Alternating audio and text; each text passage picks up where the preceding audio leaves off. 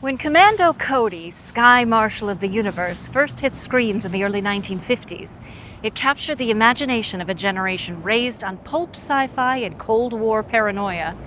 While its shiny rocket suit, ray guns, and cliffhanger episodes were straight out of a child's daydream, the story behind its production is almost as dramatic as what happened on screen. Hi, I'm Catherine Stewart, and this is Cliffhanger Friday here at Atomic Age Pictures. Here we post a classic movie serial every first and second Friday of the month. Originally produced in 1953 by Republic Pictures, Commando Cody, Sky Marshal of the Universe straddles a strange line between theatrical serial and early television series. It was initially intended as a 12-part movie serial, but as the industry evolved and TV became the new frontier, Republic retooled it for potential broadcast. This dual identity led to an unusual structure. It was filmed as a serial, but released episodically on television, then again theatrically later on. This format clash caused confusion in everything from pacing to presentation. The episodes had to avoid cliffhangers typical of serials, while still feeling serialized enough to engage weekly viewers. It was a challenge that tested the abilities of production crew and writers alike. Commando Cody was not a new character to Republic. He had previously starred in Radar Men from the Moon in 1952, another rocket-packed adventure that borrowed heavily from the studio's earlier success with King of the Rocket Men. These characters, Cody, Larry, Martin, and Jeff King, were all essentially the same archetype with different names, costumes, or stories. Reusing costumes and props was a cost-cutting measure, but it also created confusion in continuity and character development. Behind the scenes, Cody's rocket-powered flight was achieved with a mixture of practical effects and clever camera work. Stuntmen, notably the fearless Dave Sharp, often donned the bulky rocket suit for wire-rigged sequences, and model work substituted for elaborate effects that were far beyond the serial's modest budget. Republic Pictures was known for stretching every dollar.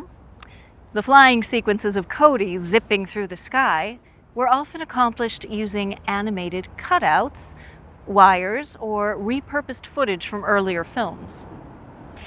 Miniatures were used extensively, especially for Cody's rocket ship and alien landscapes, adding to the charm and sometimes unintentional humor of the series.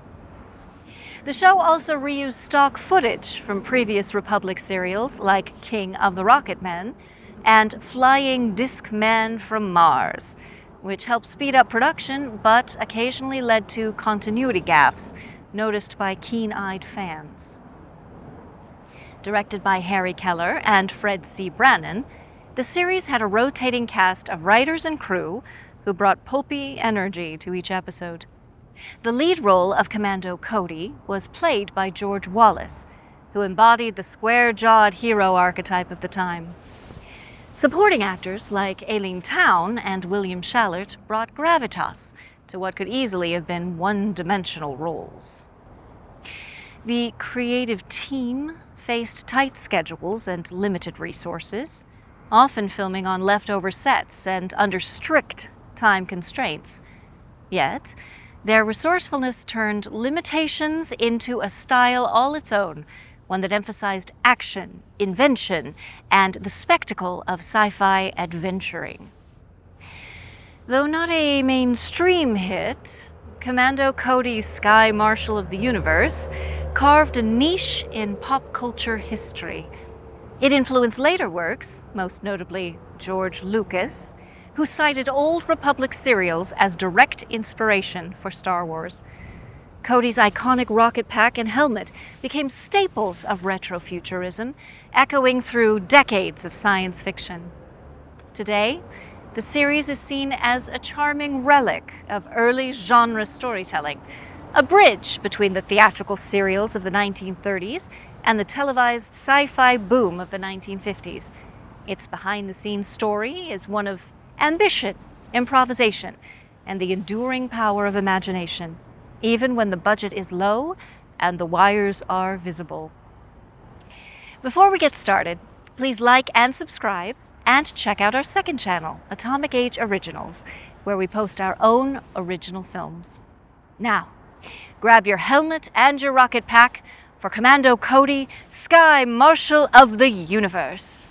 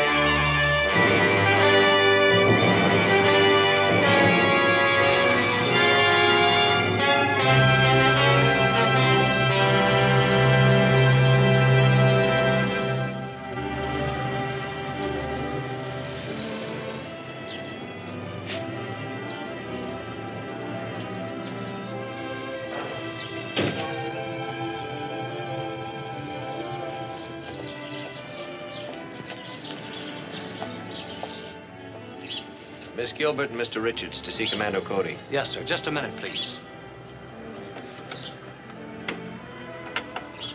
Miss Gilbert, Mr. Richards. Yes, sir. Thank you. Commando Cody's not in, but Mr. Henderson will see him. Right. Thank you.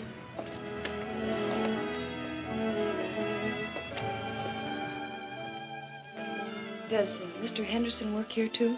No. Mr. Henderson's in charge of all operations in outer space. Even Commando Cody takes orders from him. Well, I hope we make a good impression. You'll do all right. Come in. Hello, Miss Gilbert, Mr. Richards. I'm Mr. Henderson. How do you do? How are you, Mr. Henderson? Come in and make yourselves comfortable. Thank you.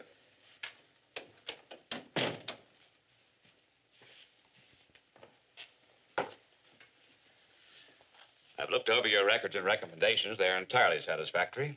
I'm sure you're going to be able to fill the positions we have here for you. Thank you, Mr. Henderson. Exactly what will our jobs be? Basically, the same as you've been doing. Adapting atomic power for rocket ship propulsion. Well, will we work here? Yes. But you'll find working with Commando Cody involves a great deal more than the usual laboratory routine. Yes, I've heard a lot about him. And you've only heard of a very few of his activities. Everything that takes place here is strictly top secret. That's why the government insists that Commando Cody wear a mask at all times. Even the people who work for him must know who he is, for their protection as well as his. I understand, but I've often wondered, how did they choose the name Commando Cody for an atomic scientist? Oh, he's a good deal more than that. The name comes from his connections with the commandos during the last war. He was one of the most daring and successful leaders in that branch of the service. That's an appropriate name for the Sky Marshal of the Universe. I'm looking forward to meeting him. He's out testing a new fuel for his rocket flying suit, but he'll be back shortly. I'll show you around the laboratory while we're waiting. We've got the finest equipment in the country.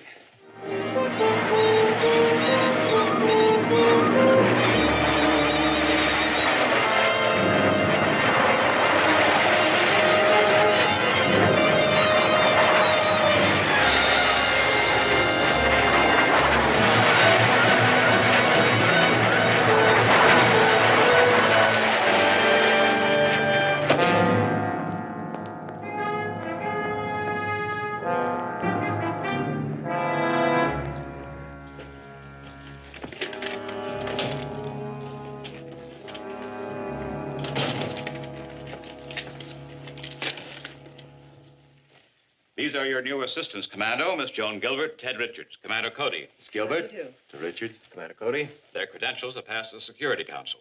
Good. That's what I call getting jet propulsion down to a fine point. Yes, and my new fuel has increased its efficiency considerably. I was waiting for you to get here, Commando, to explain the urgency of this work. And since they're going to be helping you, I think they should know the whole story. Certainly. They can work more intelligently if they know what we're up against.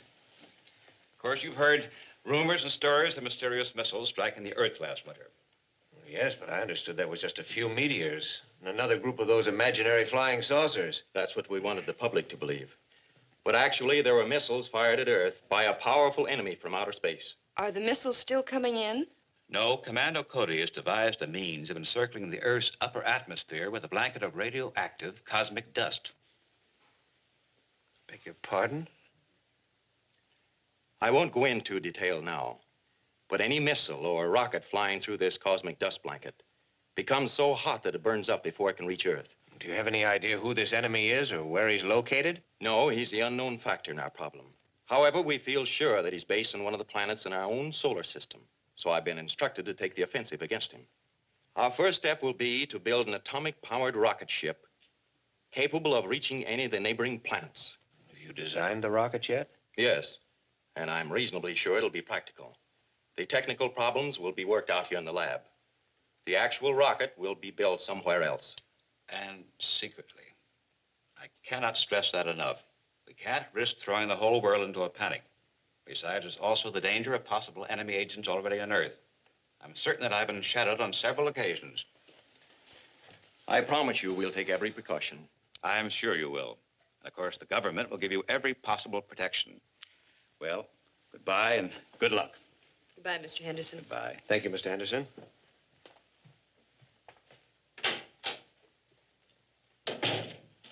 I'll show you the designs for the rocket.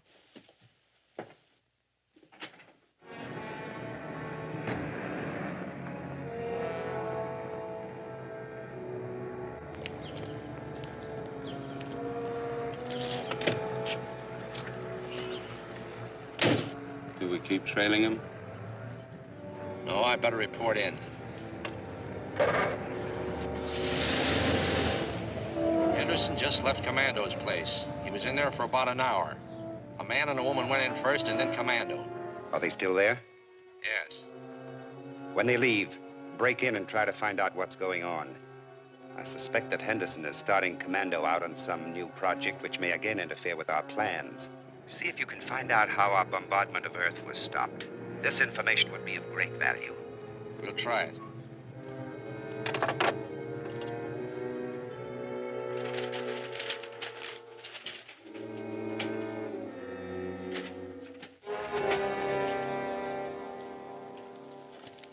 Well, what do you think of the plans? As far as I can tell, they're very good. But you've got some rather heavy structural units in that hull. Naturally, Ted, it'll have to support an atomic power plant. Yeah, that's true. What's worrying me is how you plan to assemble it. According to Mr. Henderson, we're going to have to do it on the QT in backyard garages. Not quite that bad. Ever hear of the town of Graphite? No. Not many people have. It's a ghost town. An old abandoned mining camp out here in the desert. Nobody ever goes near the place, and it has any number of old buildings to house our construction equipment. Certainly looks far enough away from everything. It is. Now, we'll have to do some road work between these points. But it's just the kind of place we need. Well, that's enough for one day. Did you both come out in one car? Yeah, in mine. Why don't you let Miss Gilbert take your car, and I'll drop you off at the hotel. Okay, fine.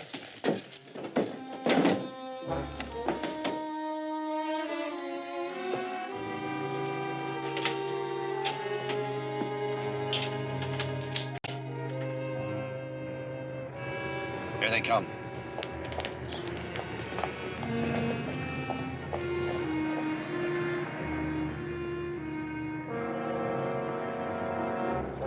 Good night, Joan. Good night. Good night.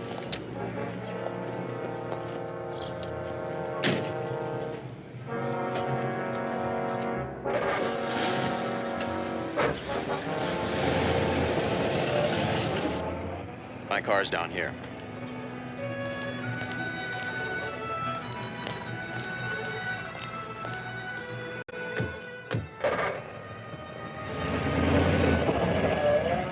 Let's go.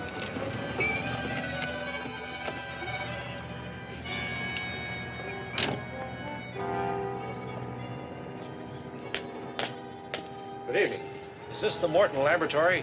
Morton? No, I never heard of the place.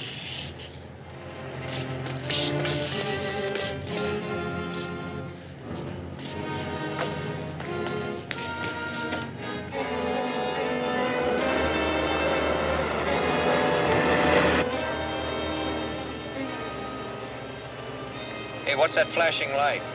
It's from a photoelectric cell in the office. Somebody just went in there. Hold on to your hat.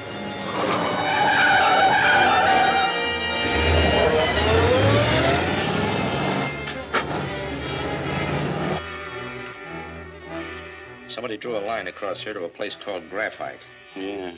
They don't tell us anything. No, it don't. I'll tackle the safe. You check the filing cabinet.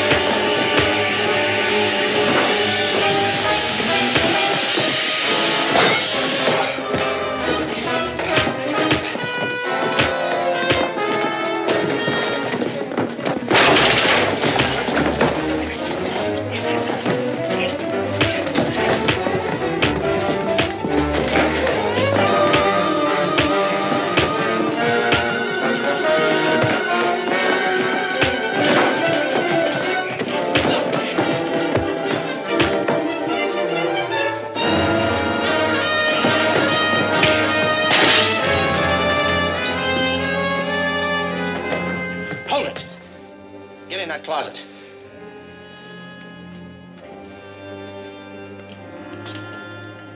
Get in.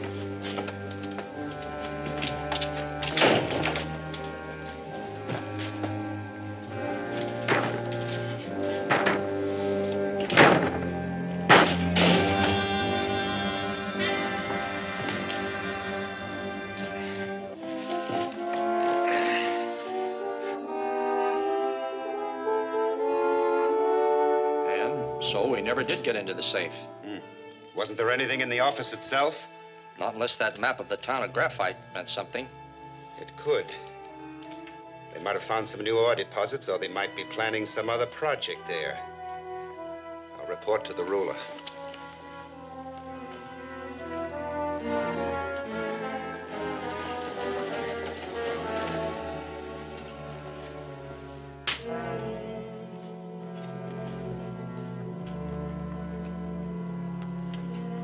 This is Dr. Varney reporting from Earth.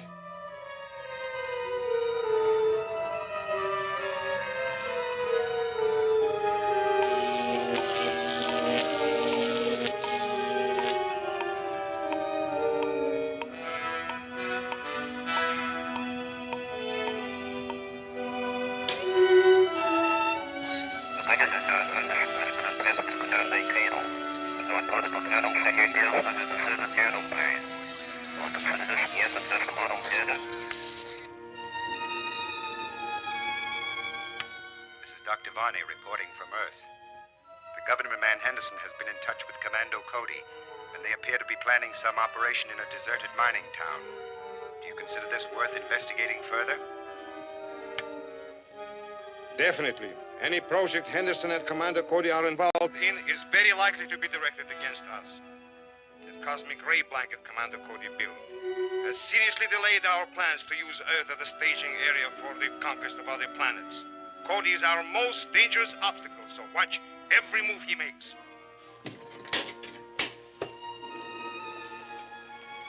Go to Graphite, find some good hiding place and some means of observing everything that takes place.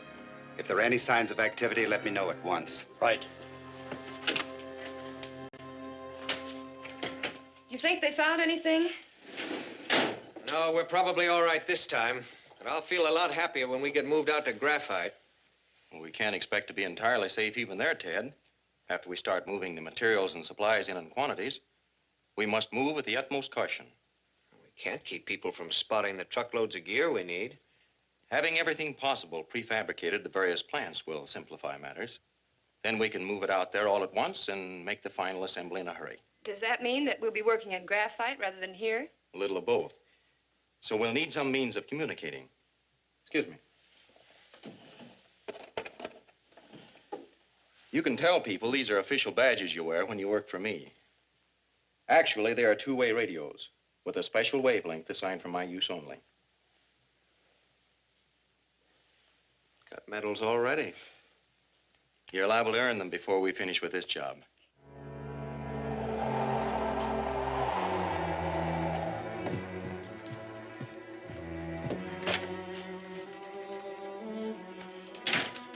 Commander, we're ready to install the atomic pile chamber in the rocket. Can you come down to the barn?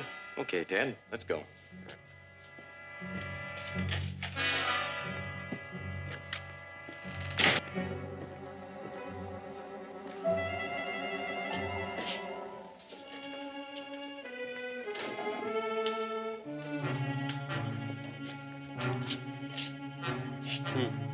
Atomic pile chamber. Rocket ship. We better report to Varney. Yeah.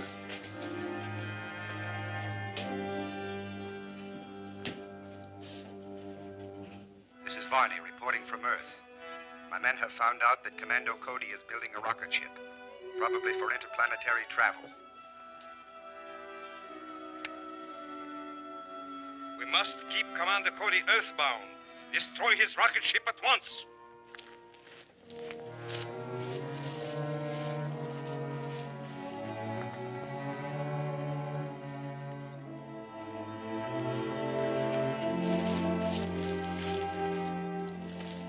Break in, cut up that ship the best you can, and then set fire to the barn.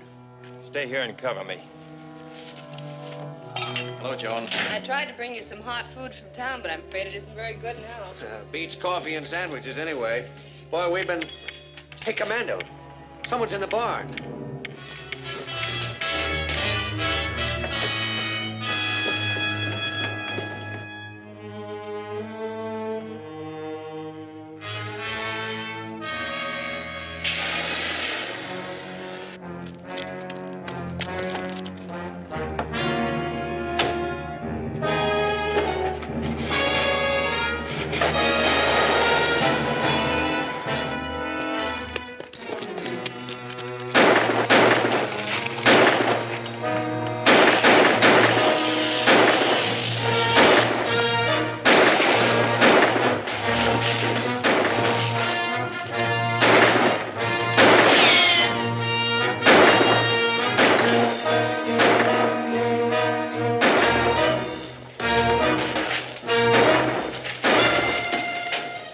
Keep them busy. I'm going inside. Right.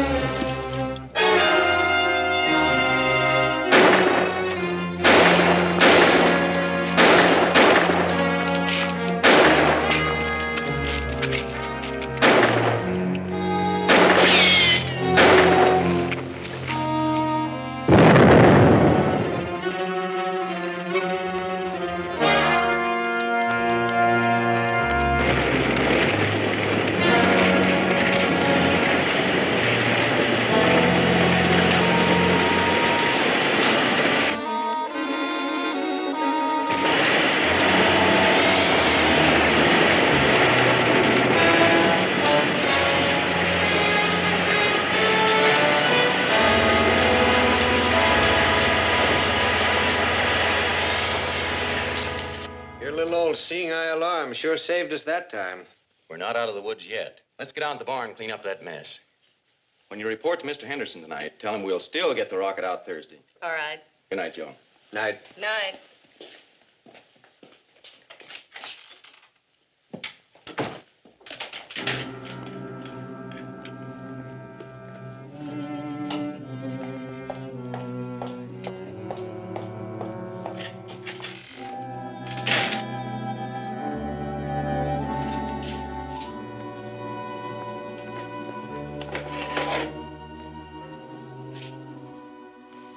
So that's the thing that tipped him off. Well, it won't do it again. We'll have no trouble in that barn the next time. Well, what are we going to do next time? The ruler wants the rocket ship destroyed. He doesn't care how.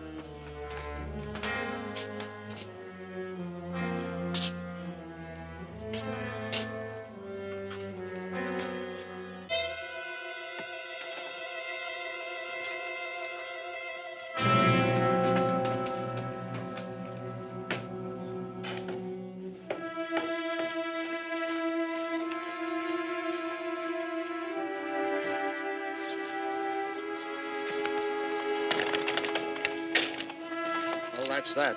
We won't find that bomb till they're up 30,000 feet tomorrow. And it'll be too late.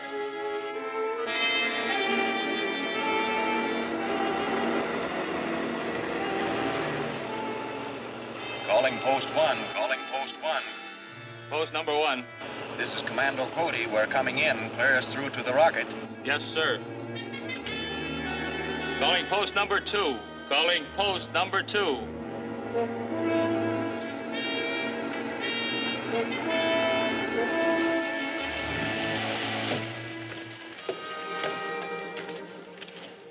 Good morning, Clancy. Everything all right? Yes, and no trouble at all. Good. Drive Miss Gilbert to Graphite, then report back to Mr. Henderson. Yes, sir. Give us a call on your radio when you get back to the office. We'll keep you posted. All right. Bye, Commando, and good luck. Thank you. Bye, Joe. Bye, Ted.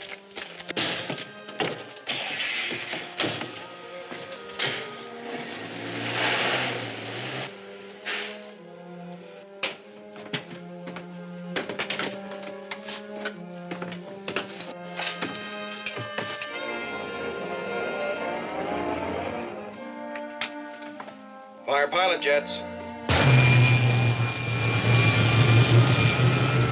Firing main jets.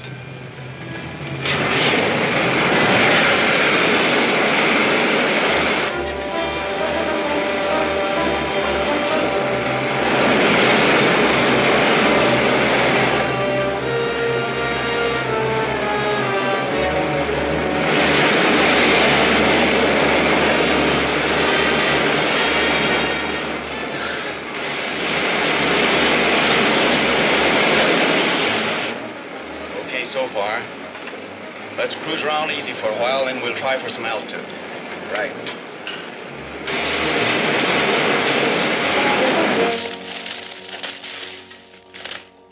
There's nothing here worth taking.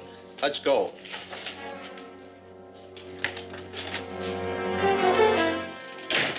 So, you didn't go with the others. Maybe you're lucky. Let's get back to the mine and get our stuff. We can leave her there.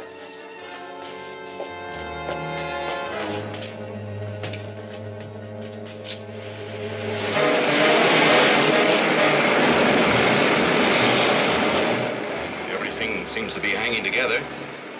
Let's try for some altitude. Right.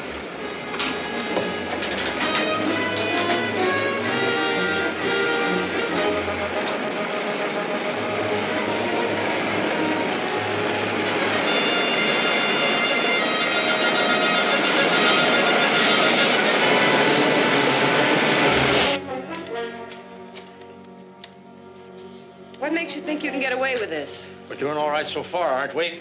Commando Cody gets back, he'll search this whole town, even this mine. Commando's not coming back. You're bluffing. Commando won't think so when he gets to 30,000 feet. That's ridiculous. That rocket will fly to any altitude. Well, it might if it didn't have a bomb hidden behind its radar scanning screen. The barometer detonator set to go off at 30,000. Level off. Take over, Ted.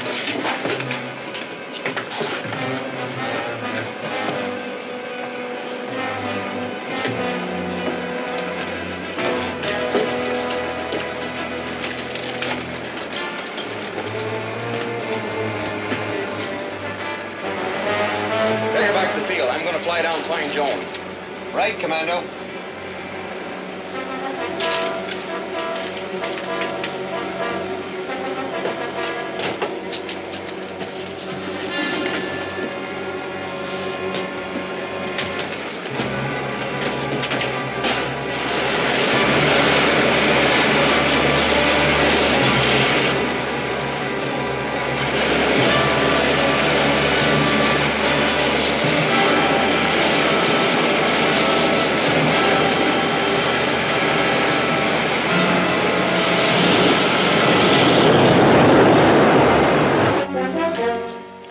Well, somebody will find you here after a while. Maybe.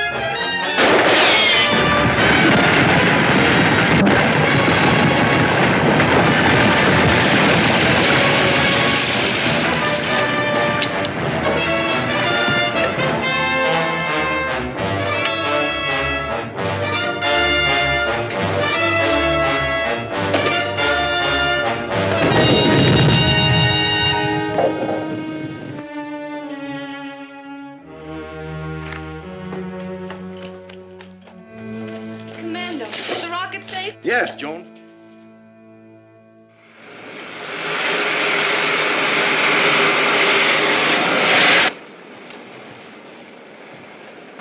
Commando, this rocket is certainly all we expected it to be. It's well worth everything you went through to get it flying. I only hope we can keep it flying. Seems to me you ensured that. The gang that tried to destroy it was wiped out. There haven't been any attempts to penetrate the cosmic dust blanket, have there? No, but Earth is in mortal danger. We still have a deadly and powerful enemy in outer space. There'll be plenty of work for this ship. And for us.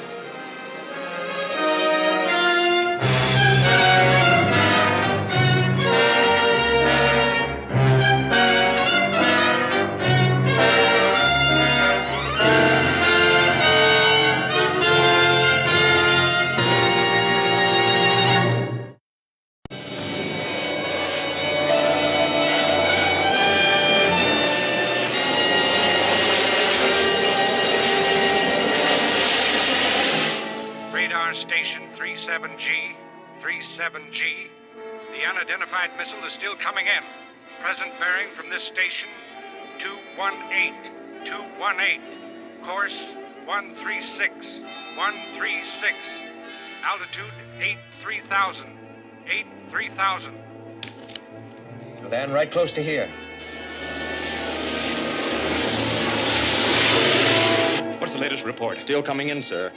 and through most of our protective layer of cosmic dust. Impossible. Radar reports verify it. Our lookout should be able to pick it up by now. Calling lookout station 84. This is Commando Cody calling. Do you read me? Station 84, back to Commando Cody. Come in, sir.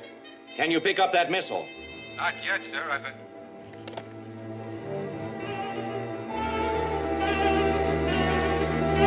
I see it now, sir. It's coming in from the northwest. It's coming down fast. Looks like it'll land somewhere in the Crestline Hill. Right, we'll handle it. Off and clear. I'm going to fly out there. Help me with the suit, Ted. Right, let's go. The missile is now at 4-3000. 4-3000. Course 145. 145. You'll never get there before it lands. Maybe not, but I should be able to pick it up anyway. Stand by your radios. I may need help. Right.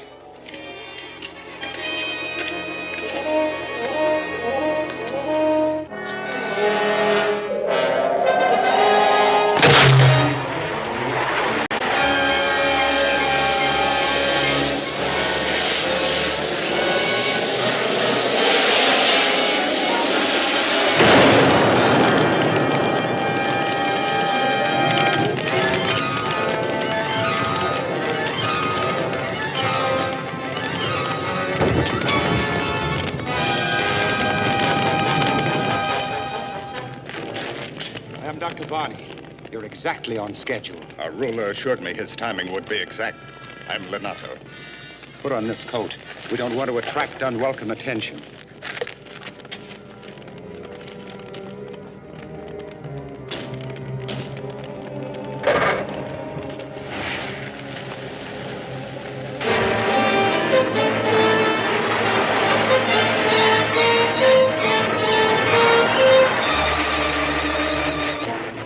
Managed to get through the protective layer of radioactive cosmic dust which Commando Cody has built up around the Earth. My rocket was so small it was able to move through the dust with a minimum of friction. Even so, it burned as I landed. Nonetheless, it was quite an accomplishment. True.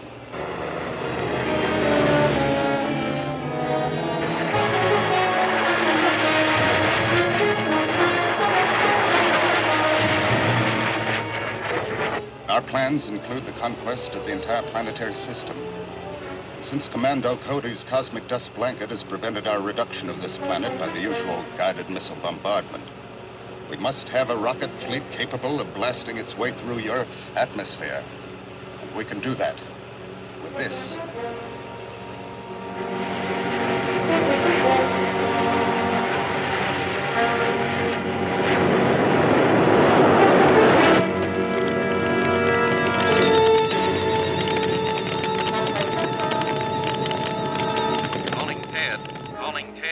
Come in, Commando.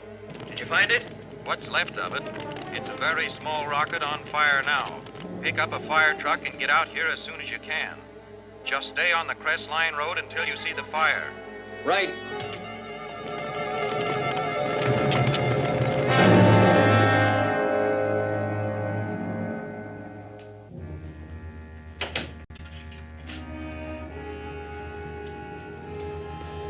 Here's the Venustrium.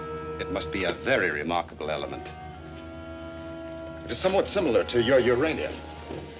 Atomic power developed from it is more easily controlled, but not as long-lasting as power from a uranium base. So I understand. If we can develop an atomic pile using a combination of these two elements, we'll have a power plant far ahead of anything now known. Are you sure Commando Cody has the proper facilities for the work we have to do? He must have. He built his own atomic-powered rocket. Yes, I know. The ruler told me about his flights into outer space.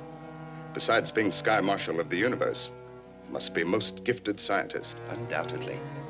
No one knows who he really is.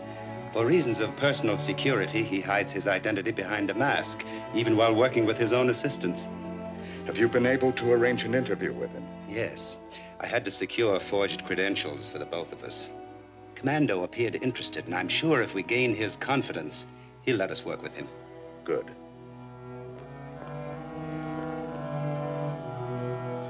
This is very interesting, gentlemen.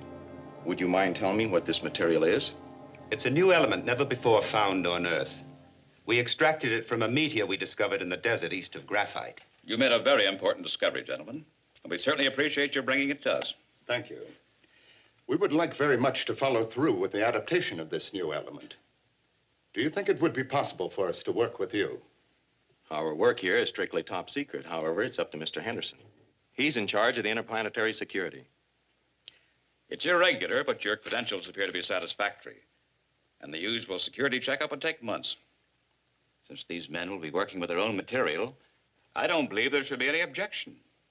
Then we can go right ahead. Where will we work? The preliminary work will be done here in my laboratory. If you'll come back tomorrow morning, we'll be all ready to start. Good. We'll be here. Bye, Doctor.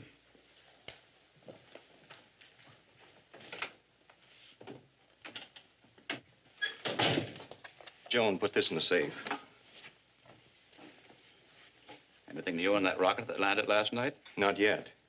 Ted is still out there investigating. How could it have penetrated that cosmic dust? I'm not sure. It was a very small ship. In fact, that's what worries me most. I can't believe that a rocket that small could possibly have come from another planet. Then where could it come from? The mad scientist may have rocket launching bases hovering just outside our field of gravity. If that's true, you'll have to take your rocket on a patrol of space as quickly as possible. I intend to.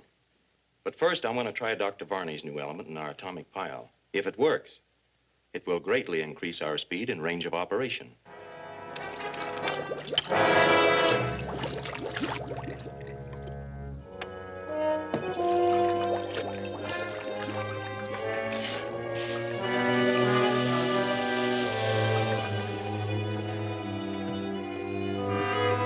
Well, that's it.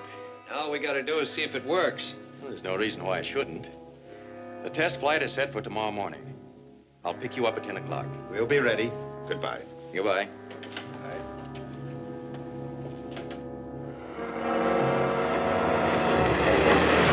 Calling post 1, calling post 1.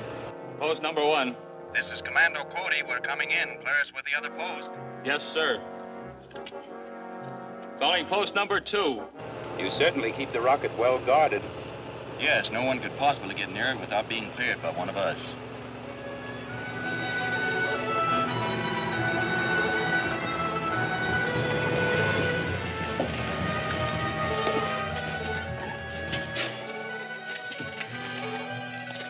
Good morning, Clancy. Good morning, sir. Will you drive my car back to town? Yes, sir.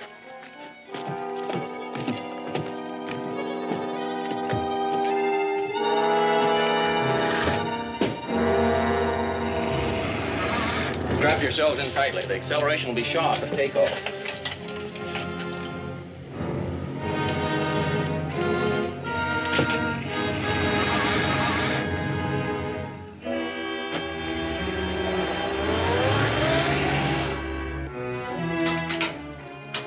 Firing pilot jets.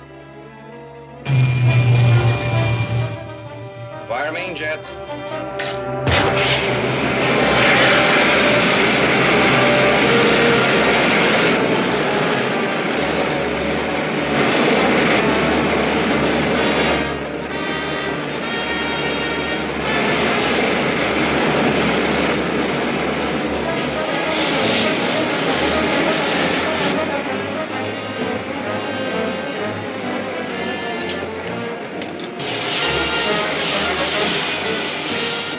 Completed. Is everything working all right? So far. I'll say it is. Look at that rate of climb. The jet thrust from the combination of the two elements is giving us more speed than this ship is designed for. I hope everything hangs together all right. Want me to slow it down a little bit, Commando? No, we just as well find out if it's going to hold up. Yes, sir.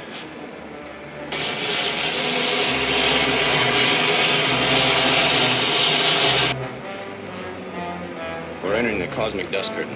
Turn on the dispersal ray. Yes, sir. Does it entirely disperse the dust? No, but it reduces the radioactivity sufficiently to allow us to get through. 225,000 feet. Okay, level off.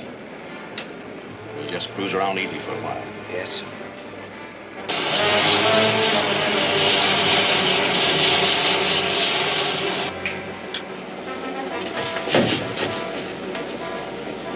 What is it? It's the ejector valve for cooling the atomic pile system. That valve must have been opened too far. The exhaust vapors have condensed and partially closed the outlet through the hull. Can't you shut it off? No. Without an exhaust outlet, the pile chamber would explode in a matter of seconds. That's as far as I dare close it. But what can we do? We've got to clear that vent somehow. Maybe I can do it from here. I gotta pull a plug in the ejector to clear the vent. Cut your rate of heat exchange as low as possible. Watch the pressure in the atomic pile chamber. It's too high already. 2,500. I know. I've closed the valve a little, and I've got to close it all the way for a few seconds. We'll take a chance on the pressure at 3,000. If it hits that, sing out. You say so. It's cutting it awfully close.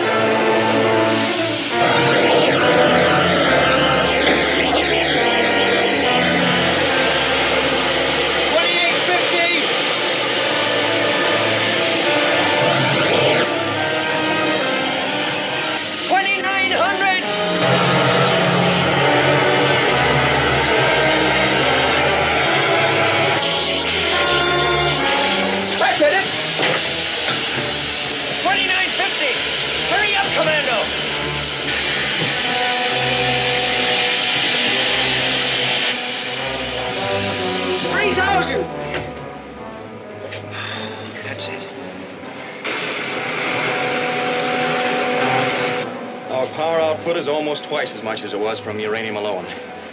You gentlemen are certainly to be congratulated for your discovery of that element. It was your combining it with uranium which made it practical. Do you suppose it would be possible for Professor Lenato and me to get some uranium for our experiments? Uranium is all under government control, but maybe Mr. Henderson could arrange for you to get a small amount for experimental use. That'll be fine. Thank you. I think that's test enough. Take her back to the field. Right.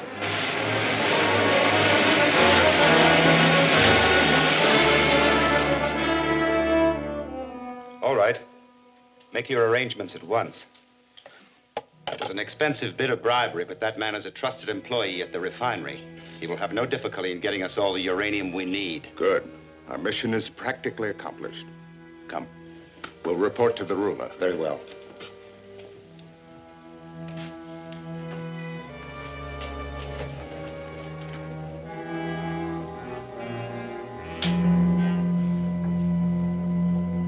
This is Lenato on Earth.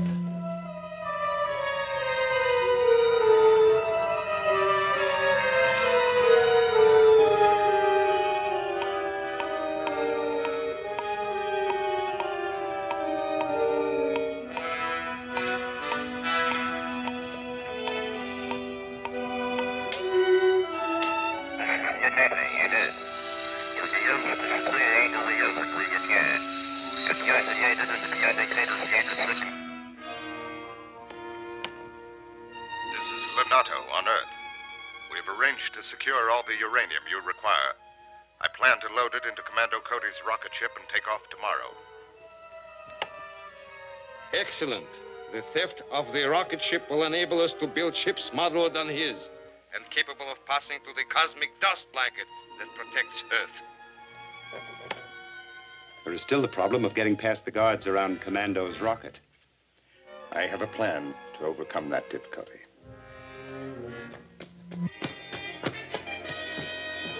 That interfere with your plans? Not at all. In fact, it'll make our problem much easier.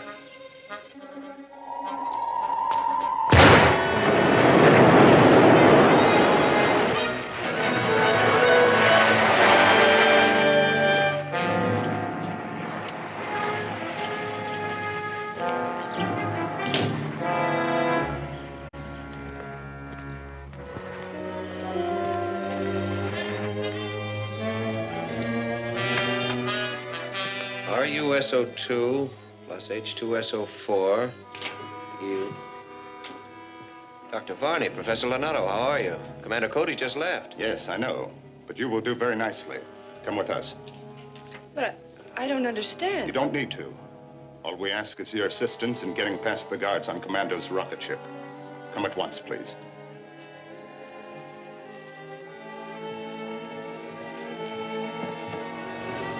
Call that guard post and tell them to pass us and the truck through. Calling guard post number 1. Calling guard post number 1. Post number 1. This is Ted Richards. We're coming in with Commando's car and a truckload of supplies for the rocket. Clears with the other guard post. Yes, sir.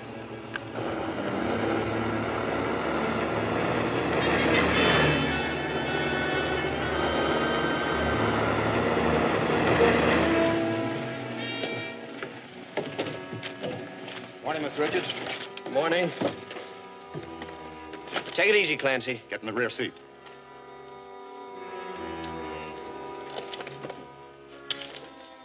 Here, put these on him.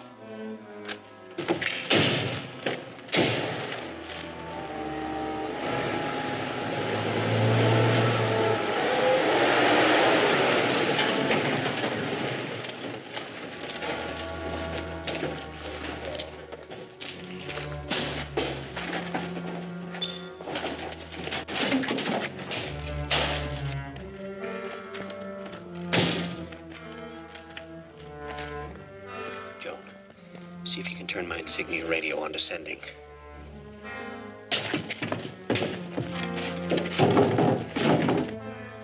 He did it. Calling Commando Cody. Calling Commando. Calling Commando. Hello, Ted. Come in. Varney and Lenato are stealing your rocket.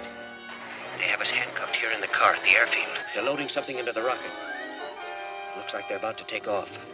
I'll get there as fast as I can. That's all. You drive the car onto some side road and leave it. I got you. Here are the keys. Gil, you pick them up in the truck. Right, boss.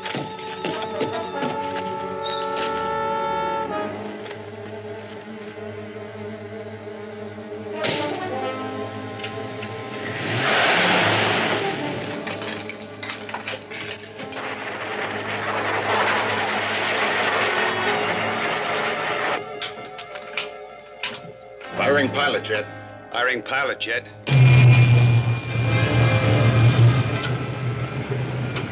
Fire main rocket.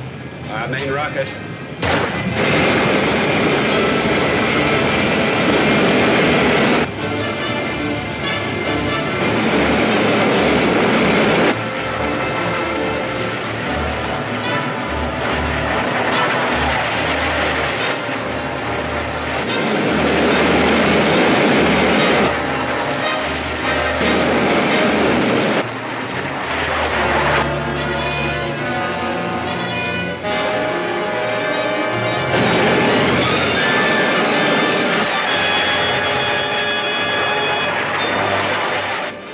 Safe now.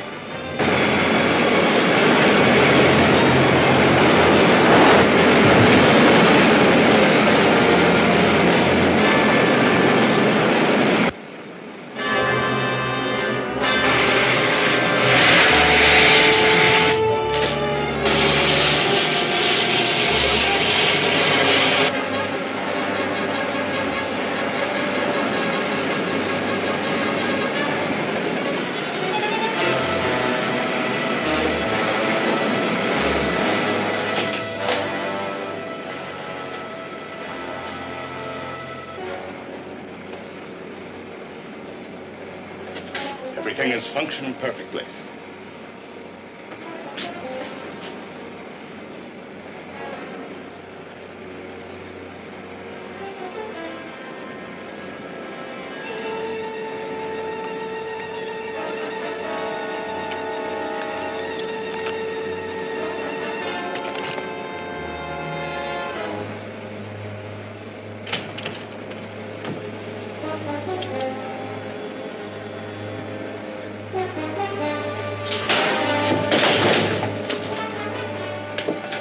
How did he get in here?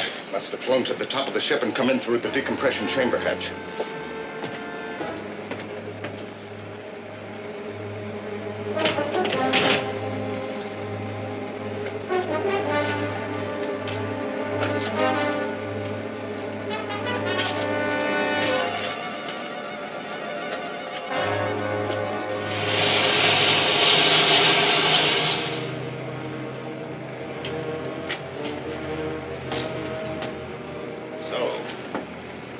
to come with us.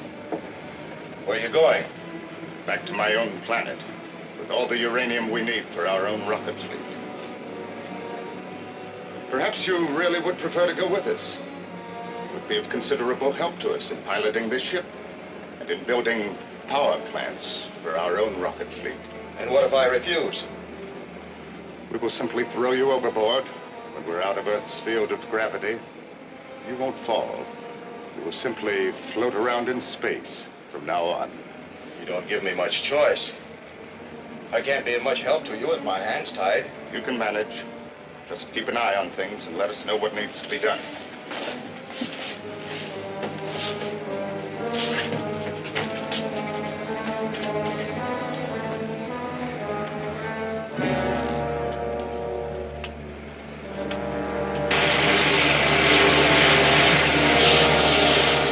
Everything seems to be working all right so far.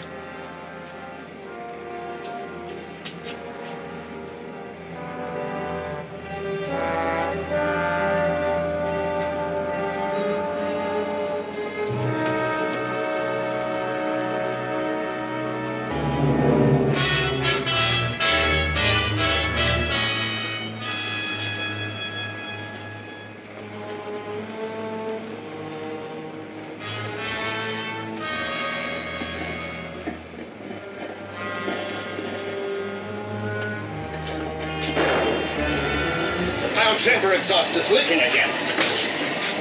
The vent must be plugged. Close the valve a little. That didn't help. Pressure's up to 2,500 and still climbing. You fixed it once. Will you be able to do it again if I free your hands?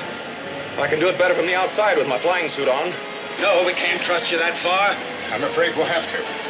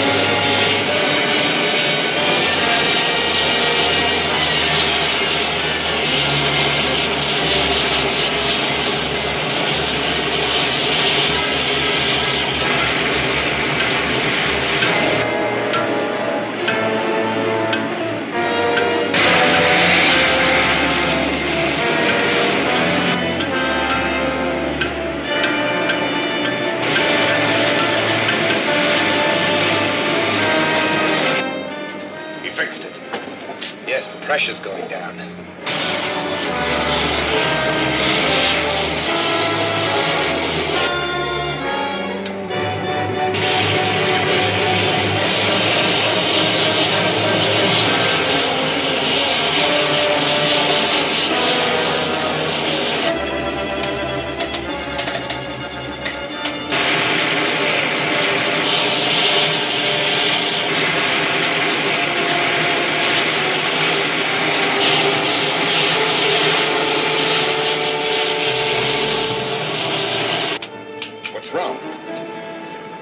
Course. The port steering jet doesn't seem to be working. The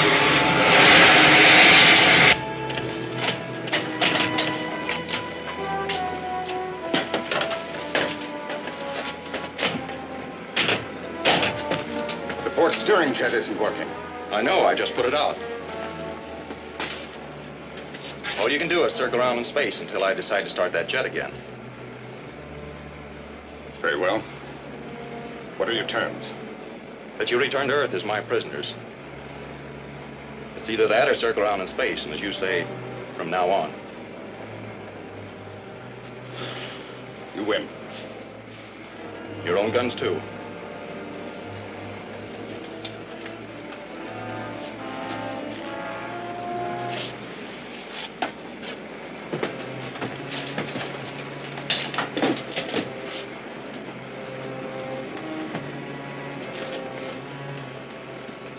Set a course back to Earth, Dr. Barney. Aren't you going outside to fix that jet? No. Couldn't be controlled from in here. Might as well relax, Professor.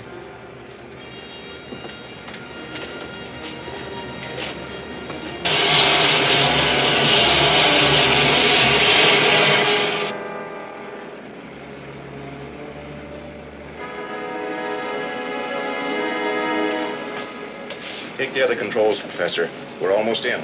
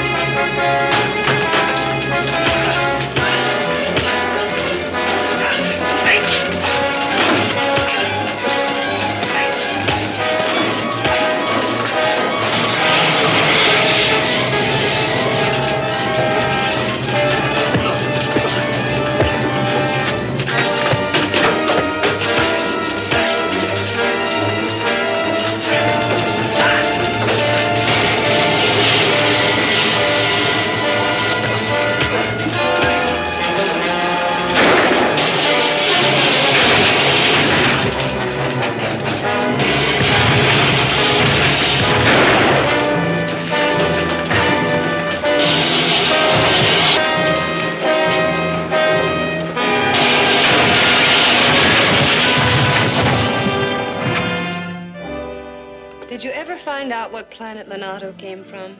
No, and Dr. Varney claims he doesn't know. And I'm inclined to believe him. Whatever planet it is, it's probably the same one that those scrambled radio messages come from. Maybe and maybe not. But we can be sure we have a powerful enemy someplace in our planetary system. True. And the failure of just one scheme isn't likely to stop his aggression. There'll still be plenty of work for Commando Cody.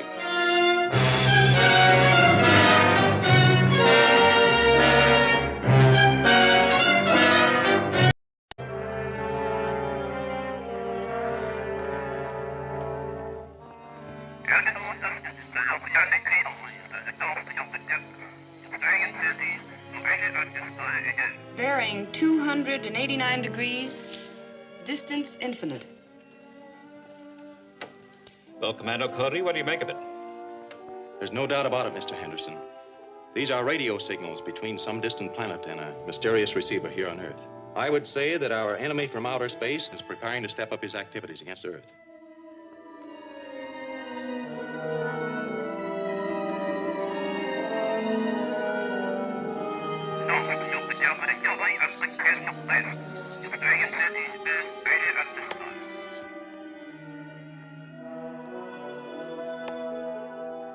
The next formula covers the transluminal Berry method. I believe this was the theory Commando Cody used as a base to make the blanket of radioactive cosmic dust, which now encircles Earth's outer atmosphere. Splendid. If I can find out how Commander Cody maintains that screen, I'll be able to devise a way to penetrate it and conquer Earth. What else have you? This problem deals with Earth in its relation to the universe. So, Commando Cody, I've been instructed by the Interplanetary Commission to ask you to locate this person in outer space. And if his aims are, as we fear, a menace to the welfare and safety of the Earth, to eliminate that menace. Yes, sir. I'll keep you informed. Good, and call on us for any help we can give you. Goodbye, Joan, Ted.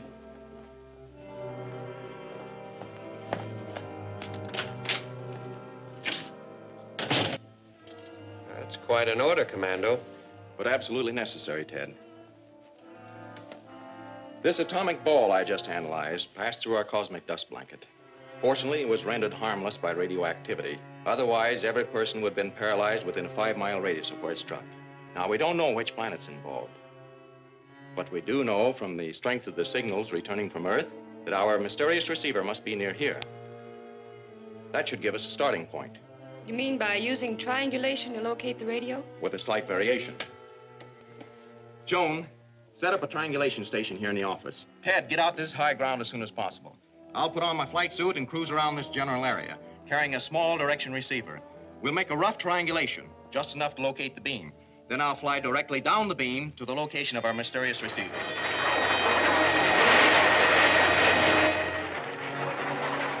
Are you in position, Ted?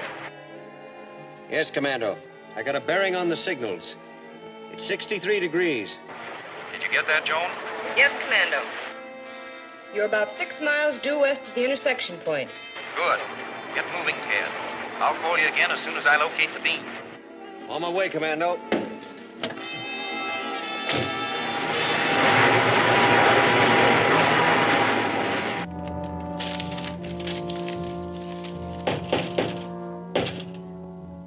Come in, Ross.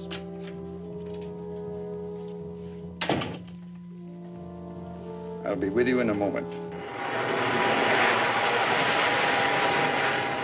I'm going in, Ted. It's in the Grayburn building, corner of 8th and Main. Southeast corner office, 10th floor. Got it? I'll tell the police. If my work is successful, I'll land a horde of space slaves and take over Earth. Commando Cody!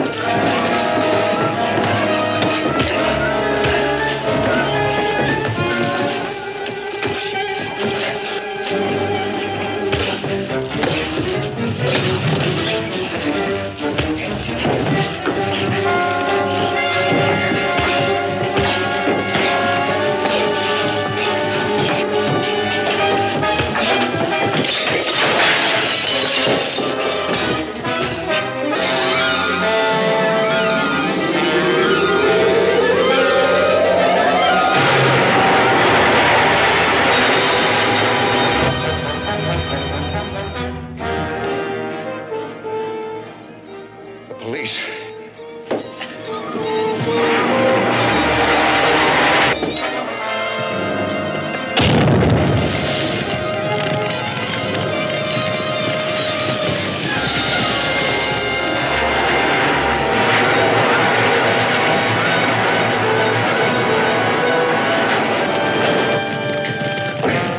Quick, man, get a fire hose.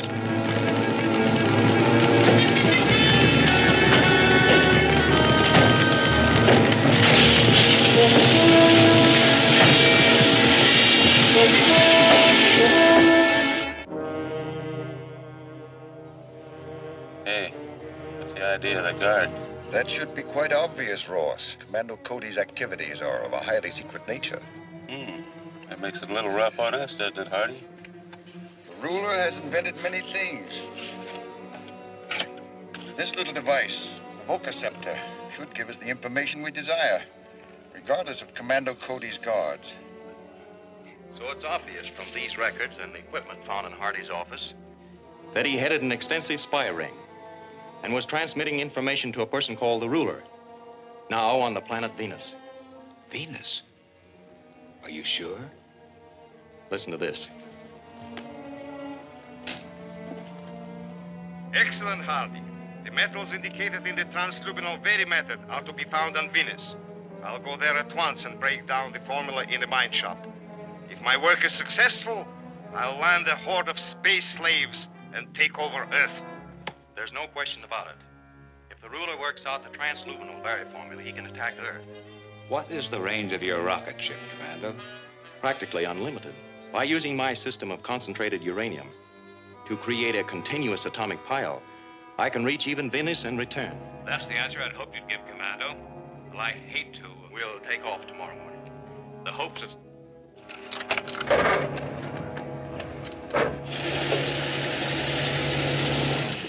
Now see that secrecy is maintained. Well, there's little more to say. Good luck. Thank you, sir. We'll need it. Won't we, Ted and Joan? Yes, sir. We? Of course we. Who else? Yes, sir. Who else?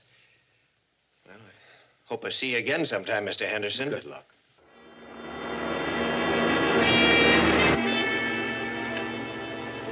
You might as well relax, Hardy. We can't warn the Ruler as long as our space radio is under guard. I know. Some way, somehow, I have it. Drive to the little chemist shop on John Street near Gardner. Why, what's up? If I can't warn the ruler about Commando Cody's visit, possibly I can prevent him from reaching Venus.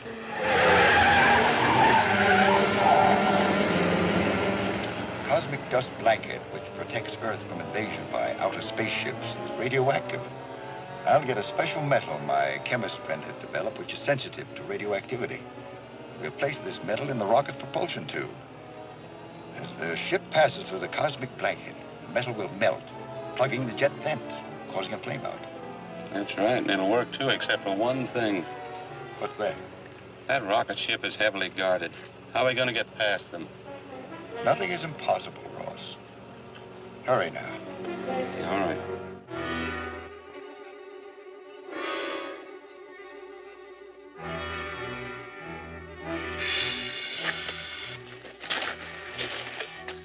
Will he tell Commando Cody what happened? Definitely not. Neither he nor the other guard. They'll think they fell asleep at the post.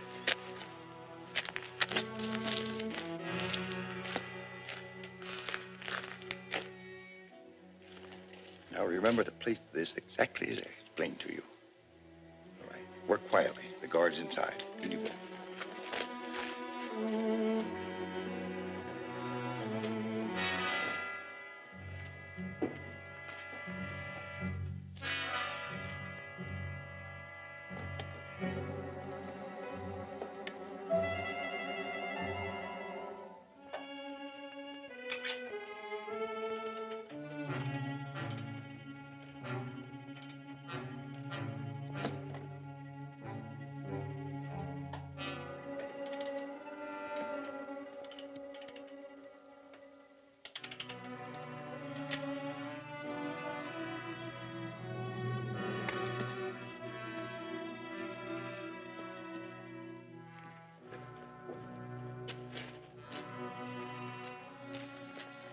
Set. All right, let's go.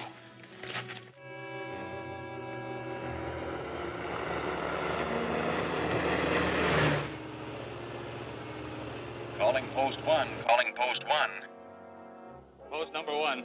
This is Commando Cody. We're coming in. Clear us through to the rocket. Yes, sir. Calling post number 2. Calling post number 2.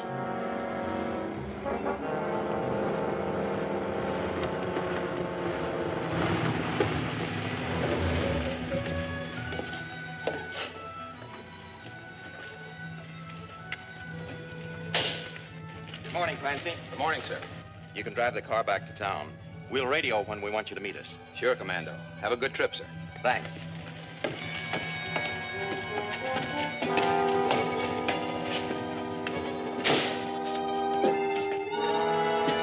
We'll stow the gear after we get in the stratosphere.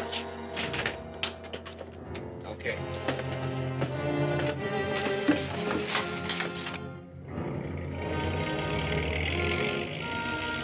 Fire pilot jets. Firing main jets.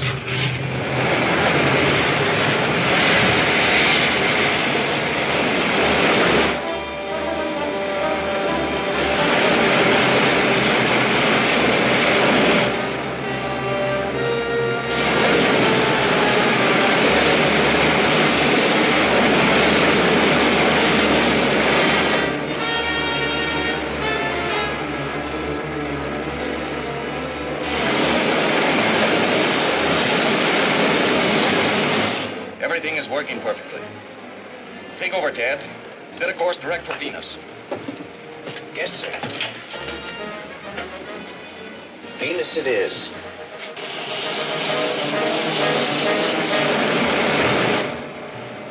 Easy, Ted. We're entering the cosmic dust blanket. Turn on the dispersal ray. This always makes me nervous.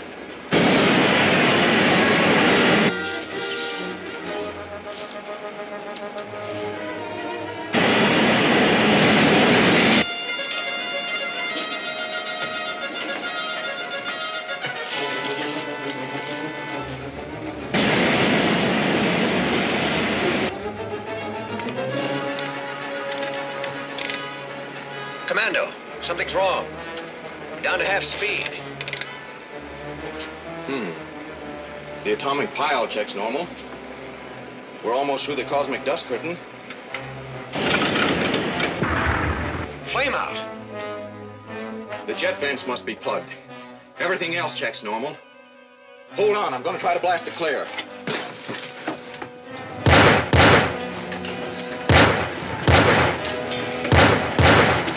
It's no use, Commando. The rocket will split. What now, Commando? There's no need for me to tell you that our lives depend on getting this ship underway again and quickly. Our pilot jet is of no use to us out here in space. We must get our flame again before the tubes are entirely cold. Ted, put on the helmet. Yes. Joan, get me the electrothermal torch. I'm going into the tube from the outside. Maybe I can cut new vents.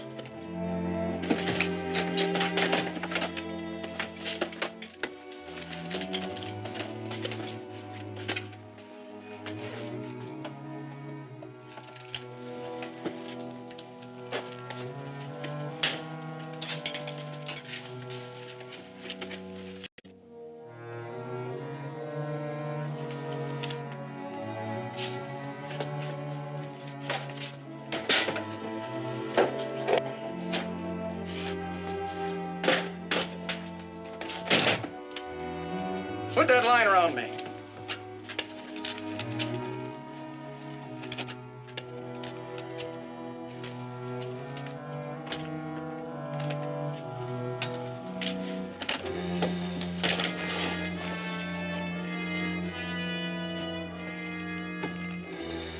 If I get away from the ship, pull me back.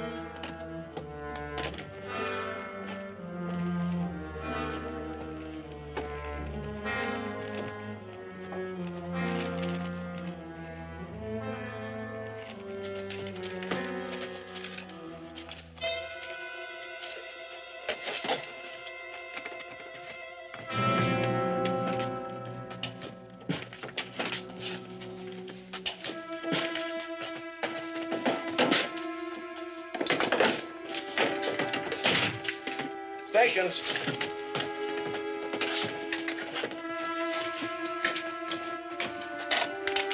All jets.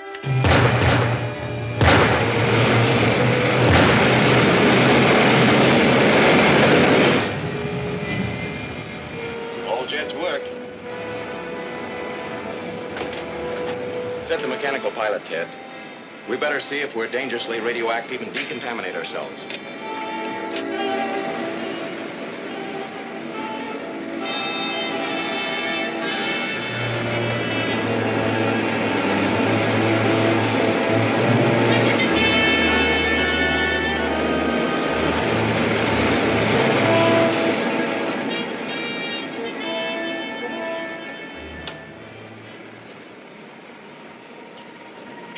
Well, we should be down quickly.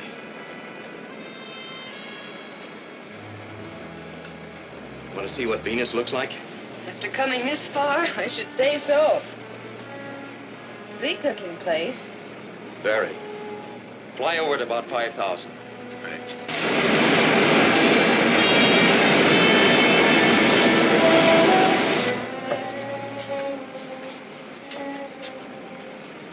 We're looking for a mountain that has in it the metal contained in the transluminal Vari formula, rubidium. We should be able to locate the ore deposit with this instrument.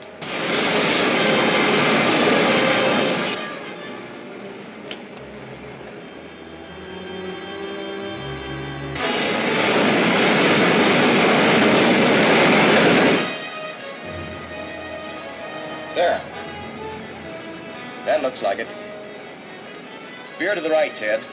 Land beyond that next range of hills.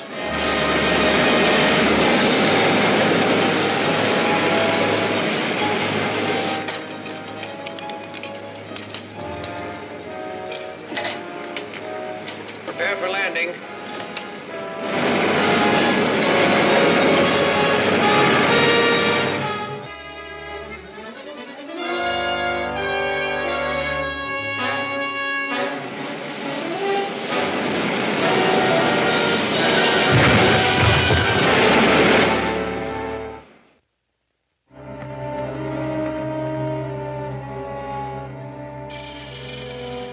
Guard number 4 calling the ruler.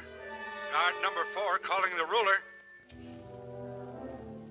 Come in, number 4. An airborne craft like nothing I've ever seen on Venus is landing at coordinates 7-18. Huh? Describe it. Cylindrical with flames coming from a tube in the rear end. Does it have landing skids on either side? Yes, sir. Then we have a visitor from Earth.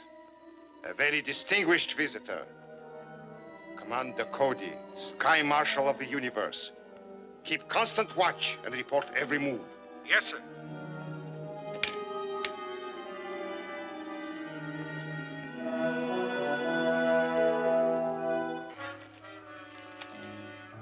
Be careful, Commando.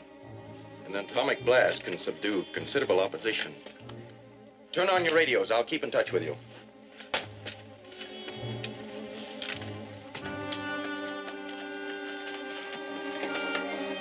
Good luck.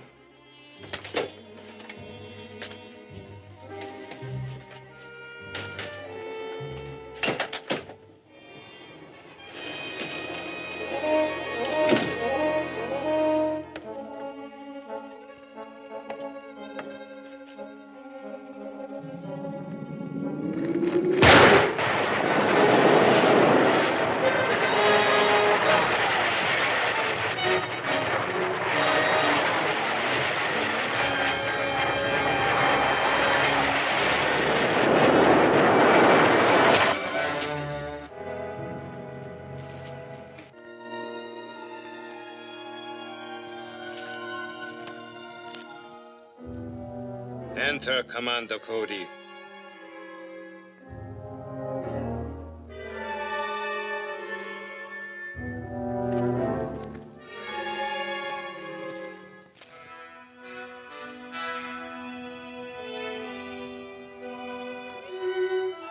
You can take off your helmet. The air in here is good.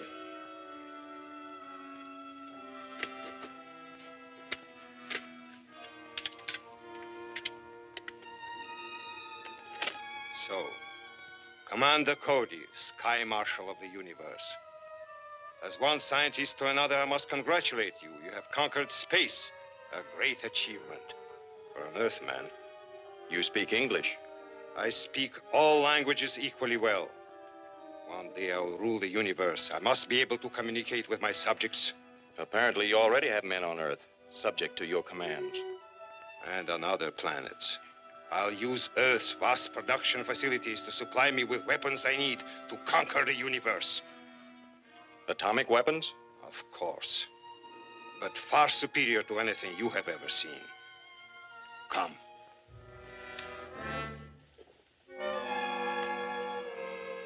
This small ray gun could blast the largest building on your planet, or set at a constant pressure, melt that building as completely as if it were wax figure held over a flame. You mean it can melt solid stone? Exactly. And this, Commander Cody, is another of my inventions. One which you will see work, but have no knowledge of its power. It would take me days, possibly weeks, to work out a means of piercing the cosmic dust blanket that protects Earth.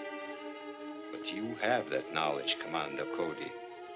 I know you would not place this knowledge at my disposal willingly, so I'll take it from you. Seize him!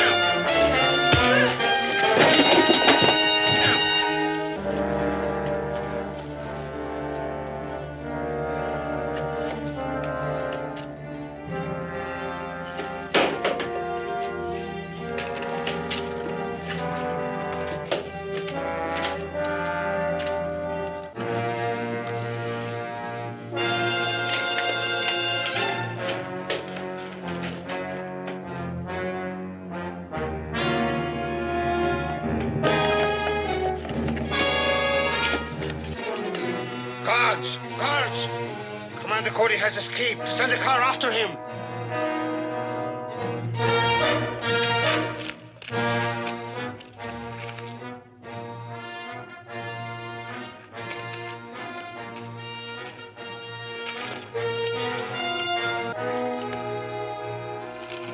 Ed, Joan. Yes, Commando. You overheard? Everything.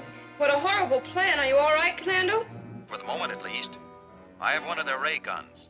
If I can make it work, I'm going to melt the mountain and seal that mad killer in his cave. There's a tank or some sort of armored car coming. Get the rocket ship ready to take off. We may have to make a run for it. Right.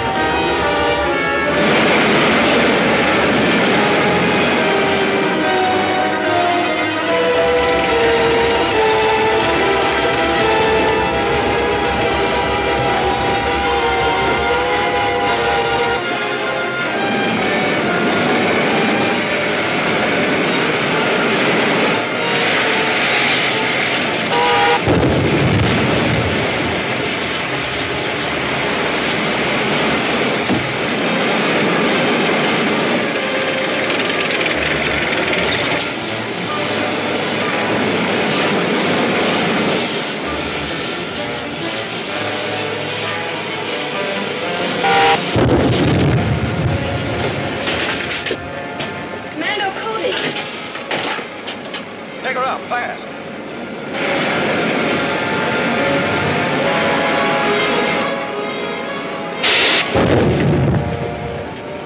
Well, that one hardly reached us. I think we're safe now. Stay on this course for a few minutes, then set a course for Earth. With greatest pleasure, Commando. Home, sweet home.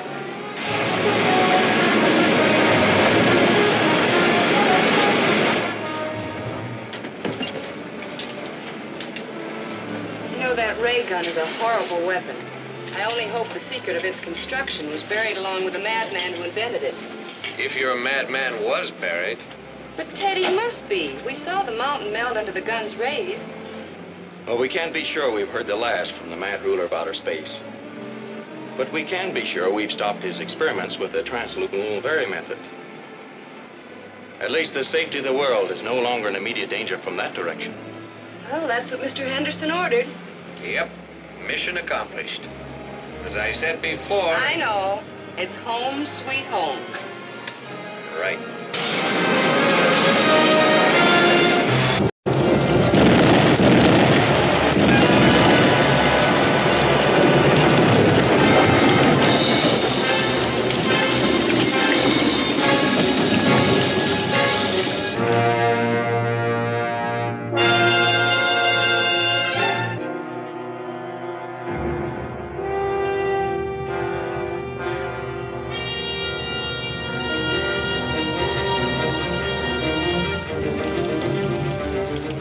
Low-lying areas are especially hard hit. Whole communities in the stricken sections are now completely inundated, and the watershed systems taxed beyond their capacity.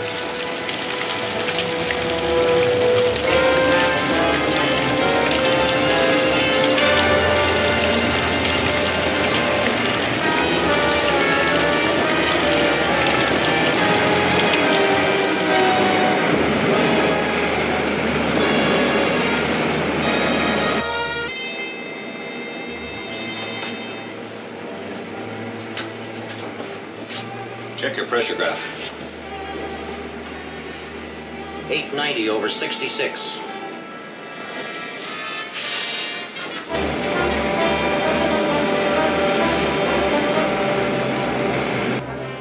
We're nearing another cloud area below the cosmic dust blanket.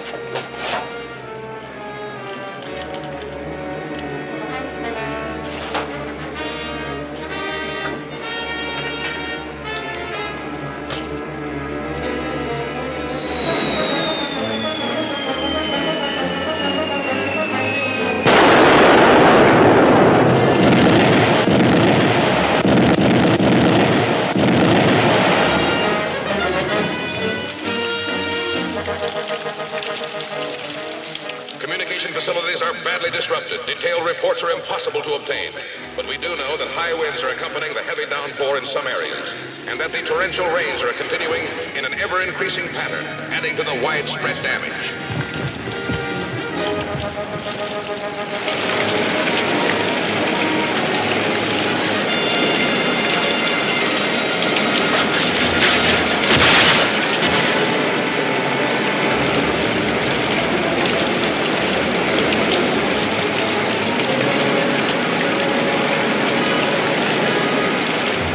Is estimated in the billions. Relief facilities are totally inadequate to meet the gigantic task at hand, and there's no sign of any let-up. We will continue this...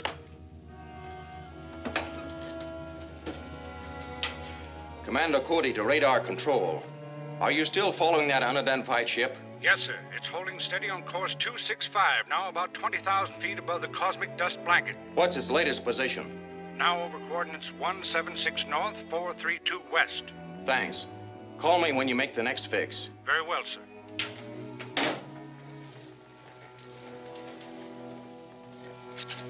Here's the course that ship's been following. All along its route, there have been explosions in the clouds, followed by cloudbursts a few minutes later. You mean that strange ship is causing the rains? It could be, Joan. Our own scientists see the clouds to make rain. Someone from another planet could be doing it to flood the Earth. Well, I'm a little new around here, but judging by what Ted told me before he was transferred, this sounds just like your old pal, the ruler. I'm afraid you're right, Dick.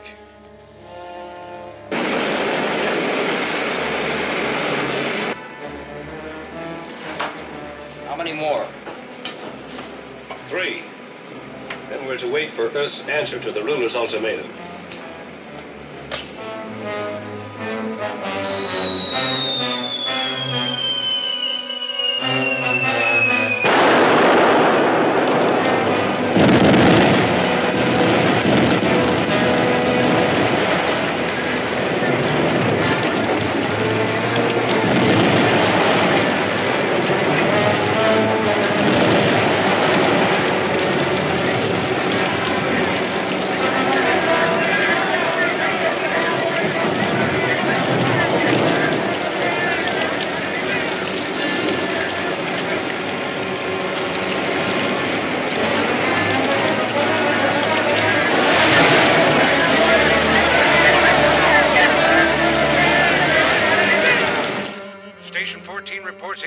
Allied ship has changed course for your city. Should be over you in about an hour. Altitude 80,000. Say, we've got time enough to get the rocket ship up to intercept it. They have radar too, Dick. They'd spot us and get away before we could reach them. But the radar won't pick me up in my flight jacket. You can't intercept a rocket in that. No, but as long as they're so high, I'll have time to see if they really are dropping something in the clouds. Then we'll know what we're up against. We'll radio you the fixes as they come in. Fine. Just a minute, I better check the dispeller attachment. Good thought. I'd hate to get in the cosmic dust blanket if it wasn't working. Check and double check.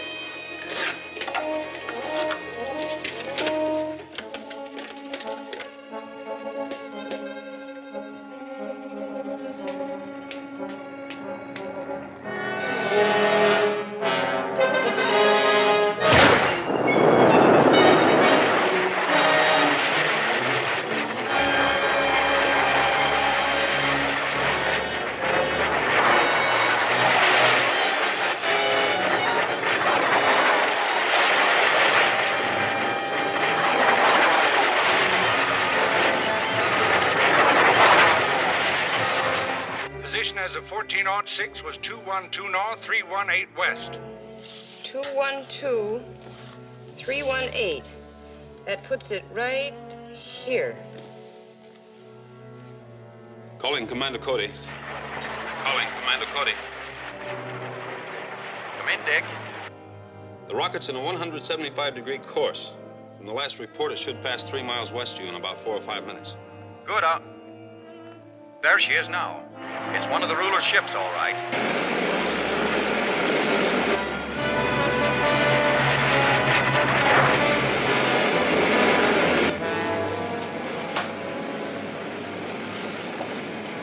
Is this the last one?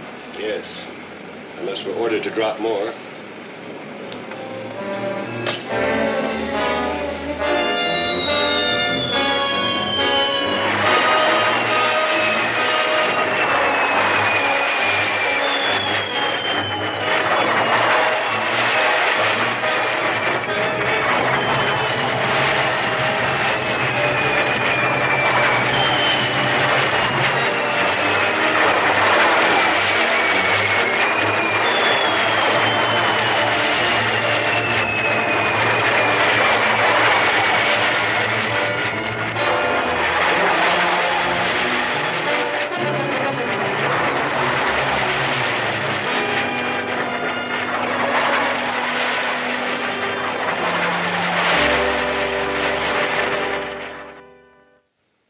Can so small a bomb cause so much damage? Because of the gas. It's so highly concentrated. Hello, Mr. Henderson. Any news? Yes. Here's a message just radioed in from the ruler. The Security Commission wants us to handle it. To the nations of the world, I am stopping the floods to give you time to consider my ultimatum. I demand that you disperse the cosmic dust blanket around Earth and allow my rocket transports to land our occupation forces. I will accept only unconditional surrender.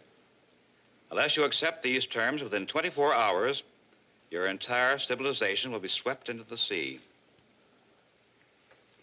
Radio your reply on shortwave band 2012, and it will be relayed to me by my representatives on Earth. Signed, the ruler.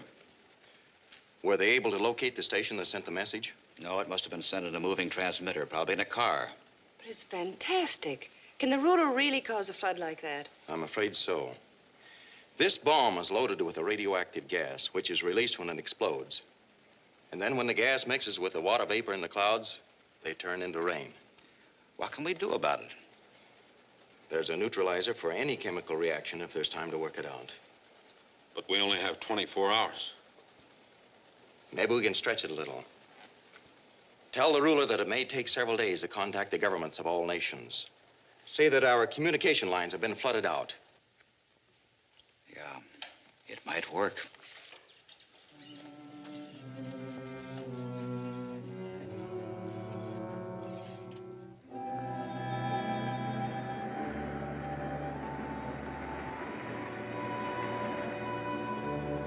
This is Commissioner Henderson calling the ruler's representative.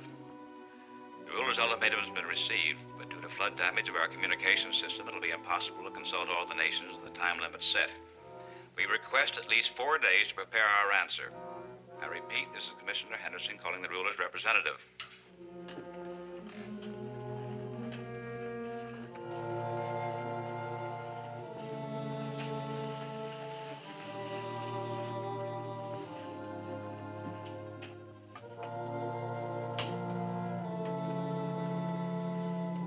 This is Baylor reporting from Earth.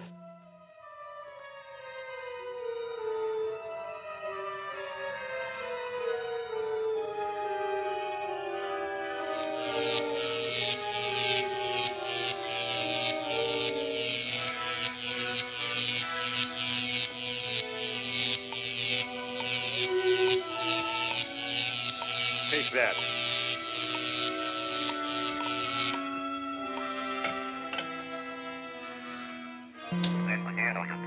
So from Chief Power and the service now to Colorado Island. Clear and I running outside gives our services to Nanda.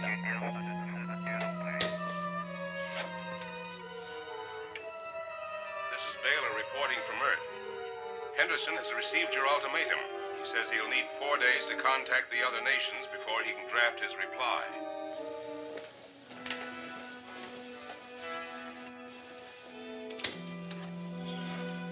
That is too long. They're maneuvering for time. Tell them I must have their reply in 2 days at the latest. And be sure all they're doing is preparing an answer. That is all.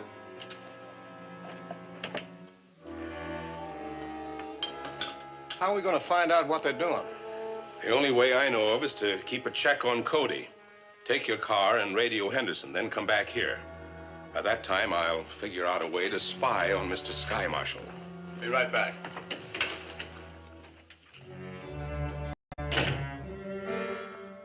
Yes? Yes, Mr. Henderson, I'll tell them. They've received the ruler's ultimatum. He wants his answer in 2 days. We've analyzed the gas that causes the rain. Yes, but working out a formula to stop those bombs is something else again. We've got to do it. We'll work around the clock until it's done. Well, that I'll buy. Let's have at it.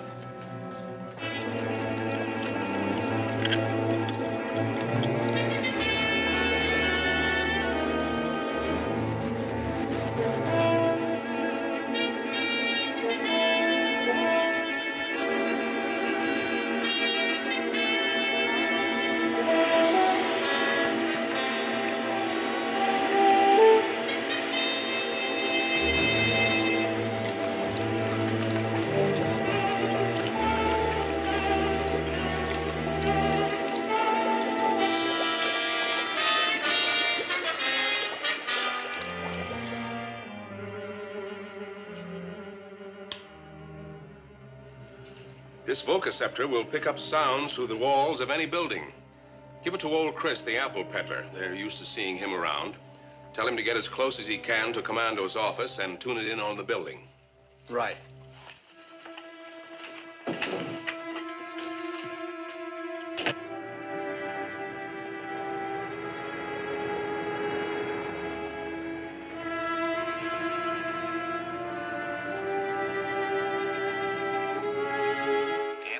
Mr. Kelly? No, thanks. Not today, Chris.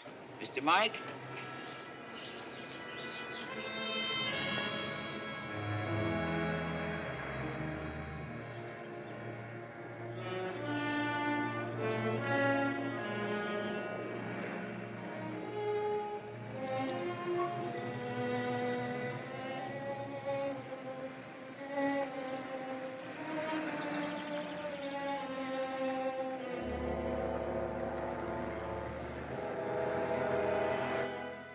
When will it be there? Chris has made contact. I see. Thanks. The counter gas is on its way to the rocket now, Commando. Good. That covers everything. The dispenser is already installed. How long will it take to spread the gas? Only a few hours. We'll spread it along a north and south line between these points. The rotation of the Earth will scatter it through the rest of the cosmic dust blanket. Then the ruler's rain-making bombs will explode before they hit the clouds. Can you finish the job in time? Well, we can try.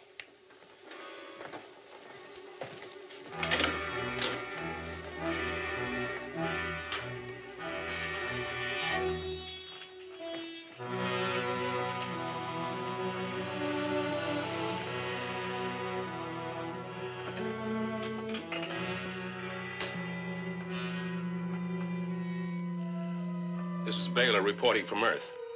I've just learned that Commando Cody has worked out a counter gas to explode your bombs before they reach the clouds. He'll try to have it in place before your ultimatum expires. I'll teach them what it costs to try to play tricks on me. What they've had so far is only a small sample of what they're going to get. Calling rocket R6. Calling rocket R6. This is R6. We read you, Excellency. What is your position? Cruising halfway between Earth and Moon. Proceed at once to east part of the United States. Drop a series of delayed action bombs into the heavy clouds over that area. But, Your Excellency, that'll wash half the country away. That's what I want. When you are finished there, we'll give Europe the same treatment. That is all. Enough left of the world to conquer. But orders are orders. Course 93. Course 93.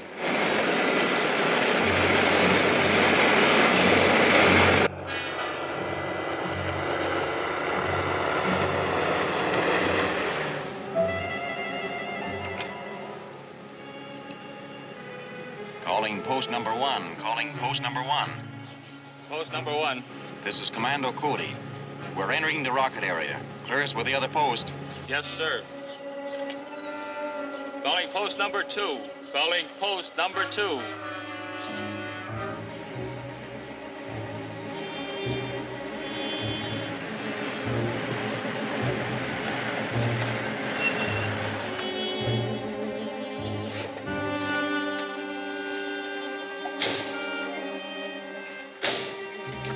Everything's in order, Commando. Good. We're taking off right away. Yes, sir.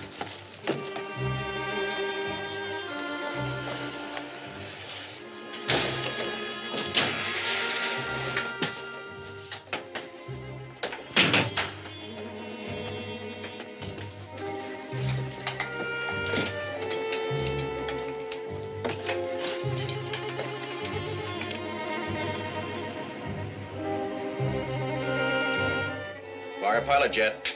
Fire pilot jet.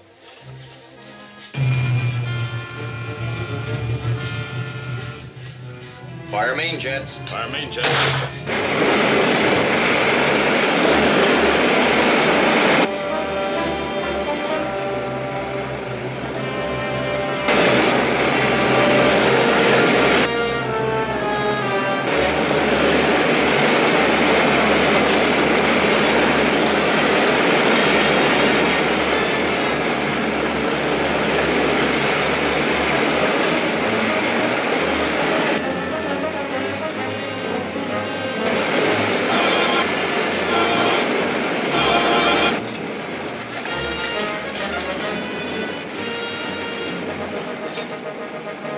Keep her where she is, Dick. We'll get the gas dispenser ready. Right, Commando.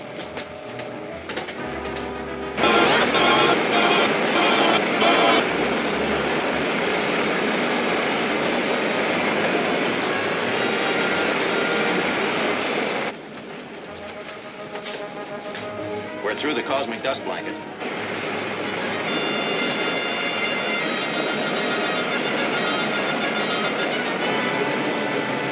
Release the counter gas, Joan. Yes, sir.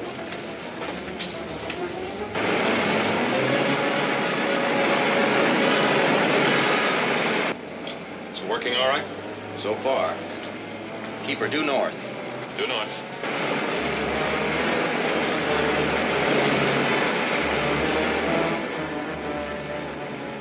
Calling Commander Cody. Henderson calling Commander Cody. Yes, Mr. Henderson? Radar reports an unidentified ship moving in from the moon toward the east coast. That area isn't covered by the gas blanket yet. How soon will it be covered? Several hours. We're almost through laying the gas, but it's just begun to spread. Should we try to intercept that rocket?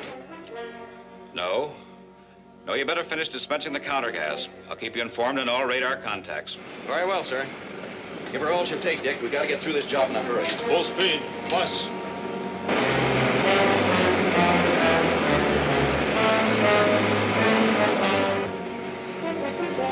End of plot line, Commando. That does it, Dick. Head east. East it is.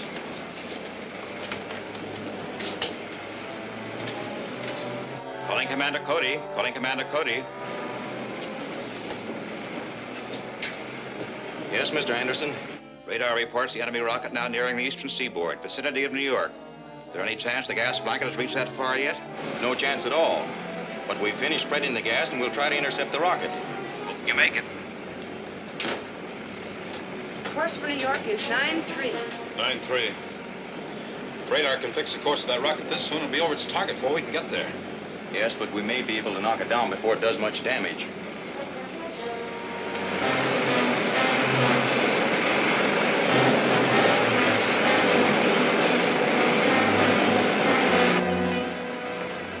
We're almost over the target area.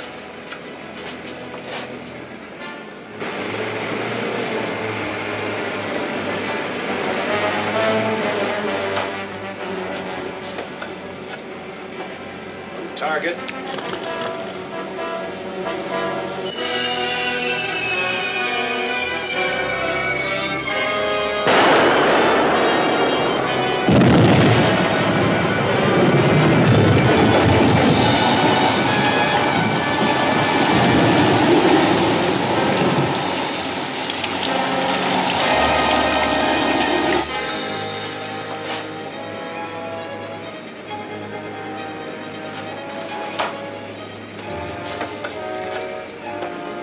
Target.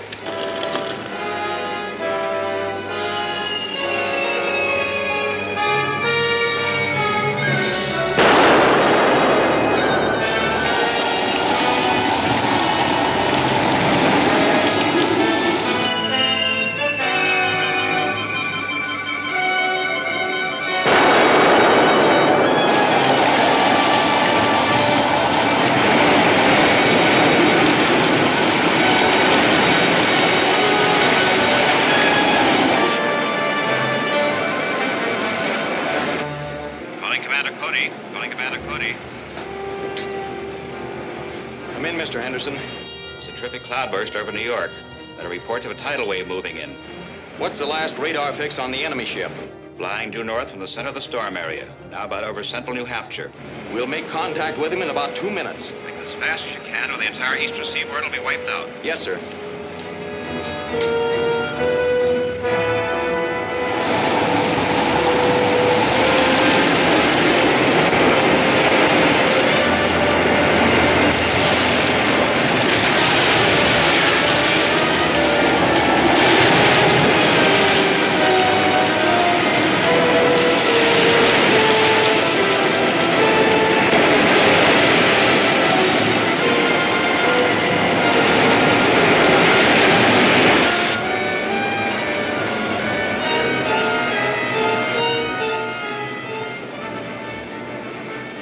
There he is.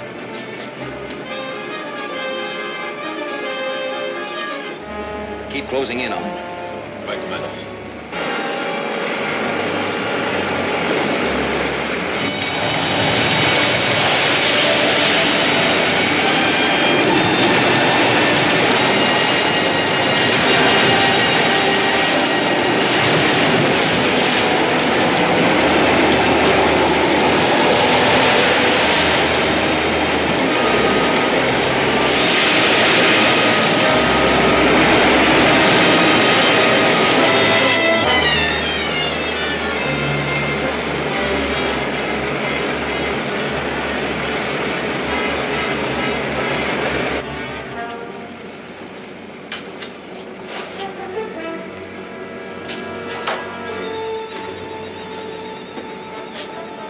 Hold your course. Make another drop soon.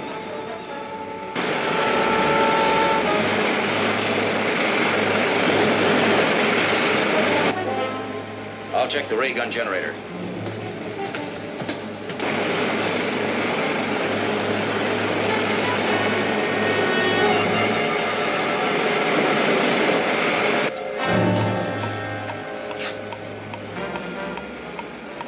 There's a ship coming up on our quarter.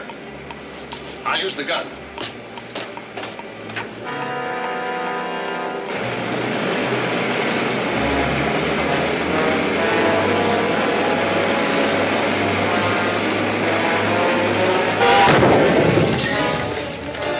Hey, we can't take many like that.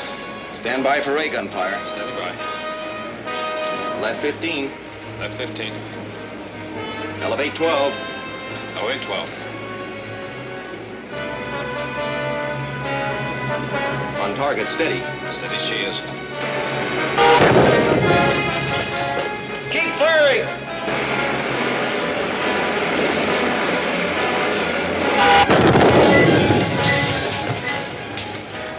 At least he isn't hurting us any more than we did him. But he's too far away for burst firing. I'm going to put a steady ray on. Right 10. Right 10. On target, hold her steady. Steady.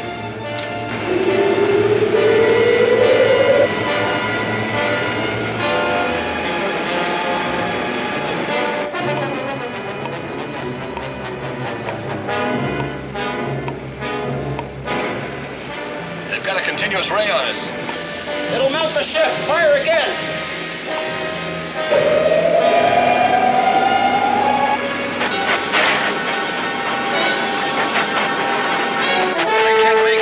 Try and get away from him. Left 8. Left 8. Down 10. Down 10.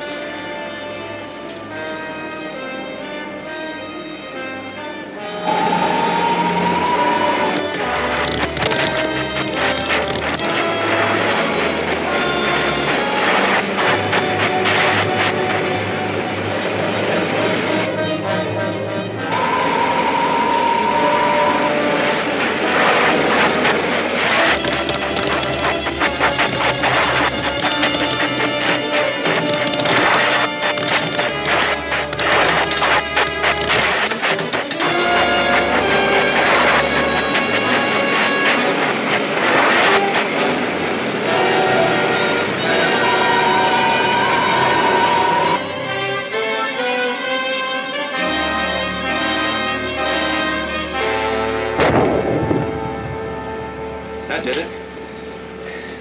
Well, what next, Commander? Set a course for the storm area. That'll be about 118.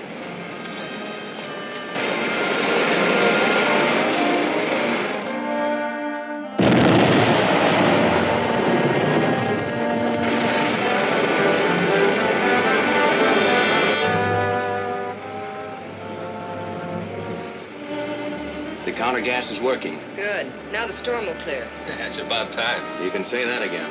It's about time. Head for home, Dick. Yes, sir.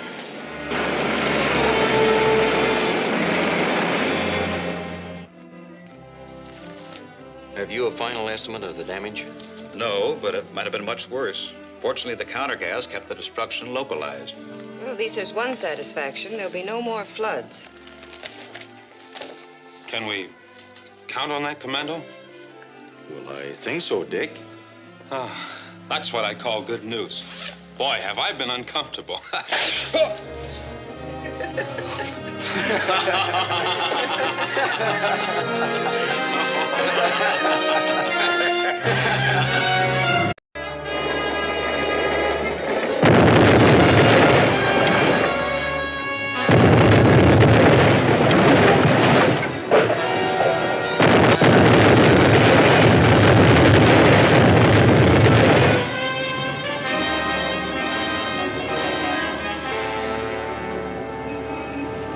And this condition, naturally, has been reflected in the music world. Just a moment, please. A newsflash has just been handed me. Another mysterious explosion has just struck one of the government atomic research buildings, destroying the entire structure and leaving the wreckage a mass of flames. Calling rocket M7. Calling rocket M7.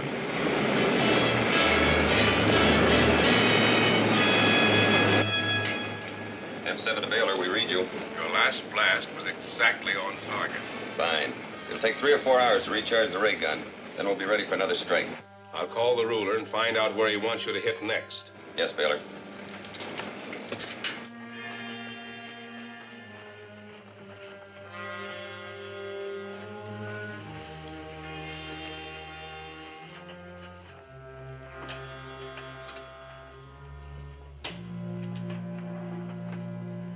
This is Baylor reporting from Earth.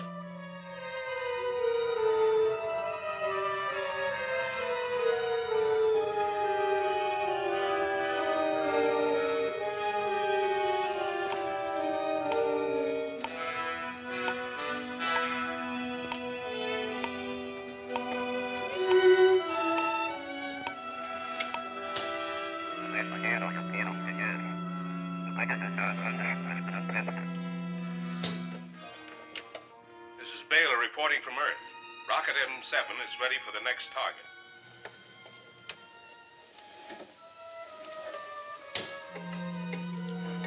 Your city will be next. The basic target will be the arsenal. After that, radio my ultimatum to the Earth people. Complete surrender or complete annihilation. What's he think we are, guinea pigs? Those bugs don't care whose side you're on. We'll be safe enough. The arsenal is on the outskirts of town. As for the other, roll up your sleeve.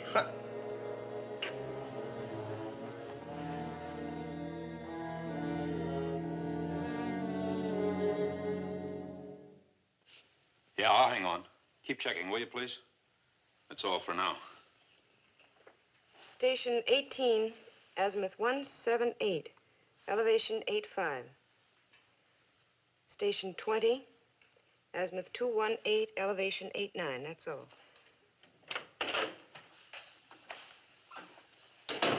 Hello, Mr. Henderson. Any word on the research building? Yes, a total loss. What's even more serious, sickness of epidemic proportions developed in each area hit. Germ warfare. Yes.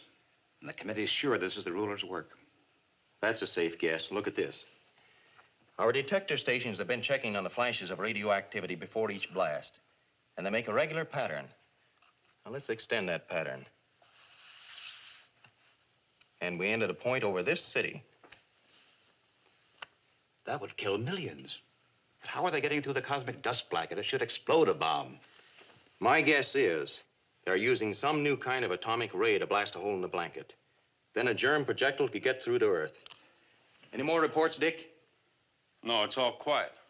But what possible defense can we set up against germ warfare? In this case, the only defense is a strong offense. We'll use my rocket to attack the attacker. Say, we can do it, too. We've got his position close enough. Be ready in 2 minutes.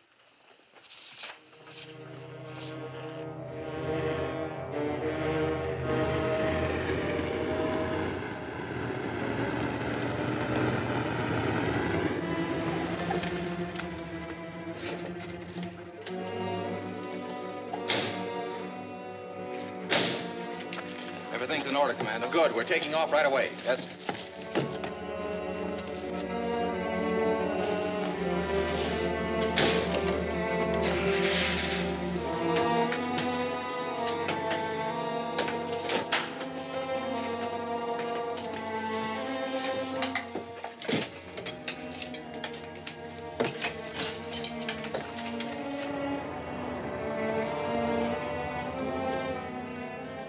Fire pilot jet. Fire pilot.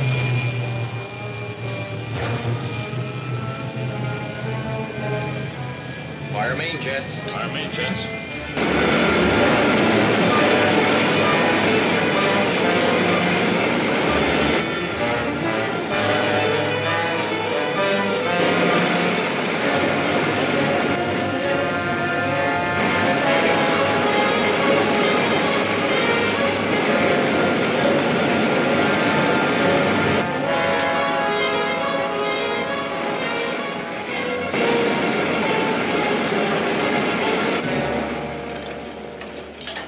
Yours, Dick.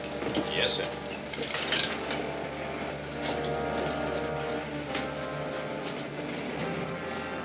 You think our ray gun will be a match for the one we're going after? Probably not. But I'm hoping we can outmaneuver them.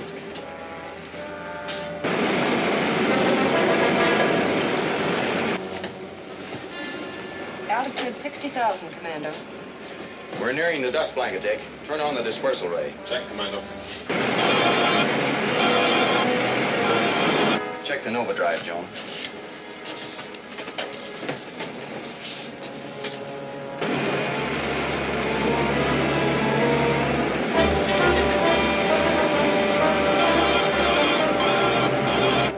Germ warfare. You know, it's inhuman, Commando. I didn't think anyone, not even the ruler, would use it. The ruler would use any weapon. His policy is to wipe out the population or weaken until there's no resistance. Then move in and make slaves of the few left alive. You know, I can't talk like Patrick Henry, but I always liked what he said in the Give Me Liberty speech.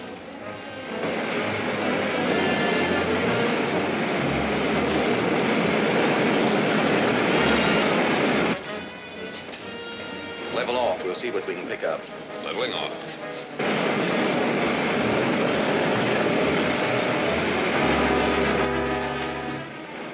We've made a contact. Swing to 60.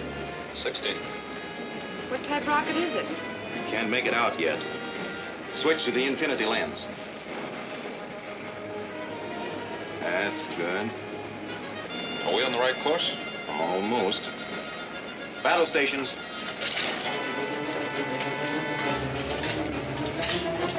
Looks like he hasn't seen us yet. Left 15. Left 15. Elevate 12. Elevate 12. On target. Steady. Steady.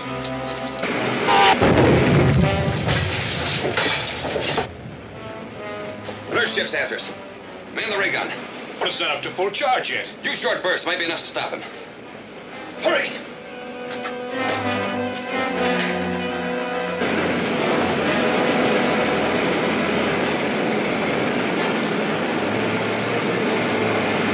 Did you hit him? Yes, but he's too far away. He's still in action. Hey, that was too close. He's firing from a plastic turret. I'll try the freeze ray.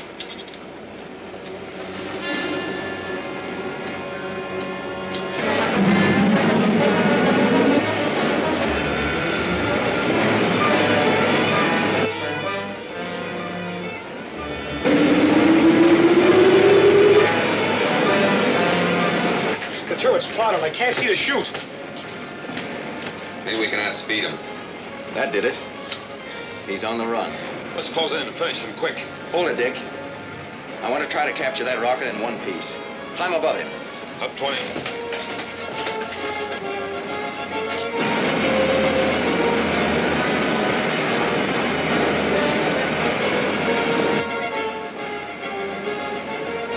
It's climbing over us. Must be going to bomb us. There's nothing we can do about it. We can't outrun him.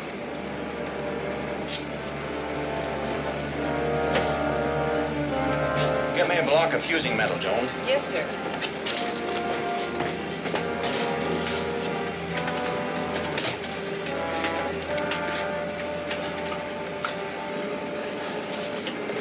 As soon as I put his power plant out of commission, get in front of him. We'll take him in tow. All right, Commando.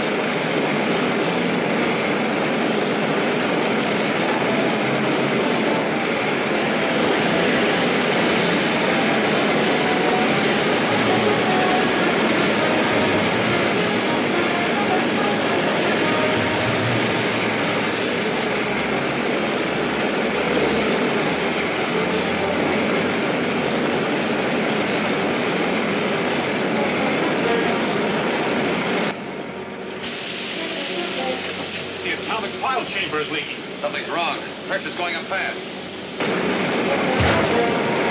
If it gets over 3,000, it'll blow up. I'll shut the power off.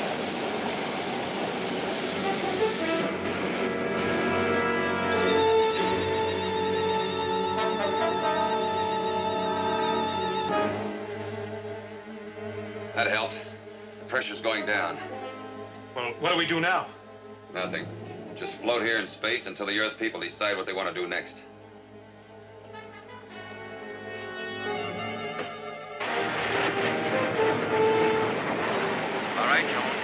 Take him in tow. Yes, sir.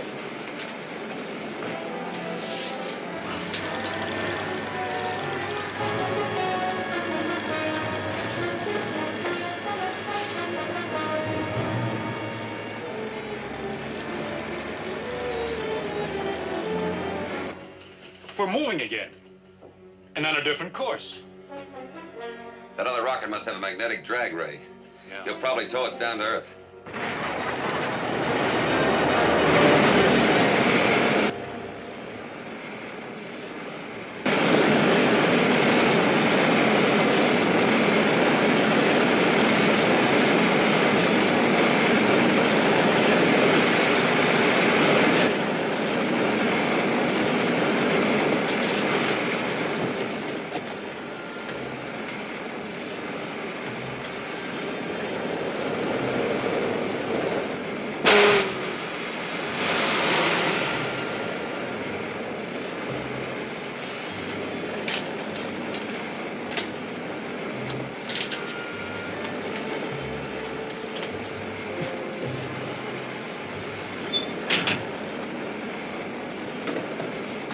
Everything okay? Yes, sir. He's trailing right along behind us. Good. Head for home, Dick. Will our dispersal ray last long enough to get him through the dust blanket? Well, I think so. Take the main controls, Joan. Automatic.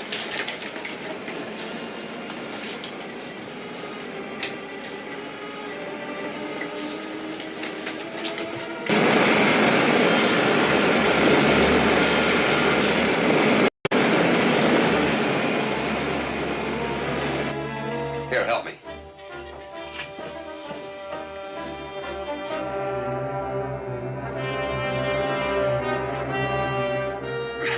It's no use. But what will happen when we get into the cosmic dust blanket? We'll soon find out.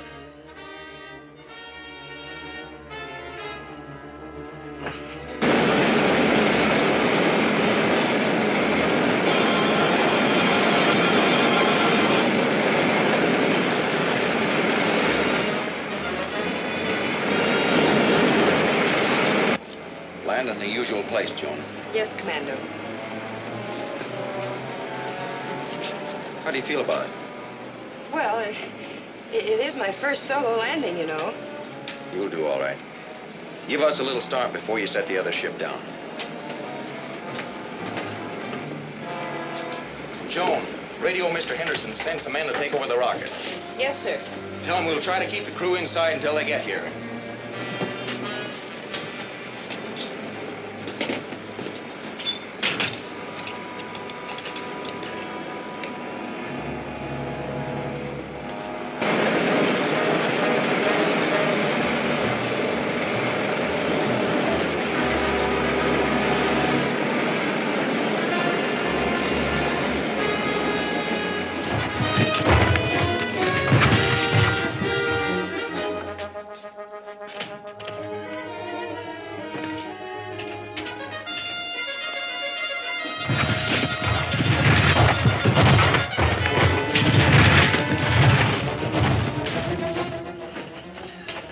I tell you, it's foolish. We'll never escape dressed like this. We can at least try.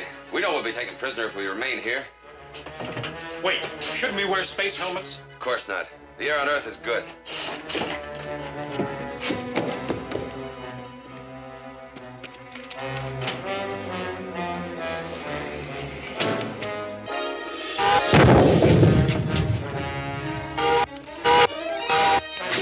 No, there's only two of them.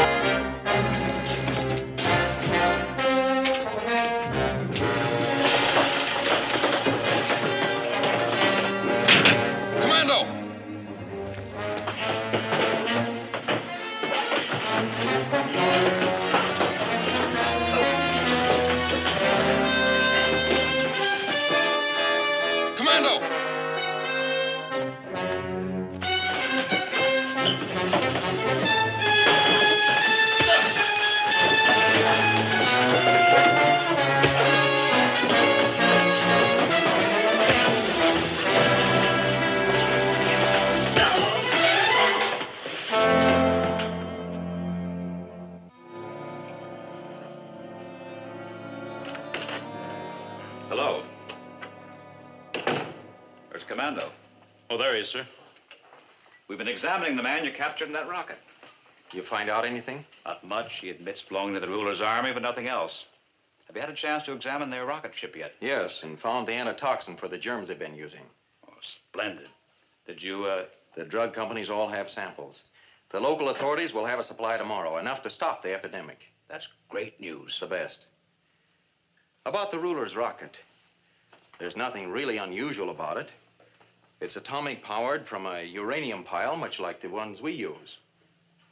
But this gun is something else. It's much more powerful than any we have. Yeah, it's really something out of this world. Will you, Dick? Sure.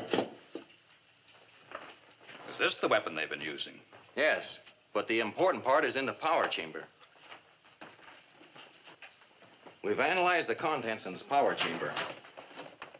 And we find that its basic reaction comes from the element in this container. It's Saturnium, which comes only from one of the moons of Saturn. Do you know the exact location of the deposits? No, but we can find it. The atomic rays from this piece of Saturnium will react strongly to the main body of ore. So we'll use it to make a direction finder to locate the deposit. Good. Do you think the ray guns are being made there? I don't know. The important thing is, Saturnium is so highly volatile that it burns itself out in a matter of days. So if we destroy the entire body of ore, the ruler won't be able to recharge his ray guns.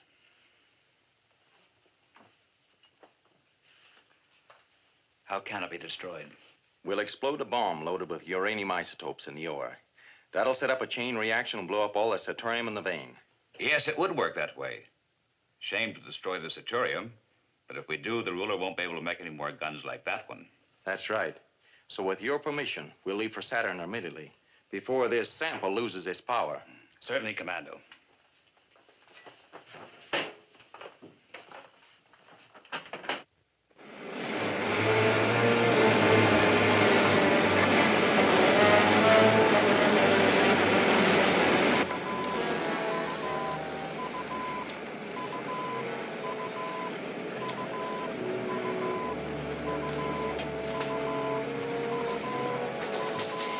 We should be about there.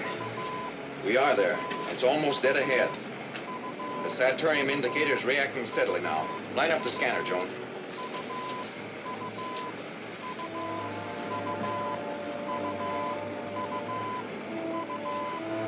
Left 15, down 20. Left 15, down 20.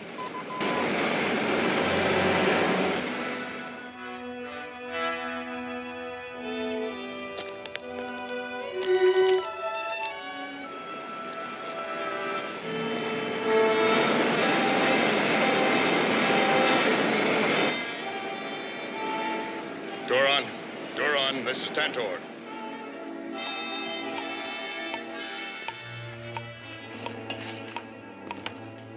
What is it, Traitor? There's a rocket headed this way. Well, it's not scheduled. Just a minute.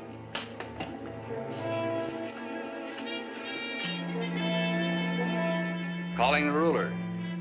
Calling the ruler. Come in, Turan. There's a rocket ship above us, Your Excellency. Did you send it? No, and all my ships are accounted for. It may be Commando Cody. No one else has a rocket powerful enough to get there. Then he'll attack us, and I only have a few workmen and some ray pistols. You're safe enough from bombs while you're in a mine? If they land, you should be able to hold him off until my soldiers arrive. How long will that be? Not more than 24 hours. Defend yourselves. Yes, Your Excellency.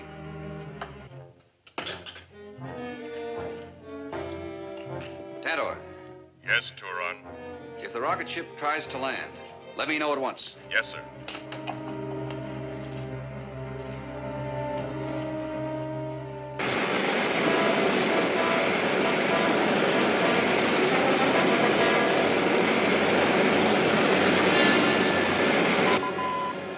Any luck? The best. The ore must be in that hill we're passing over. Probably in a mine. It'd be rough getting a bomb in there. We can't do it from the air. I'll have to find the mine entrance and plant a radio guide beam for the bomb rocket.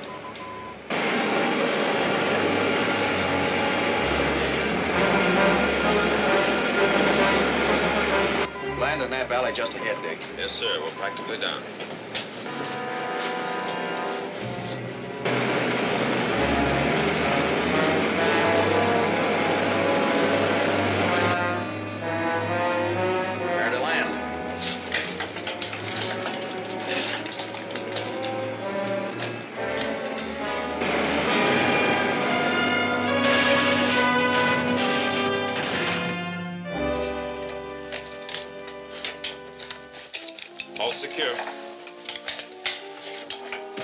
get the bomb rocket set up.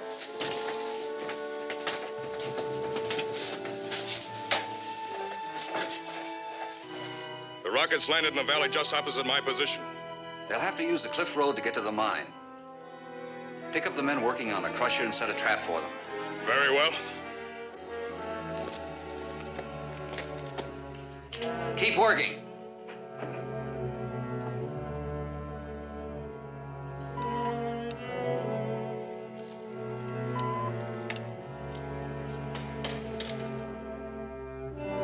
As soon as I get this guide beam in the mine entrance, I'll radio you.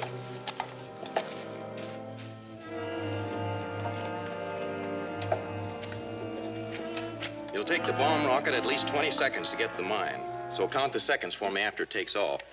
I'll wait until I hear you call 10 to make sure there's no interference. 10? That's cutting it awfully close, Commando. You better be ready to get out of there in a hurry. I'll be ready.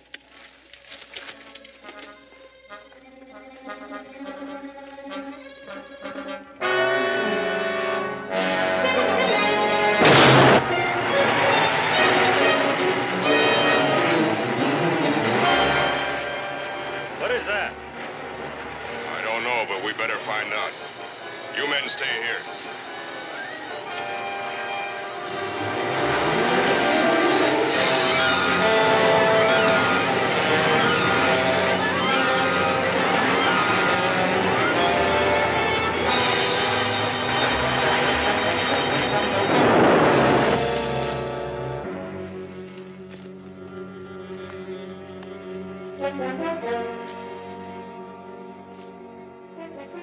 Joan, I think I found it, but I'm going to make sure before you launch the rocket.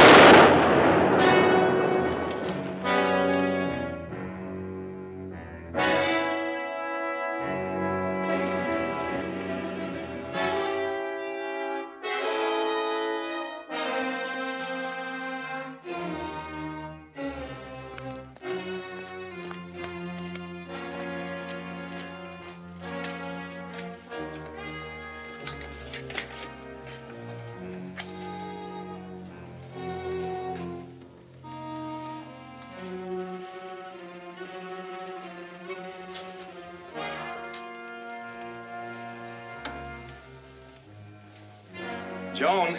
Calling Joan. Yes, Commando. All set. Send the rocket.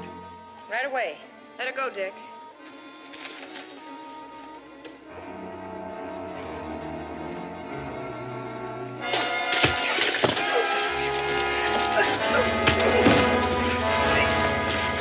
Ready? Fire. 1, 2, 3, 4, 5, 6. Stand by, Commando. 8. Get going, Commando. 11, 12, 13, 14, 15, 16, 17, 19, 20. Are you clear, Commando?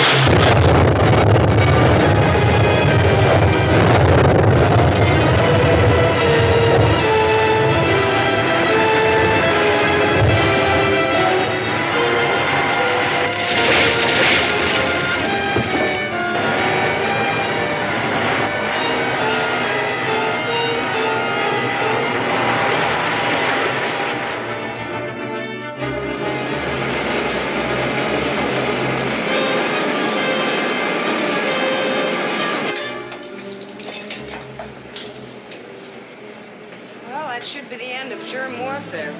Yep. But it does seem sort of too bad we had to destroy all that Saturnium. Just think of all the things we could have used it for ourselves. Like what, for instance? Well, like a lot of things. After all, it doesn't have to be used in a ray gun. No, sir.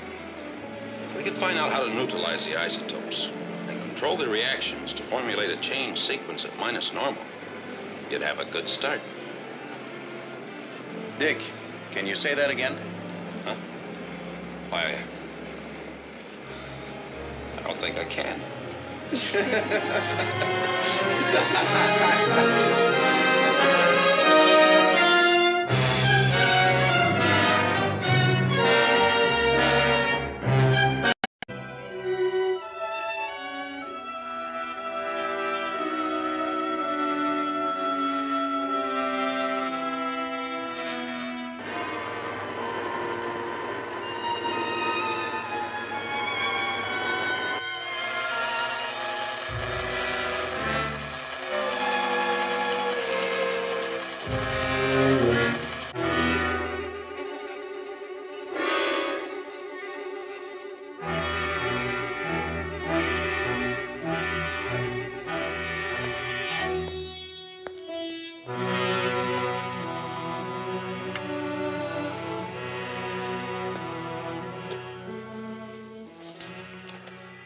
Johnny, would you turn on the lights, please?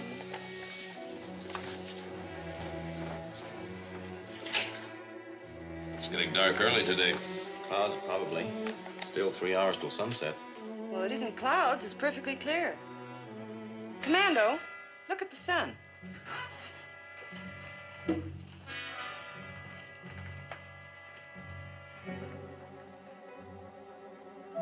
Is it an eclipse? Well, it can be, Joan. There isn't one due. Well, what do you know? The sun's just gradually fading away. What do you suppose is causing it? I don't know. Might be some unusual atmospheric condition. I'll ask Mr. Henderson to check with the astronomers. Astronomers are still unable to explain this unusual blotting out of the sun, which began yesterday afternoon, nor can they predict how long it will last. Business activities are continuing normally in most cities in spite of the darkness, but farming and other types of outdoor work may have been brought to a standstill. The continuing drop in temperature is bringing sub-zero cold in some of the northern areas. The astronomers are still trying to find an answer. This could be another scheme of the rulers to make Earth surrender to him. Yes. We better face it. What'll we do? Let's wait until the astronomers reach a decision. If they do. I'm meeting with the International Committee tomorrow. We might be able to figure out an answer then. I hope it'll be reassuring. We'll have to give the people an explanation soon. As we go into the fourth day of continuous darkness, tension and panic are mounting throughout the world. Serious rioting has broken out in a number of cities and frantic mobs demanding action from the authorities. Already, the impossibility of harvesting crops is causing food shortages in some areas, and all crops will soon be lost if the darkness and increasing cold continues. In the northern latitudes, freezing rivers have caused the shutdown of hydroelectric power plants, bringing all industries in those areas to a halt and leaving several large cities in total darkness. Everything is working out just as the ruler planned. In a few months, there won't be a living person left on Earth. Yeah, but what about us? Don't worry, the ruler will get us out of here in time.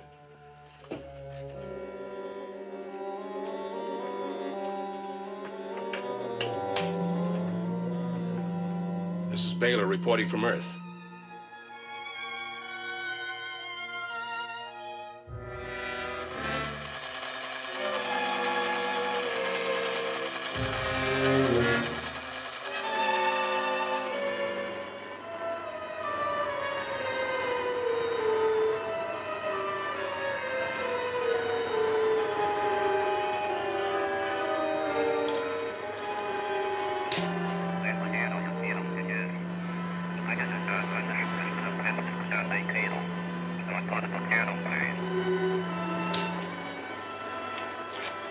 Baylor reporting from Earth. When will you send a rocket to pick us up? Your blackout of the sun has scared everyone here to death. They think it's the end of the world.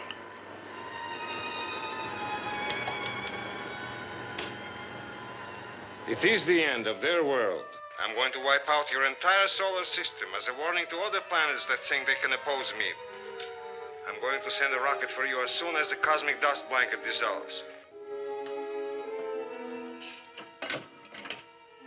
You see, he hasn't forgotten us. Yeah, but when will that blanket be gone? As soon as power failures shut down Commando Cody's generating system. Stop worrying, Mason. You can depend on the ruler. I hate to depend on anyone cold-blooded enough to murder the whole solar system. This Earth is only a very small part of the universe. There are other planets. If we get there, Commando Cody might not sit still for this. He'll have to. If he tries anything now, he'll find he's trapped by his own cosmic dust blanket. The astronomers weren't able to figure out any logical explanation. However, they did agree that it could be the work of the ruler. Did they have any idea how it was being done? No, not exactly. But the sun's energy comes from fairly simple atomic reaction. And their thought was, if we can control atomic reaction here, someone else might figure out a way of stopping the reactions in the sun. But if the ruler actually put out the sun, then he's blacked out his own planet, too. Not if it's outside our solar system. And we know he's been operating all over the universe. Which covers a lot of space. In fact, all of it. That's right. But there may still be time to find out what's causing the blackout. With the whole universe to search through? Their base must be fairly close to our sun. And there may be some sort of a ray or atomic reaction coming from it, which we can track down with instruments. It's better than sitting here waiting to die. That's for sure. Ask him to get the rocket ready. Yes, sir. I'll check the supply list. Give me security, Commission.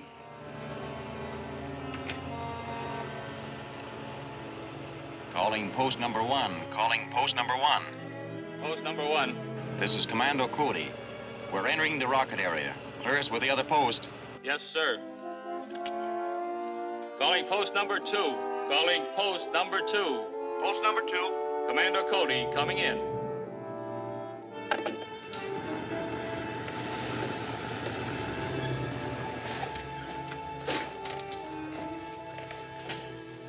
Everything aboard? Yes, sir. All the supplies have been delivered. I checked them myself. Thanks, Clancy.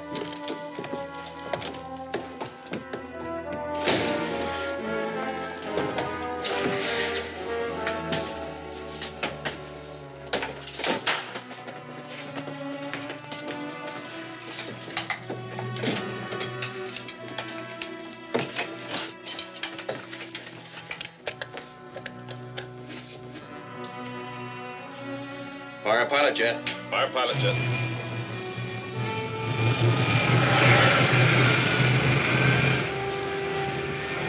Fire main jets. Fire main jets.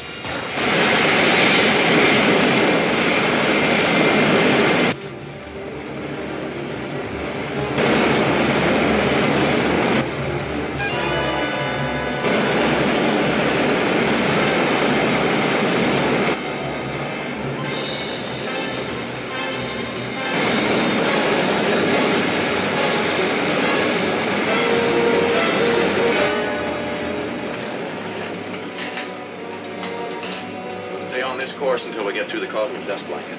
Oh, we're just getting into it now. Turn on the dispersal ray.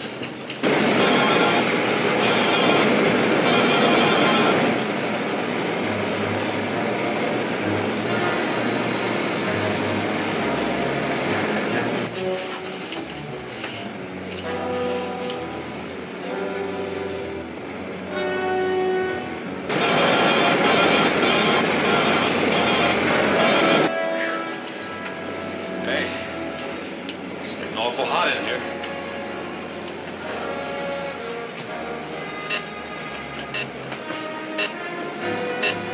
Much too hot. Check the dispersal ray. It's working at normal. Well, something's sure wrong.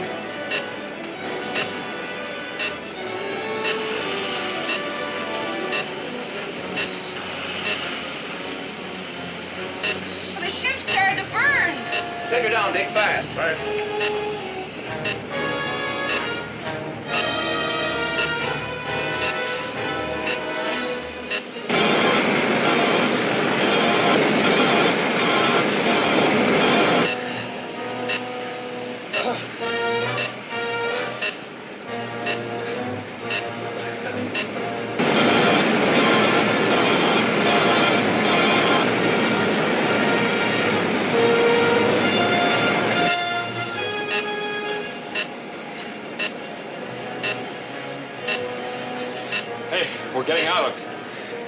open, Dick. The rocket will soon cool down.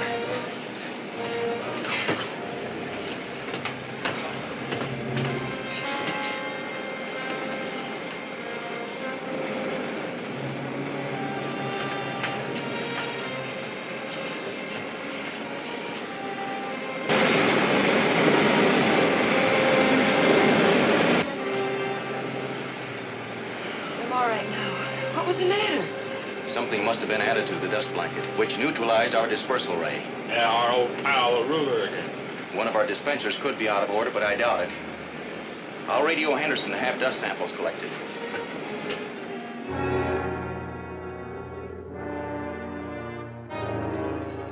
It has been 5 days now since the sun disappeared from the skies, and the peoples of the world are faced with the terrible, if unexplained, reality of continuous darkness.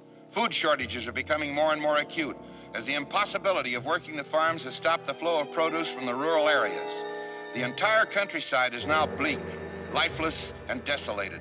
The ice and snow caps forming to the north are expanding, and icy winds blowing southward over those frozen countries are adding further discomfort and damage to an already stricken farm belt. Many families have abandoned their houses to the winds and dust and migrated to the towns and villages, but they find little relief there. Electric and heating facilities are lessening, and in most cities, lights and heat are rationed, leaving some parts in darkness, other neighborhoods without warmth. Here's the answer. The dust sample from Station 8 has a foreign element added, a neutralizer. Everyone at Station 8 was cleared by security, and they've been working there since the station started. Well, these look all right, but I'm going there to double check it.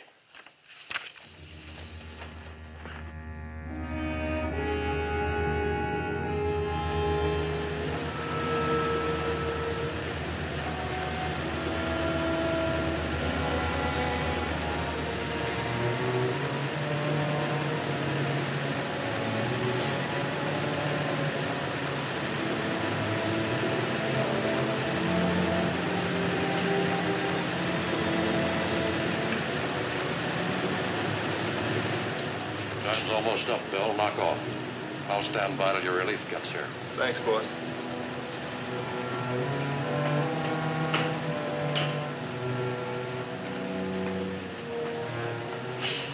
Everything all right? As near as I could tell. He did his usual routine job. Who has the next shift? Ed Williams. I've always considered him reliable, but, well, you'll find out. That compound would have to be put in the dispenser at least once a day. And there are only 2 shifts left.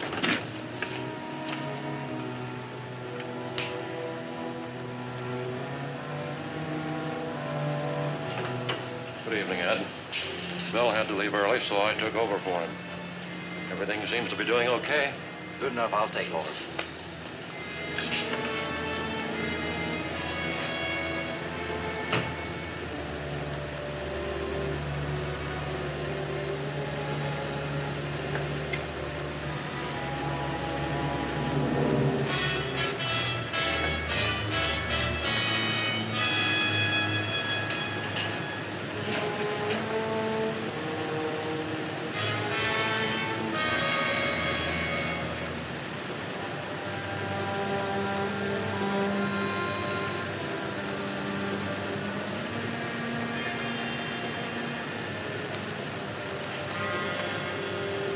That's all. Put it down.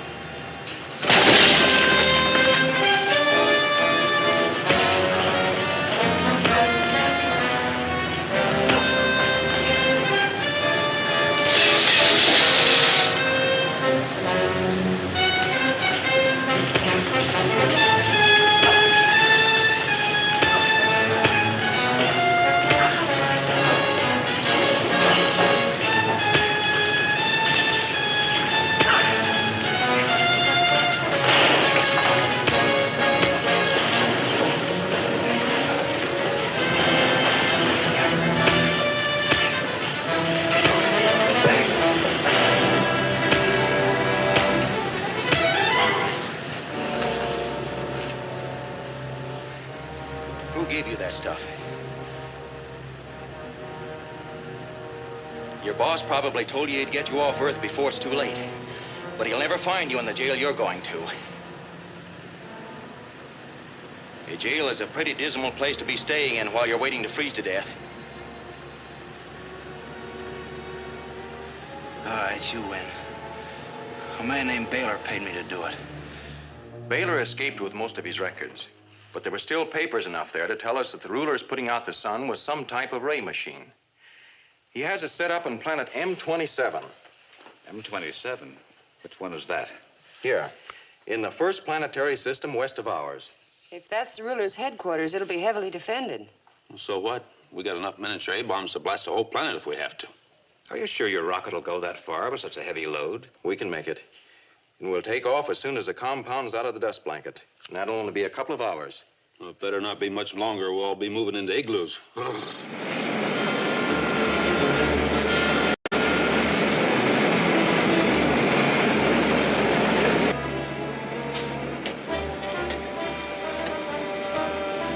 Altitude 60,000, Commander. We're nearing the dust blanket, Dick. Turn on the dispersal ray. Check, Commander. Check the Nova drive, Joan.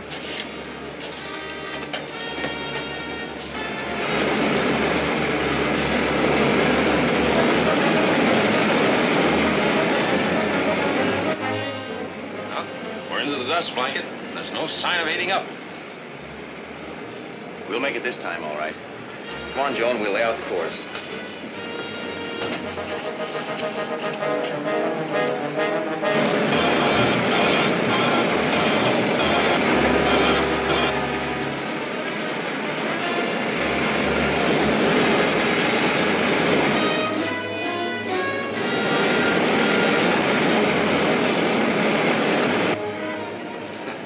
Oh, boy. That daylight sure looks good. Doesn't it, though? Even if it isn't from our own sun.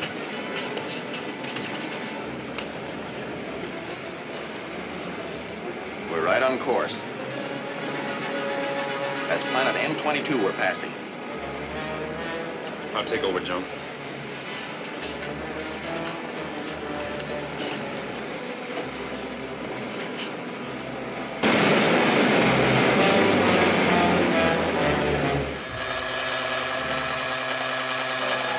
This is Radar Station L reporting from M22.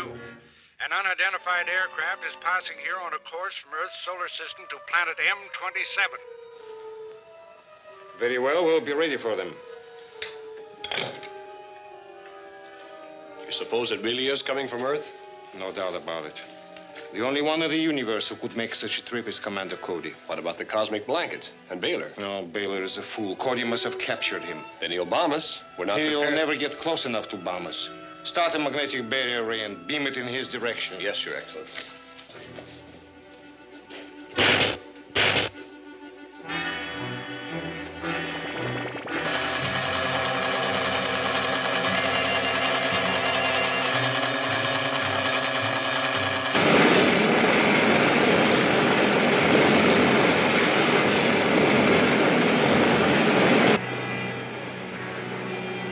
Hey, we're slowing down. What's wrong?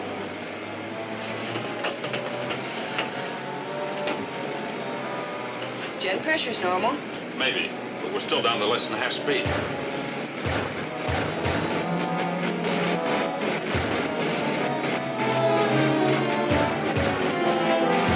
Commander, we've stopped dead. We're up against an invisible block. Probably a ray that repels the metal hull of the ship. What can we do about it? Nothing. We're even too far from any field of gravity to fall. So you might as well cut the jets. Yes, sir.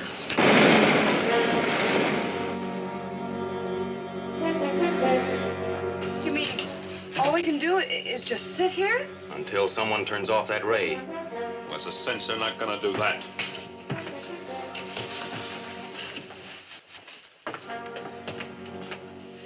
We're right here.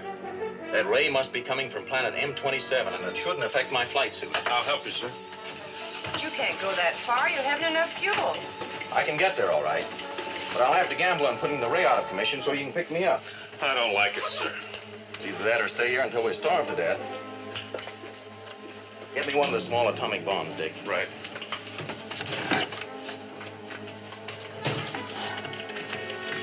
Keep your insignia radios open. Right.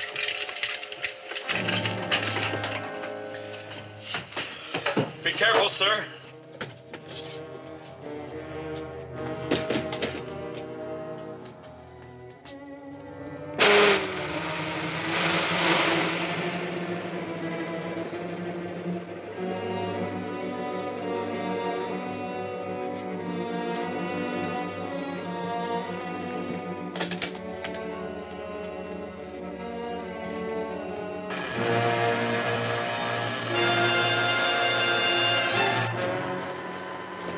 Is that rocket still on your screen? Yes, it's right where we stopped it.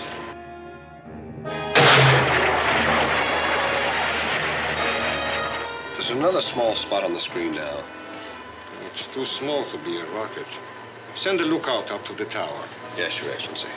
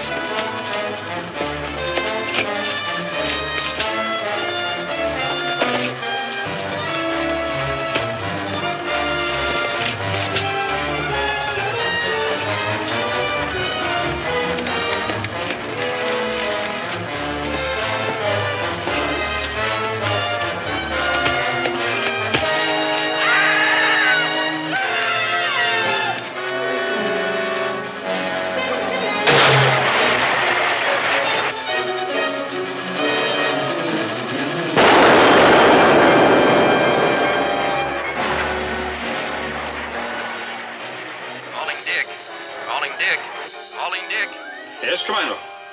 Try your jets. Yes, sir.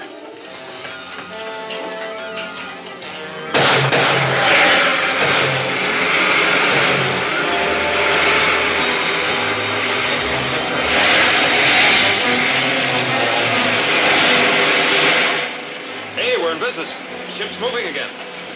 I don't think I've enough fuel to clear this field of gravity, so get to me as fast as you can. We're on our way, sir. Wide open.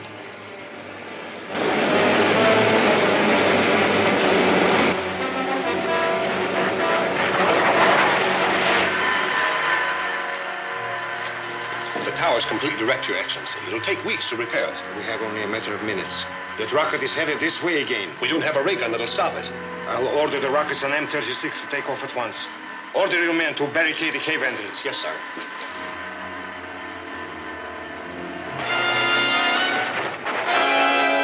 Dick, Joan, my fuel's giving out. Can you see me?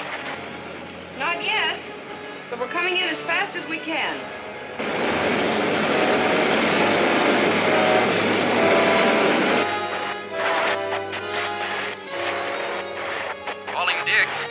My jet's out. I'm falling. I see you now. We'll dive under you. Down 20, Dick. Down 20.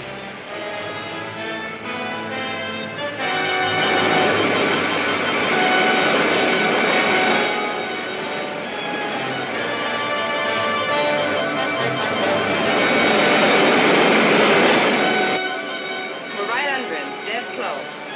Dead slow it is.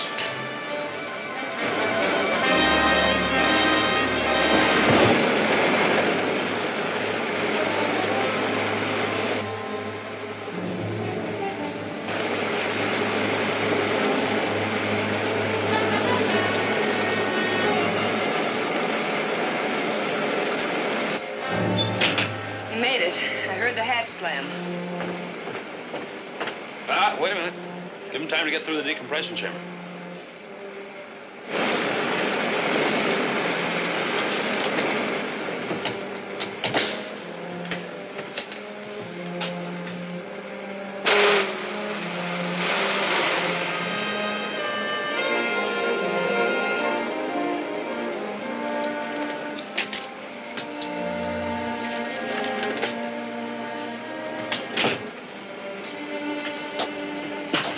Commando, must you do things like that?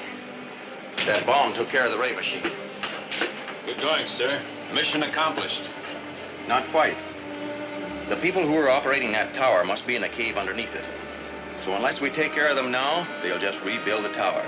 Stay on your course. We'll bomb them. Aye, sir.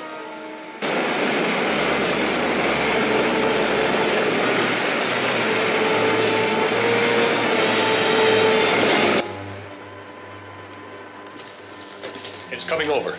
We'd better go to the bomb shelter on the other side of the mountain, in case they try to land there. No, you men stay here.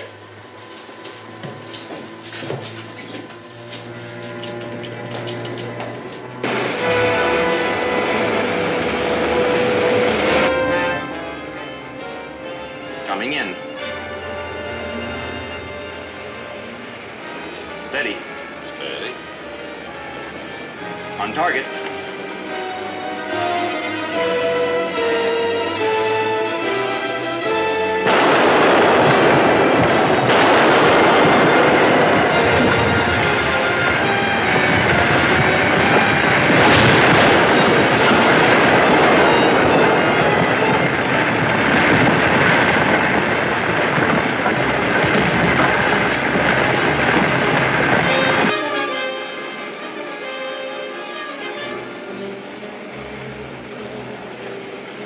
That did it, Dick.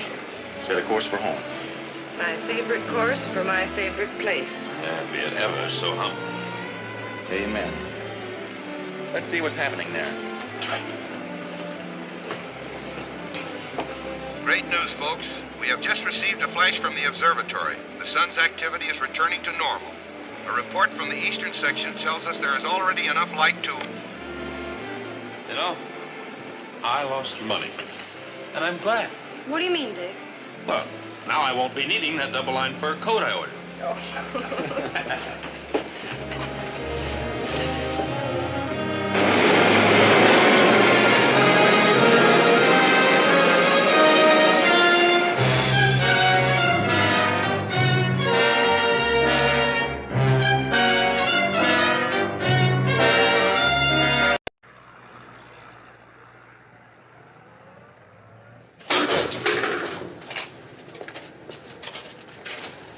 Hey, Tom! What's that? That another one of Commando Cody's inventions? I don't know. I better check with Commando. Right.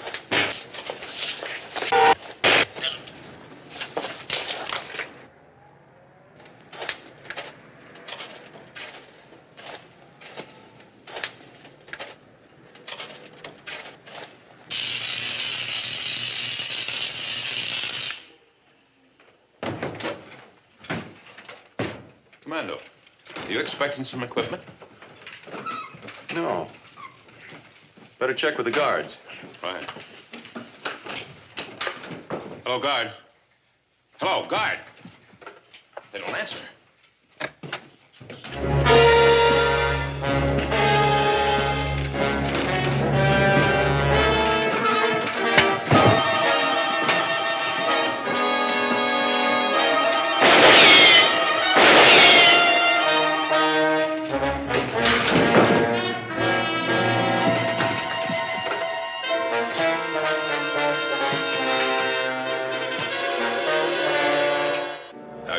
Listen, Commando Cody.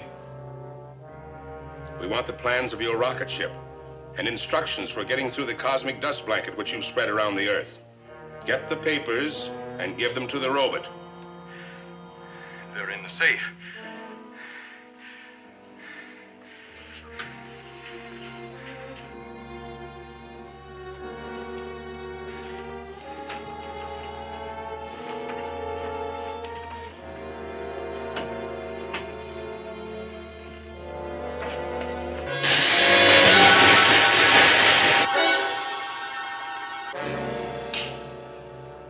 What happened?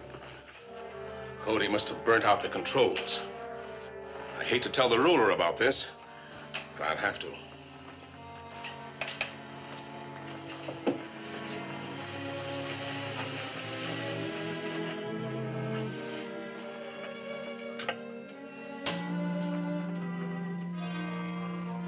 This is Baylor reporting from Earth.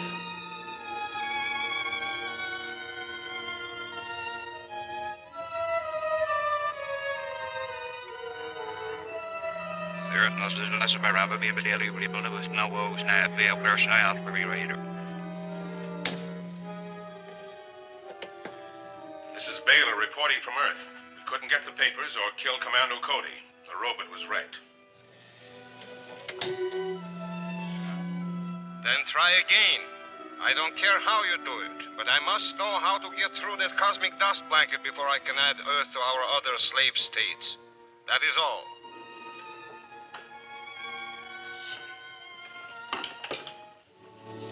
If the robot couldn't do the job, how does he expect us to? I don't know yet. But this will help. What's that? It's a nerve gun. Paralyzes a man for about half an hour. That should be time enough for you to get the job done. How do you feel now? I'm okay. But my head aches. Ooh. Come on, you're going to the doctor. No, I'm all right. Let's take this thing apart and see what makes it tick. Well, if you're sure you're okay.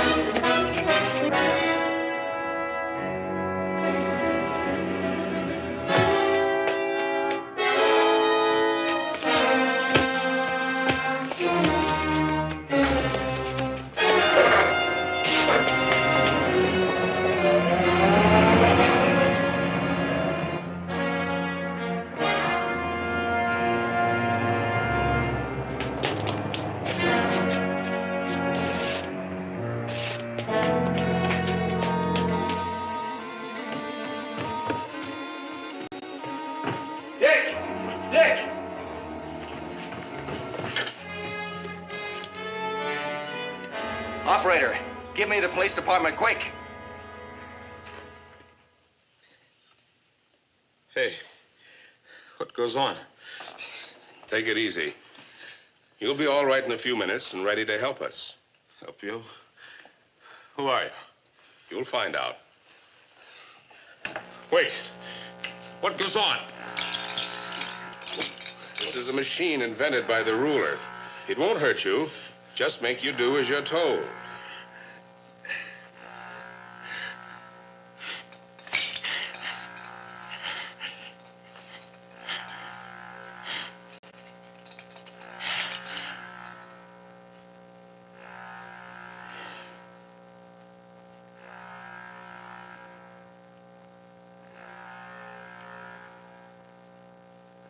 Now, are you ready to take orders?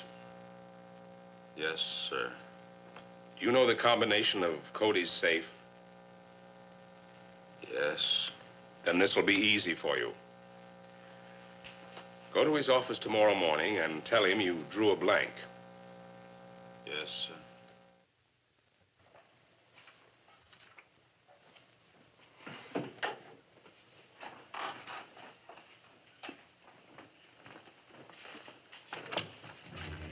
Why, Dick. It's good to see you, fella. We thought you'd been kidnapped. Maybe I was. Somebody must have taken me out of here. Don't you remember what happened? I've drawn a blank. We were fighting here in the office. There was a flash. The ray gun. I guess so. Anyway, next thing I remember was waking up in a South Side hotel about an hour ago. Which hotel? The...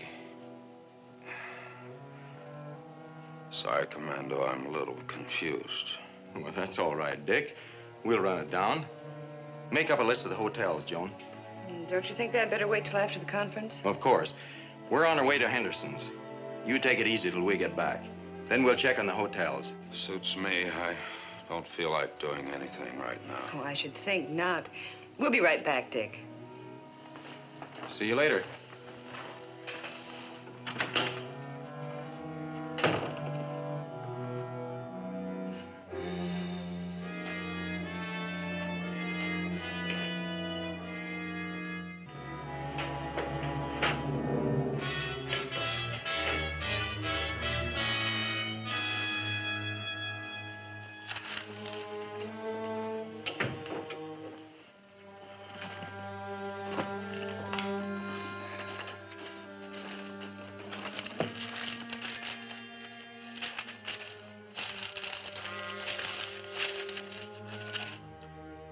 This is great. We've got everything the ruler needs except the directions for getting our rockets through the cosmic dust blanket.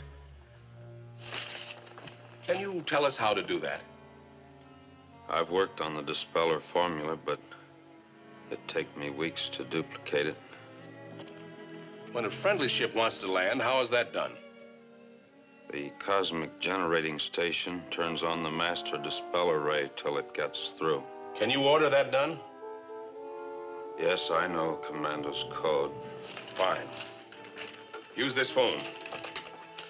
Order them to let our ship through within an hour.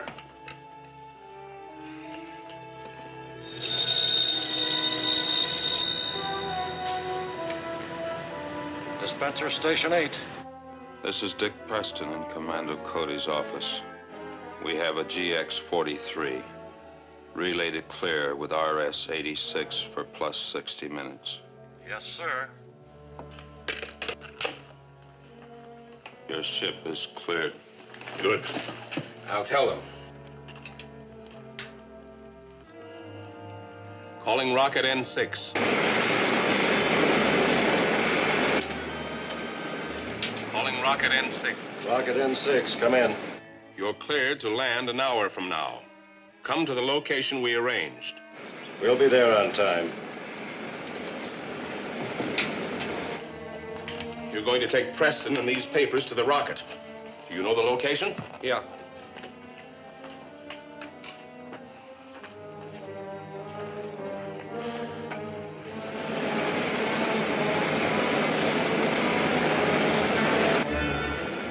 We should be at the cosmic blanket by now. We are, and it's breaking up. We'll go right through.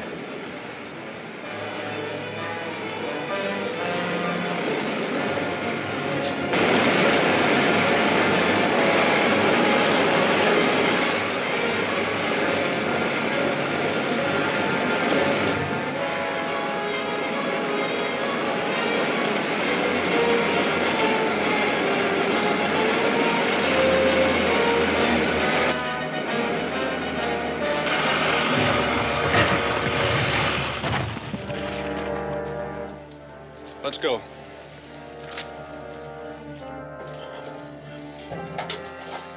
All secure. Here they come. Open the door.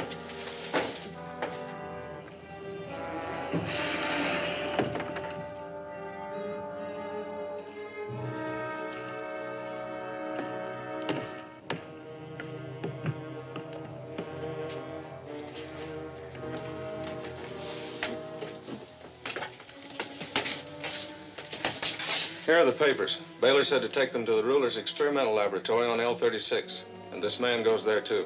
Who is he? He's going to do some work for the ruler. Baylor used the thought control ray on him. When it wears off, he may give you trouble. We'll watch him.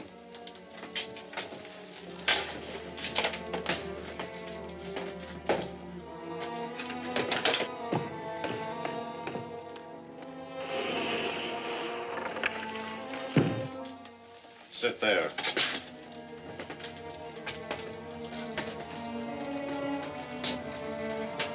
Take off.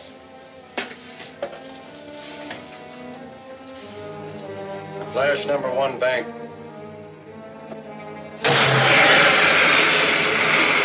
Flash number 2 bank.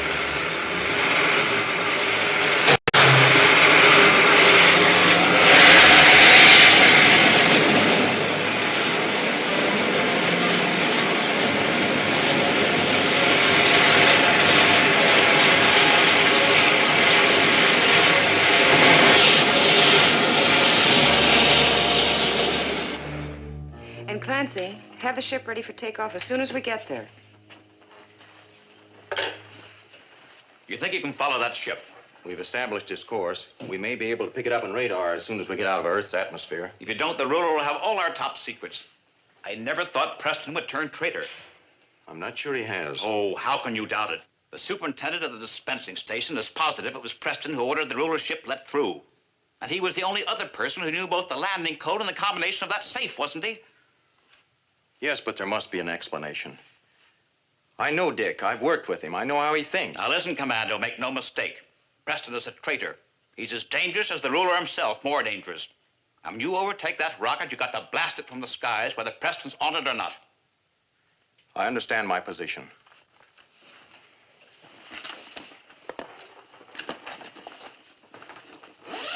Ready? Ready, Commando.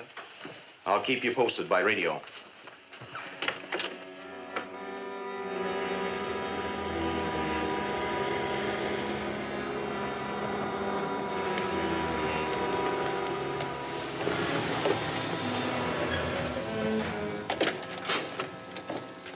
Hello, Clancy. Hello, Miss Richards.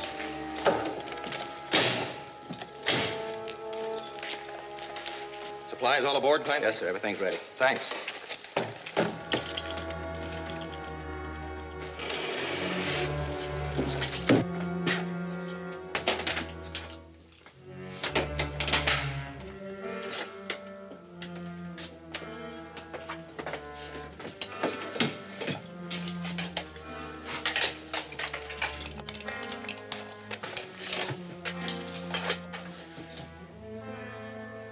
Fire pilot jet.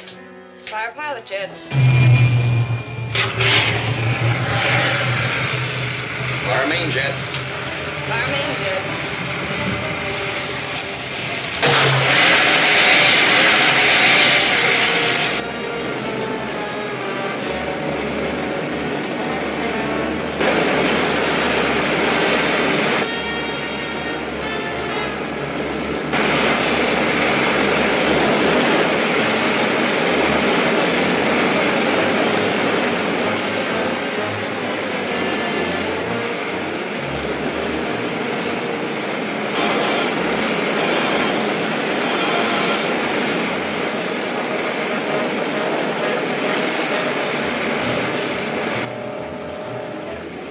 the dust blanket now. Take over, Joe, and I'll see if we can pick them up. Here's hoping.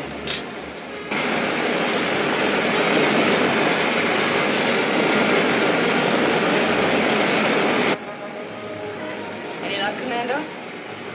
I'm not sure. There are so many images, but we'll stay on this course for a while longer.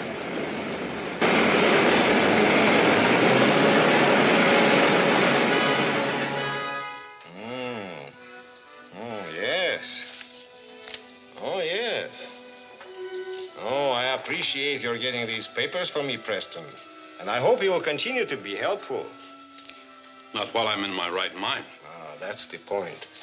If you insist on being stubborn, it will be a simple matter to put you into the thought control chair again.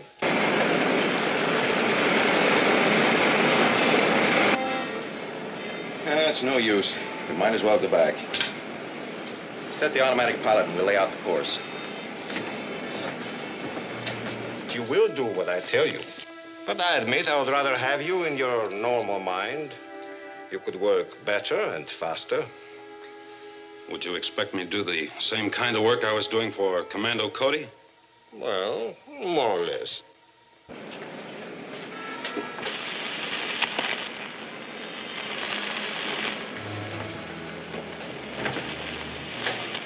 Static.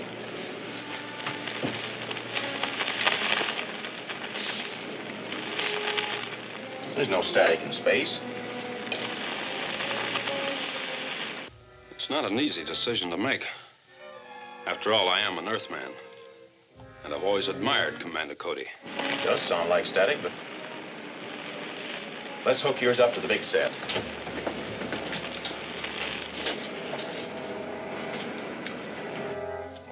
Be made comfortable and given all the help you need. But I don't know anything about your apparatus and supplies here. It's not like Commando Cody's. In fact, I don't even know where we are. It's Dick. So this is the planet your people call L-36. L-36? Is this your home planet? Oh, no. It's uninhabited except for this laboratory building. I prefer not to be disturbed while making certain experiments. However, my equipment here is of the finest in the universe. Well, it doesn't look like I have much choice, so I might as well work with you. Now you're being sensible. Come, I'll show you to your quarters.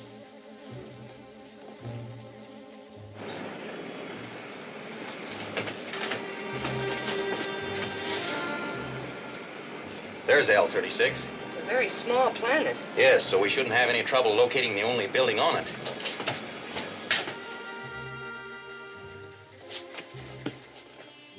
Your Excellency, there's a strange rocket ship coming in. Impossible. It must be one of mine. No. This ship has ignored the code signal. Commander Cody has the only other ship capable of making this trip. He has found out we are here. How? Why ask me? Your men made a zombie out of me with that thought control machine of yours. You know what I did. I don't. It's true. You couldn't have informed Cody of your destination. Yet he has found out where we are. How? Looks like you underestimated Commando. And the people who work with him. Good boy, Dick. Just about the best. Shall I move your things to the bomb shelter? No, I don't think Cody will bomb us. He will undoubtedly try to rescue his friend. The only place a rocket can land near here is in the canyon field. Arm a robot with a disintegrating ray gun and send it out there to be ready for them. Yes, sir. Looks like we're headed for the right place, but I don't like the ruler's idea of a reception committee. Neither do I. We can't risk letting that robot get close to the ship. I'll fly down and put it out of commission before you land.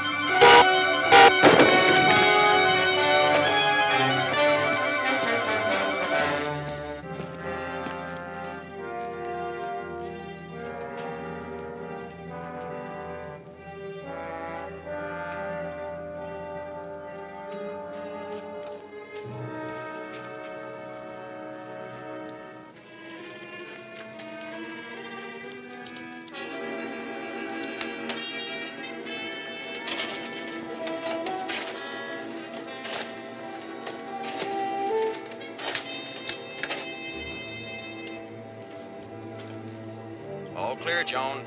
You can land. I'll be waiting for you. Coming right in, Commando.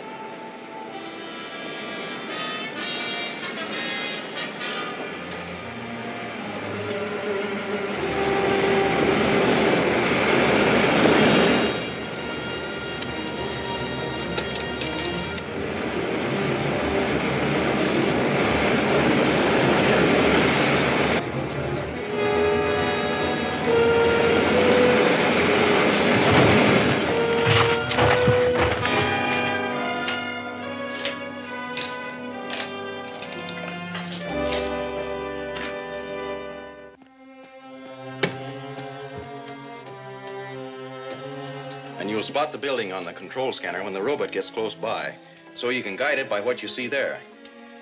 We'll use the ruler's mechanical man to run interference for us. Looks simple enough.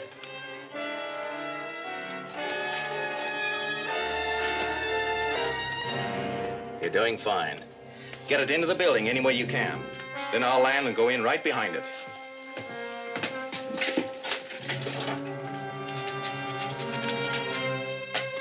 Careful now.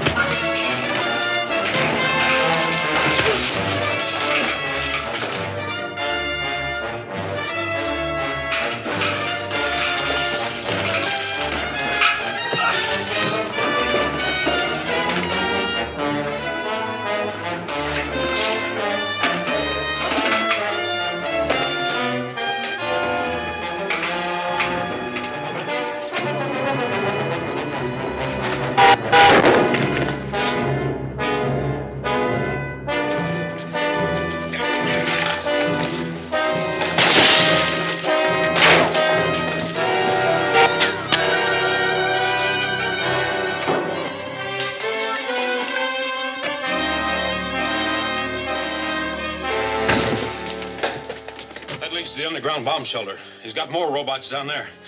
Let's grab your stuff and get out of here.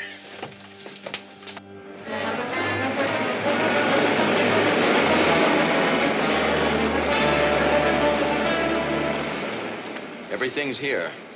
The ruler won't be able to duplicate any of our inventions or get through the cosmic dust blanket. Yep, looks like he drew a blank. He won't have me to help him anymore either. You were a big help to him, all right. Yeah. It would have been a perfect ending if only we could have captured the ruler. That's for sure. Boy, would I like to plunk him into that thought chair. Oh, what a houseboy he'd make. And would I snap that whip. Get up, ruler, old kid. Shine those shoes. Get those little pinkies wet. The floor needs scrubbing. Dick, that thought control machine they put you in, the effects do wear off, don't they? Oh, sure. Well, isn't that obvious, Commando? There was no control to those thoughts. Well, after a nightmare, a fellow has a right to dream. A little, hasn't he?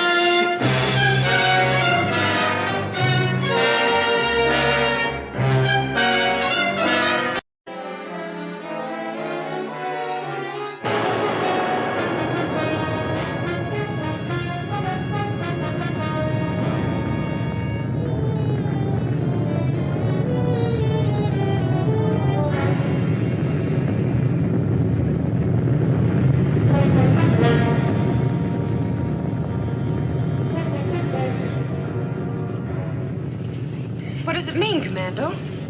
Something's knocked the moon right out of its orbit.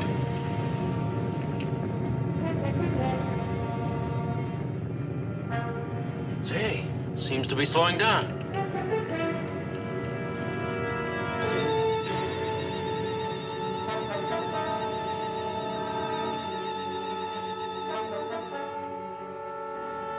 Thank goodness it stopped. Phew. Whatever started the moon hurtling earthward didn't have enough force to overcome the thrust of its orbit. What could have caused it? Maybe a giant meteor struck the moon on its dark side.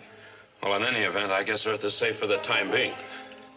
Earth may have been spared a disastrous collision, but I wouldn't go so far as to say we're safe. Say, that's right. We're sure to get some gravitational and magnetic disturbances. It's going to be worse than that.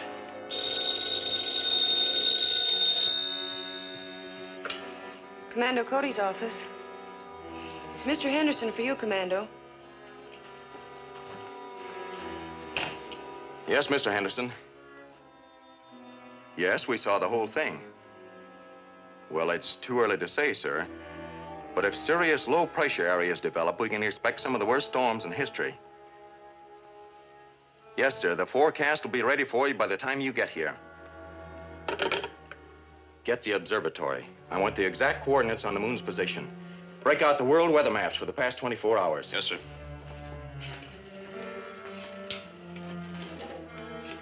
Calling Point Barrow Weather Station 2-3. Come in, please.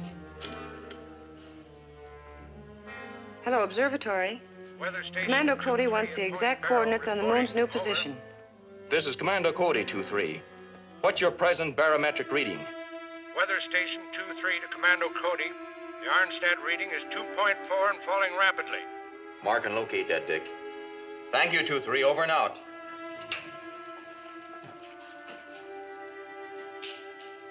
A shift of 20 degrees radial latitude? Thank you. Commando, the moon has shifted over 20 degrees radial.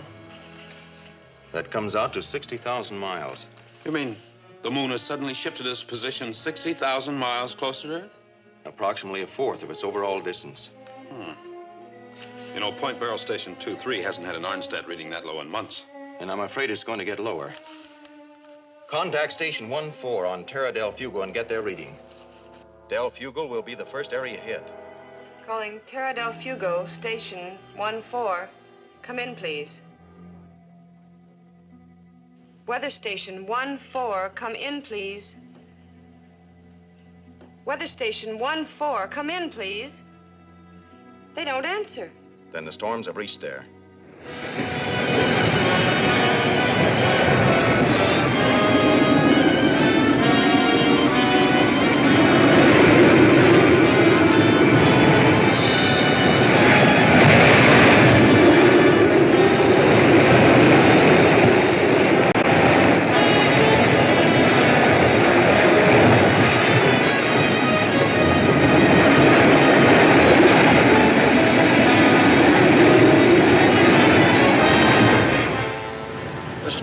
Station 8.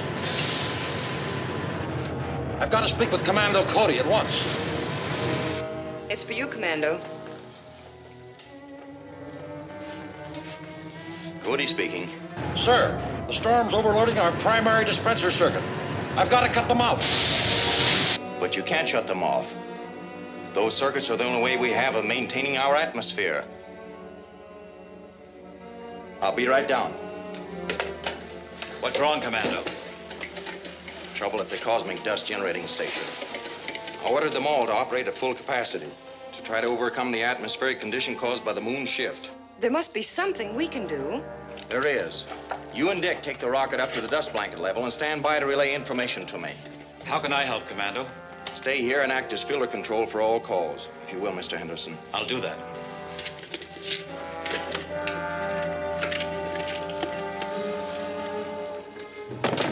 We'd better hurry.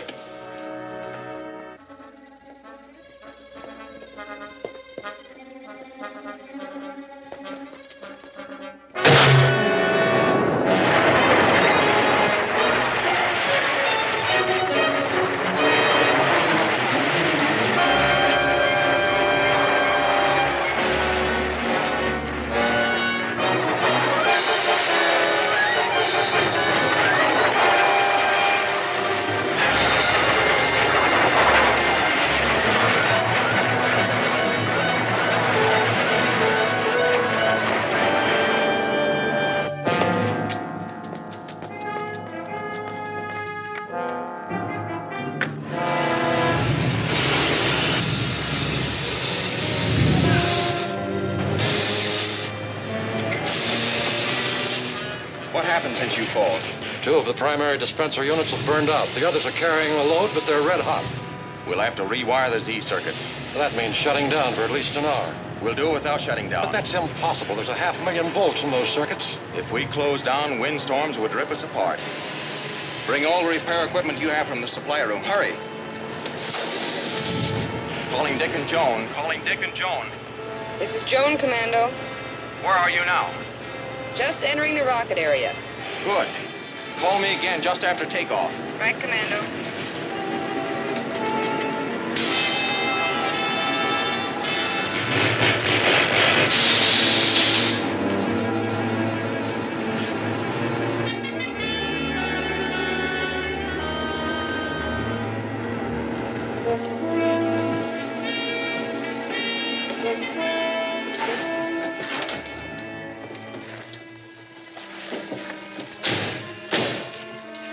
Hi, Clancy. Did Henderson call you? About 12 minutes ago. Everything's all set for the takeoff. Good. Back the car to the blast area, will you, please? Right.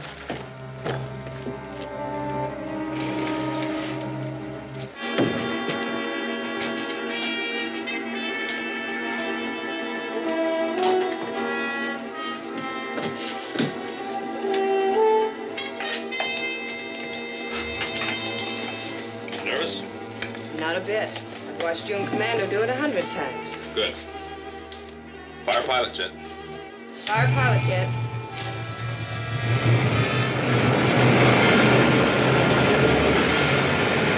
Fire main jet. Fire main jets.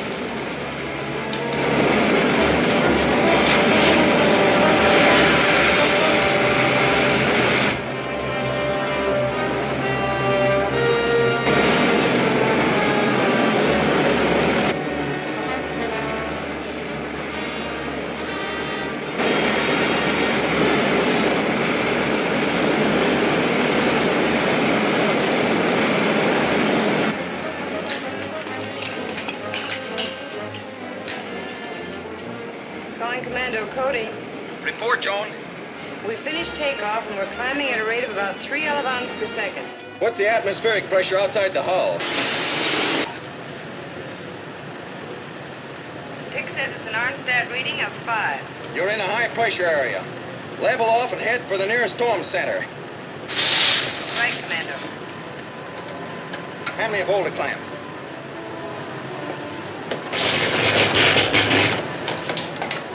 Now permacoil.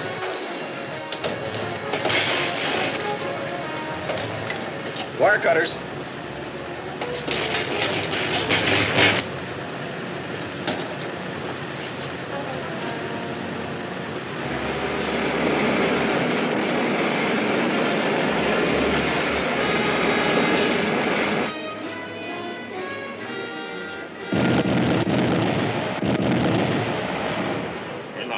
Pip of a storm. Check the outside pressure, Dick. 1.3 Arnstadt. Calling Commando Cody. Commando Cody. Go ahead, Joan. We've reached the storm center. The outside reading is 1.3 Arnstats.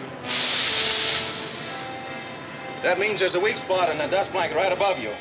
Start climbing and let me know when you reach the cloud level. Aye, aye, sir. It can't be done, sir. It's got to be done. What's the ionometer reading? We're only pushing 100,000 electro units. We've got to push 500,000 or we're lost.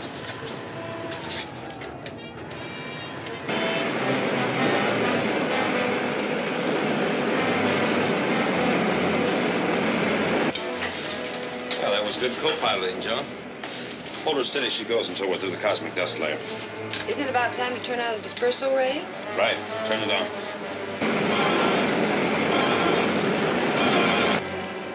Calling Commander Cody. Go ahead, Dick.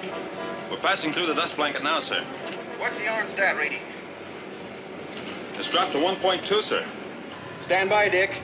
We're going to throw on more power. Aye, sir. Start the auxiliaries. The whole plant will go up in smoke, Commando. You can leave if you want to, but first do as I say.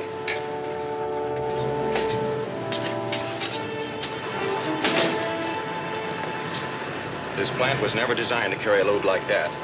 I had to rewire the whole critical phase interlock according to a new principle. We'll know in a second if I figured it right.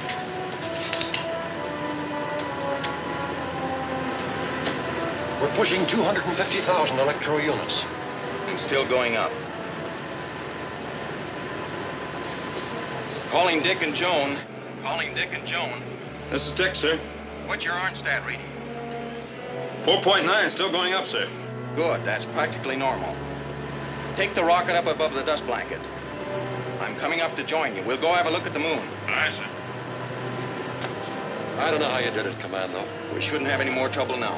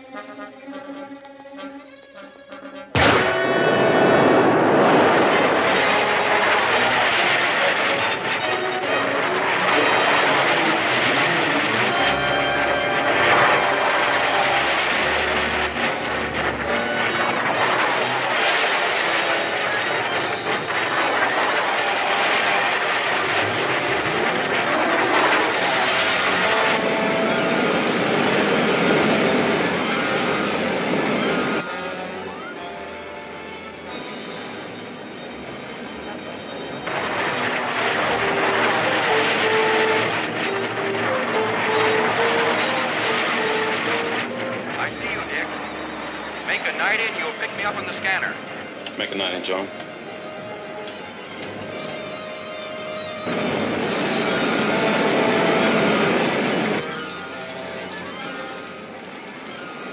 Yeah, I see him. He's right over us.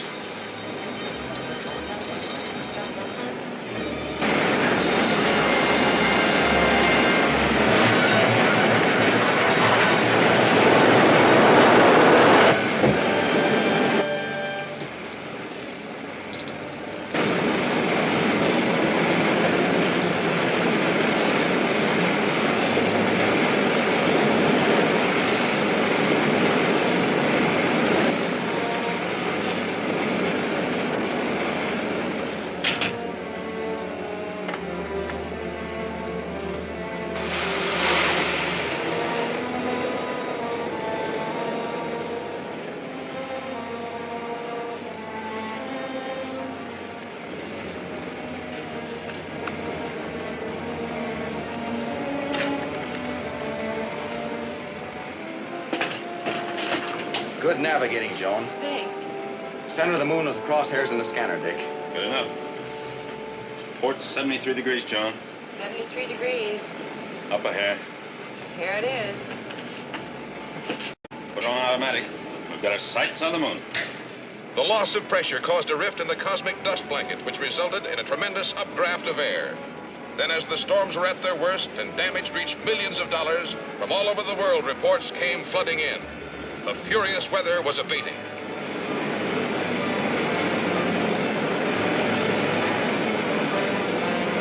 Here's a late report from our news bureau. The World Security Council has issued a bulletin that Commando Cody is en route to the moon to investigate the violent explosion which apparently caused the shift. Stay tuned to this station for further reports. We better report to the ruler and ask for instructions. Right.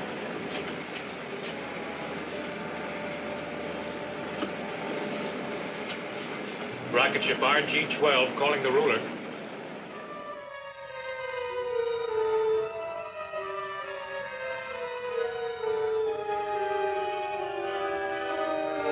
Rocket ship RG-12 calling the ruler. The ruler will listen. Go ahead, Sarek. Earth radio reports Commando Cody en route to Moon to investigate explosions there, Excellency. Change course to intercept and stop him at once. Here's to obey, Excellency. Ruler calling Moon base.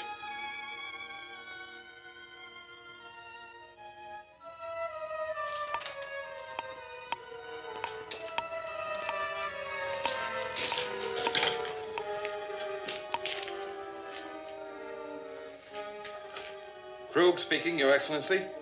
Was the underground ocean of liquid hydrogen disturbed by the first blast, Krug? No, Your Excellency.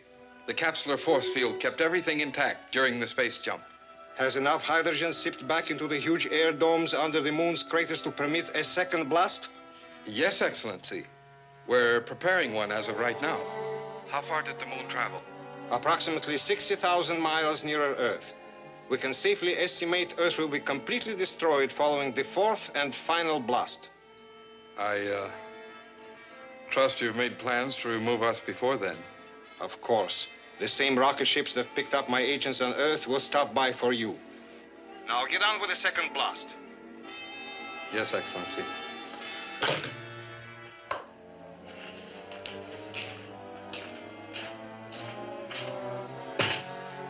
Timer set?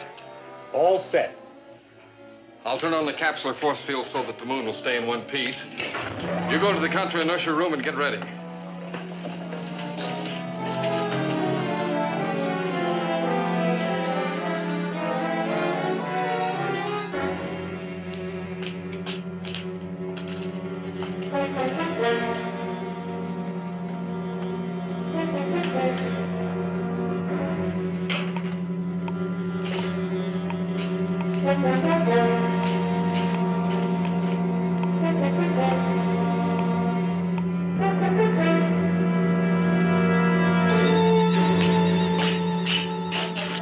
Everyone take a deep breath.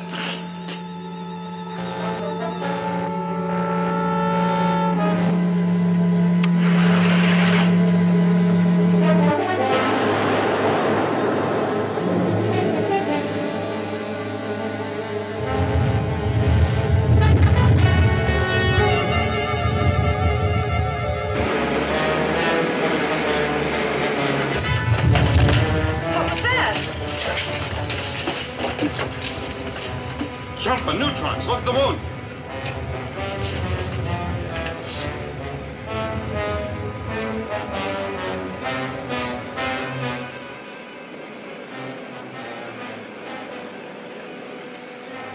It stopped. What causes it, Commando? The first shift I attributed to some unknown but natural cause. The second allows but for one explanation. A ruler. I'm afraid so. Uh-oh, radar warning. Take the controls and swing to 60.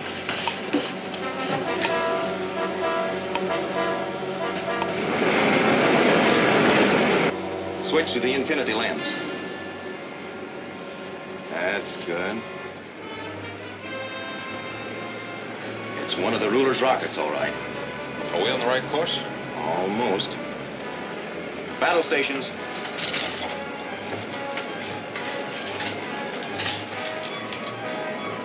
Looks like he hasn't seen us yet.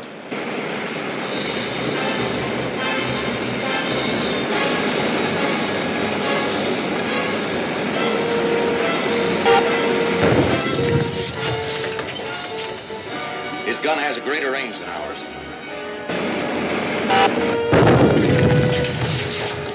Hey, that was too close.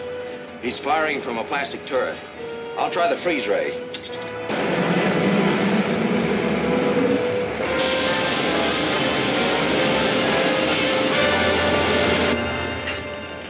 The turret's clouded. I can't see to shoot. I'll have to make a run for it. That did it. He's on the run. Then let's close in and finish him quick. No, it's more important to reach the moon. Get back on the original course and increase the fuel feed. Right.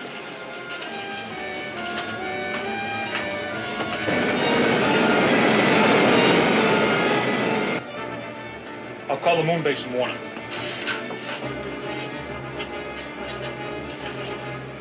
Rocket ship RG-12 calling moon base.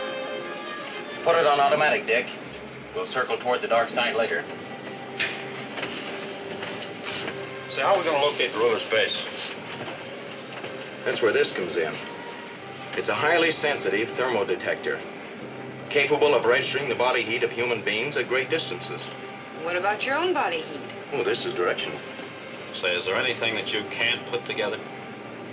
Trouble with the broken egg once.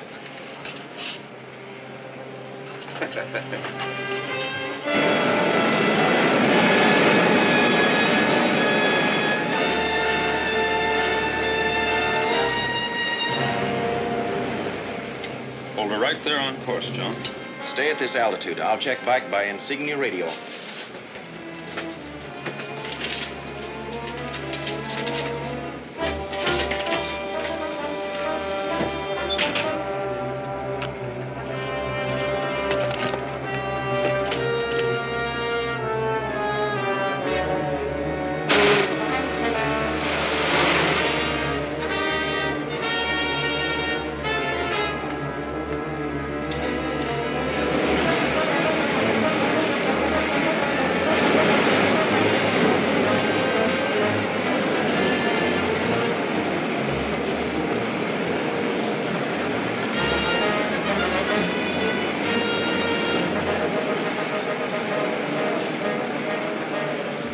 Hello, Dick. Yes, Commander? I have a thermo reading already. Looks like the center of the crater. We'll keep a spot on the scanner and let you know if we see any activity. Right.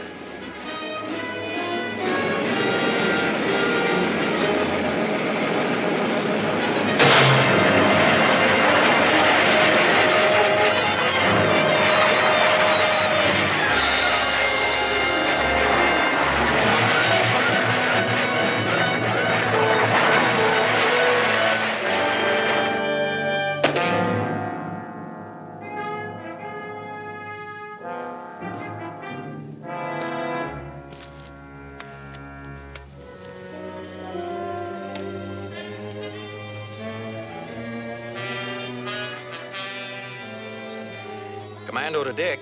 Commando to Dick. Yes, Commando. Just checking the insignia radio to see if the moon's low gravity was having any effect on communications. I don't feel like I weigh more than 40 pounds. You're coming in strong, sir. Good. The thermo detector points the way to a cave. I'm going in to investigate. All right, sir.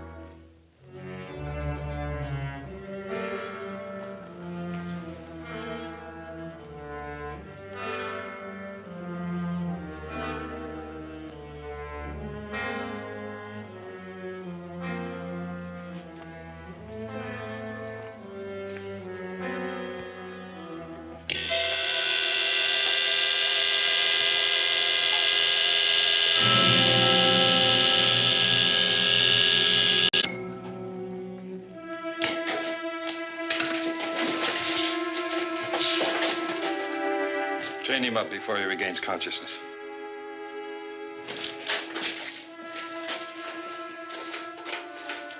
Yes, Your Excellency.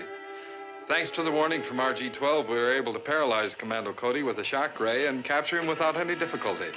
Arrange for me to speak with him, Krug. At once, Excellency. Is Cody within sound of my voice, Krug? Yes, I can hear you. And there are a few things I want to say. Respect for the ruler. Oh, let him speak, Krug. It will be for the last time. You know, Cody, the next hydrogen blast will send the moon hurtling to within striking distance of the Earth. Too bad it will not be alive to see the final collision. You mean you're actually planning the total destruction of the Earth? To put it a little more accurately, let's say I plan to pulverize your world completely. At my bidding, the moon has been transformed into the largest guided missile ever to be fired by man. You're not a man, you're an insane monster. Krug, be sure Commander Cody has a front row seat for the next moon jump. It shall be done, Excellency. Timer is set, Krug. Go to the counter-inertia room. You'll have a good view of the timing mechanism that allows us to get into the counter-inertia room.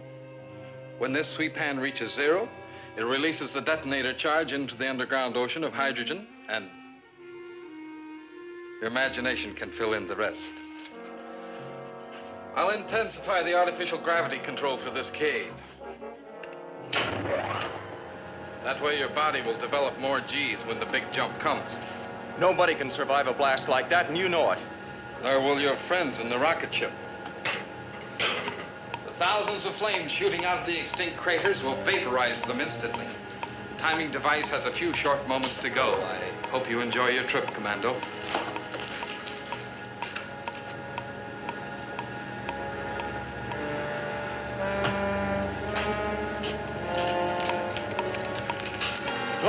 Calling Dick, come in, hurry. Commando calling, answer, Dick. Yes, sir. You've got to work fast. Convert your insignia radio to the energy band and send out a mold array. But, sir, a modal ray will destroy your set. We'll be out of contact. It'll be worse than that if you don't hurry. All right. All ready, sir. All right, Dick, let her go.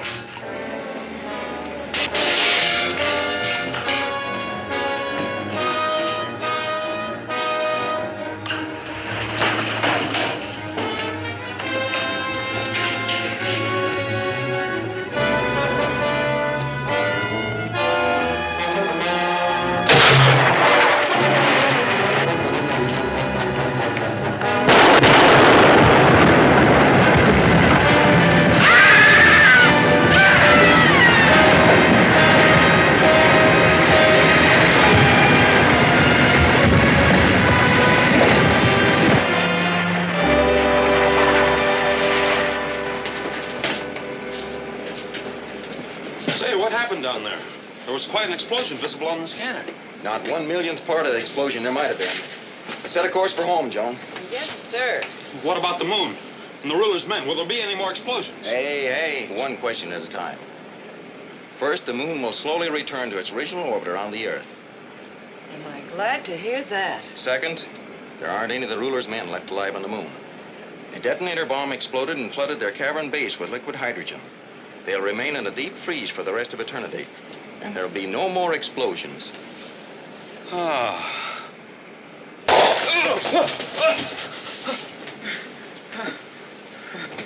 Oh.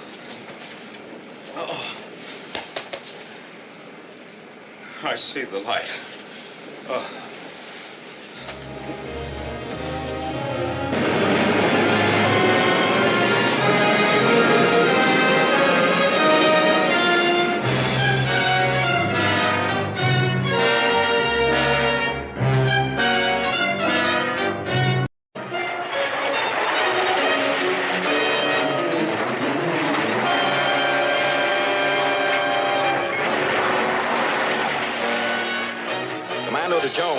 Commando to Joan.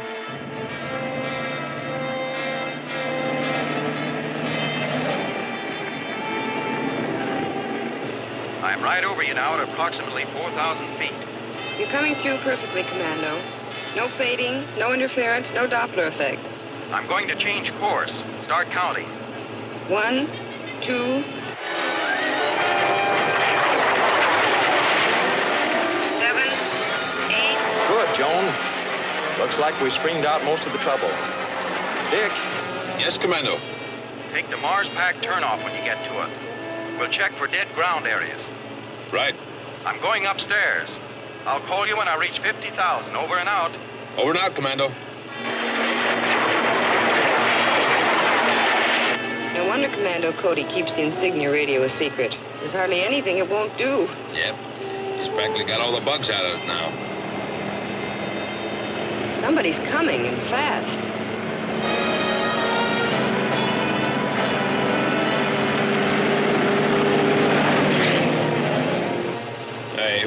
think they are.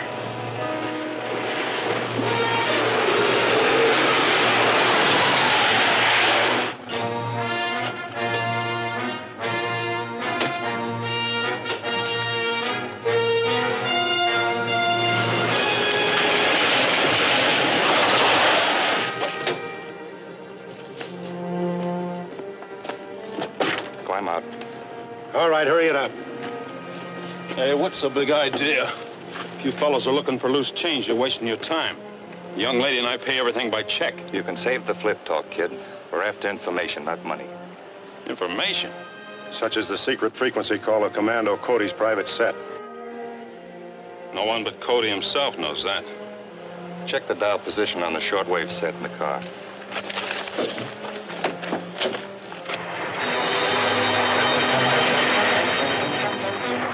Commando to Joan. I've reached 50,000. Commando, cut out! Trouble! Run, Joan!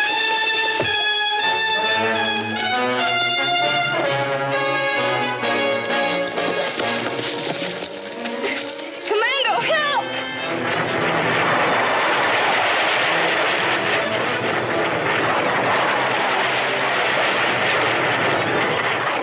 That must be the radio. It is. Let's go.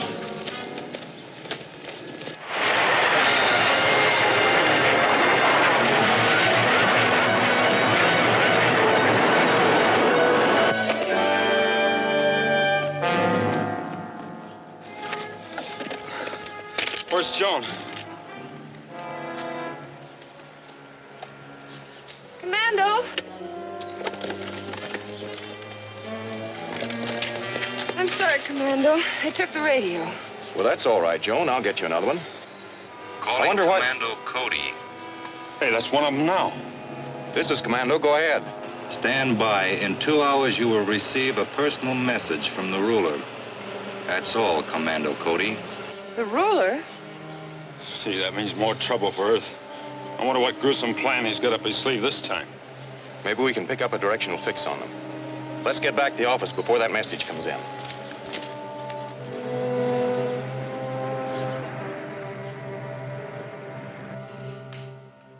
All ready at monitoring? Ready as of this moment, Commando. I'll try to keep the ruler talking as long as I can. What possible threat to Earth is there? As long as the cosmic dust blanket is protecting. Shh. Time. Commando Cody, this is the ruler. They're on. This is Commando This Cody. is the first of 7 Before you say any more, communications which I have prepared. 7 times will you Recording. hear my voice. And 7 times will the people of your doomed Earth see my power to destroy you multiplied in the skies. My next communication will come in exactly 1 hour from now. they're cut off.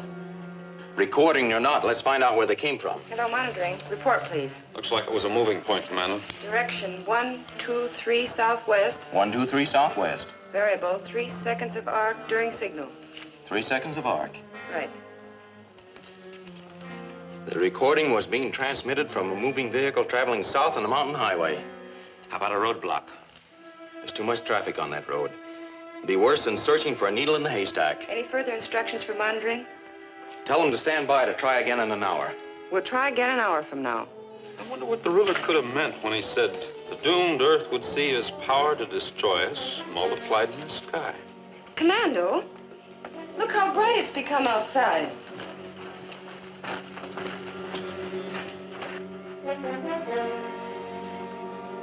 What makes the sun so hot? It's so bright I can't see anything. Hand me a polarizer, Dick.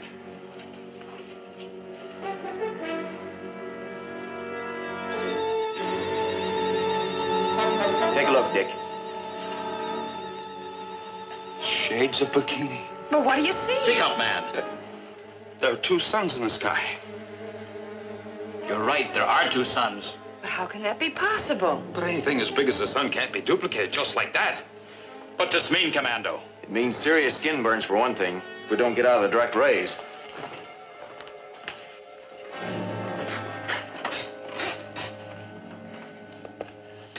Earth can survive the heat of 2 suns, but only through stringent worldwide emergency measures.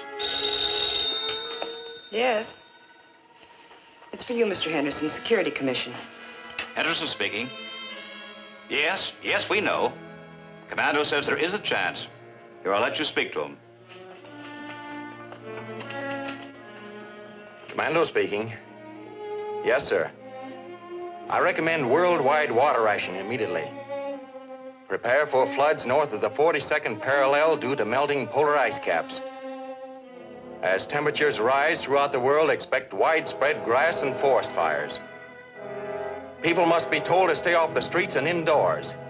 Attention all citizens. Attention all citizens. Go to your homes at once and stay there. This is an emergency. Stay off the streets. Attention all citizens. Stay off the streets. Go to your homes and await further instructions. Attention all citizens. Stay off the streets.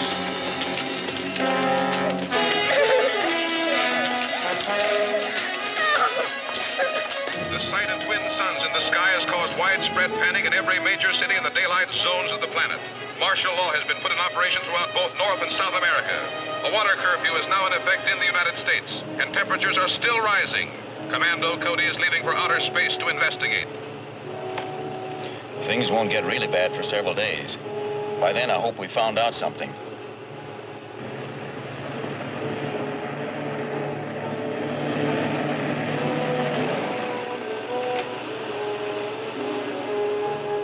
Calling post number one. Calling post number one. Post number one. This is Commando Cody. We're entering the rocket area. Clear us with the other post. Yes, sir. Calling post number two. Calling post number two. Post number two. Commando Cody coming in.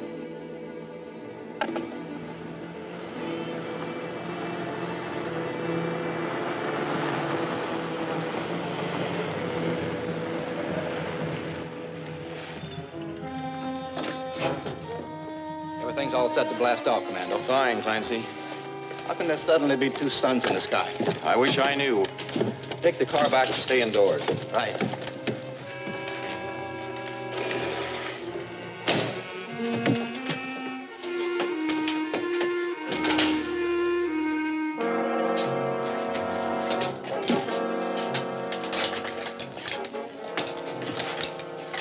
Ruler's number 2 communication will be due in about 8 minutes, Commander. I know. I want to get above the dust blanket before then.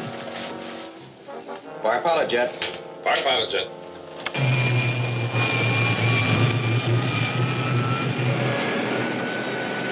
Fire main jets. Fire main jets.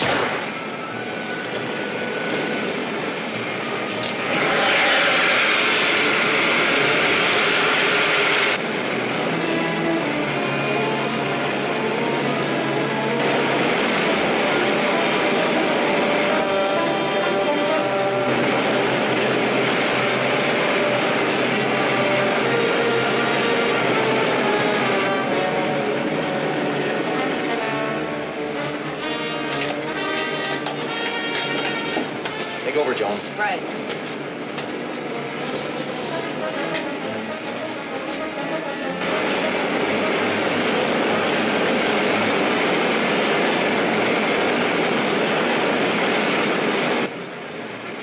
We're nearing the dust cloud. Turn on the dispersal ray.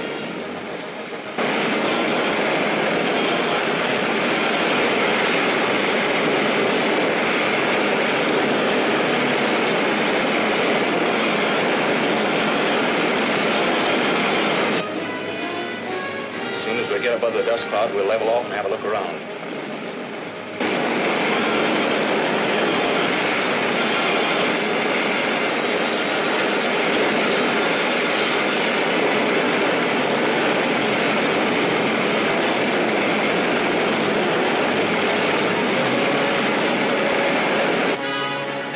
See if I can center those twin suns on the scanner. Make it 90, Joan. 90.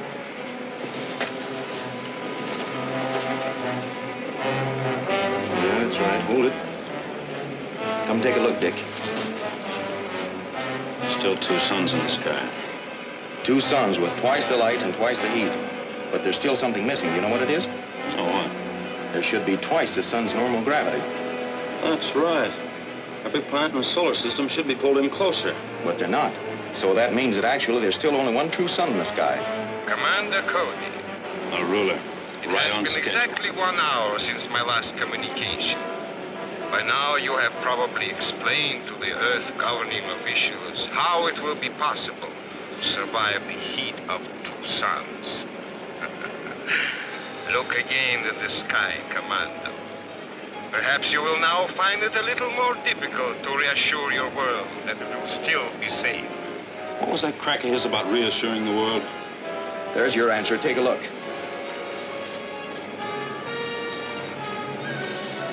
Oh, no. The ruler must be a madman. I know he is. Unfortunately, he's also a scientific genius. But how does he do it? Calling Commando Cody. Calling Commando Cody. Commando speaking. Commando, have you seen it? I have, Mr. Henderson. There are 3 suns in the sky. The people are shouting that this is the end of the world. Well, we're not licked yet. But this throws out all your calculations. I'll make new ones. The Security Commission wants you to return to Earth at once for a special meeting. Tell them I'll be there. Set a return course for Earth.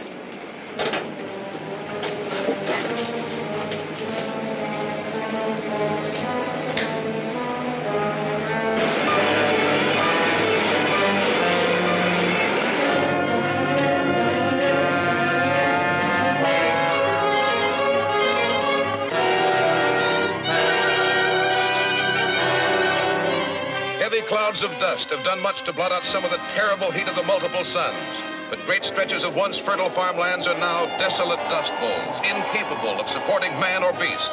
The hot winds continue to blow, sending furnace-like temperatures soaring. In some areas, spontaneous fires rage out of control. There's fear that a 6th sun to appear in the sky would spell the complete end of all life on Earth.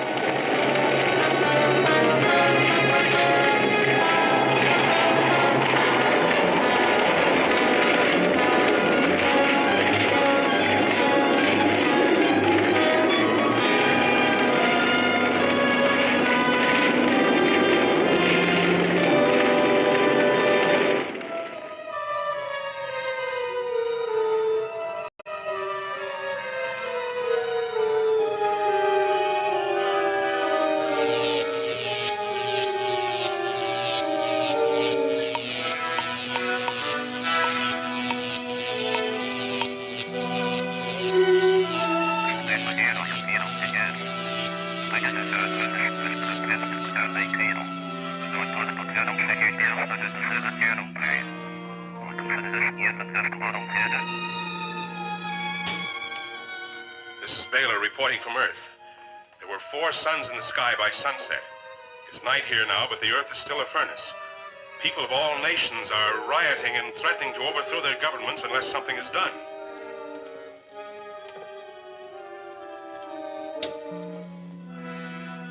Very good. Tomorrow morning there will be 5 suns in the sky. By noon there will be 6. But before then, I will communicate my terms for Earth's complete and total surrender to me.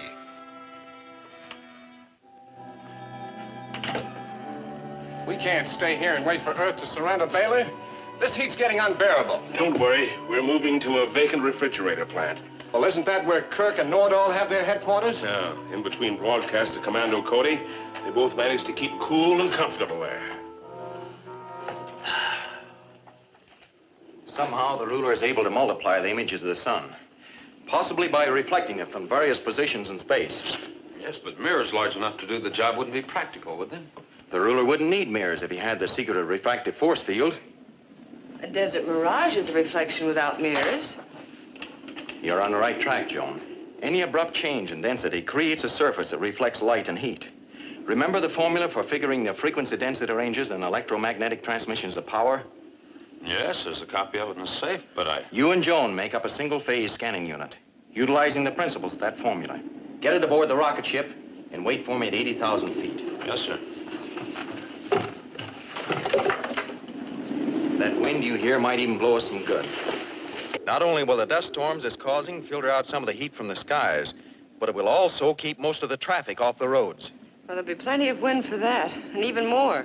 Say, maybe you'll be able to spot the outfit that's sending those broadcasts. I'm hoping so. In the meantime, you and Joan get busy on that density detector.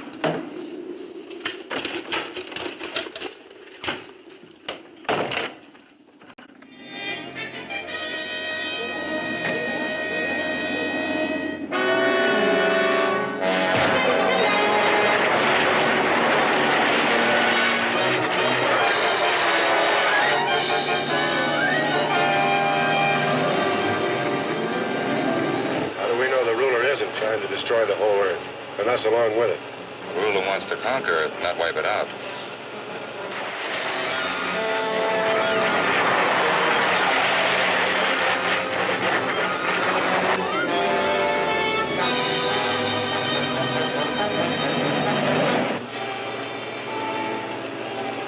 It's time. Commando Cody, this is the ruler. By this time, there can be no question in your mind but that Earth is doomed. Tomorrow morning, 5 suns will rise above the horizon to blister your world. The next move will be up to you. You will have 12 hours in which to arrange for Earth's unconditional surrender to me.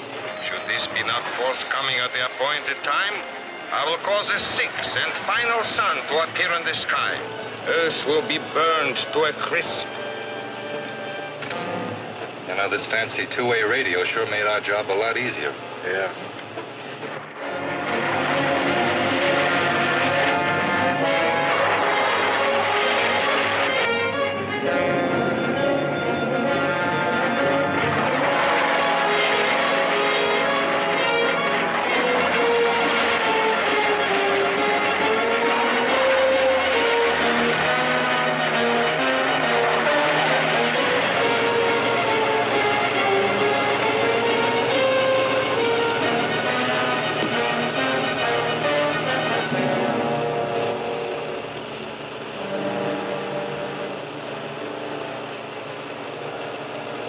We may as well go back to the hideout.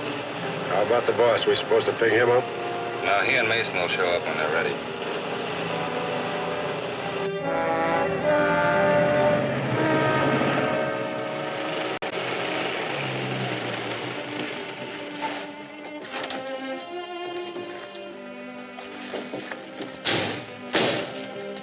Hi, Clancy. Did Henderson call you? About 12 minutes ago. Everything's all set for the takeoff. Good. Back the car to the blast area, will you, please? Right.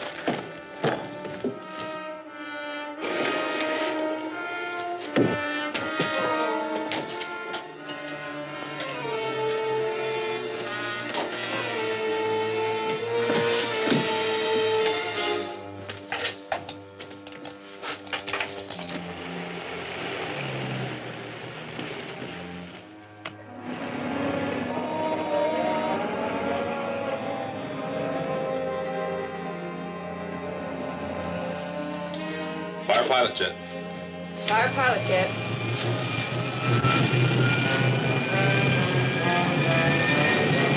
Fire main jet. Fire main jets.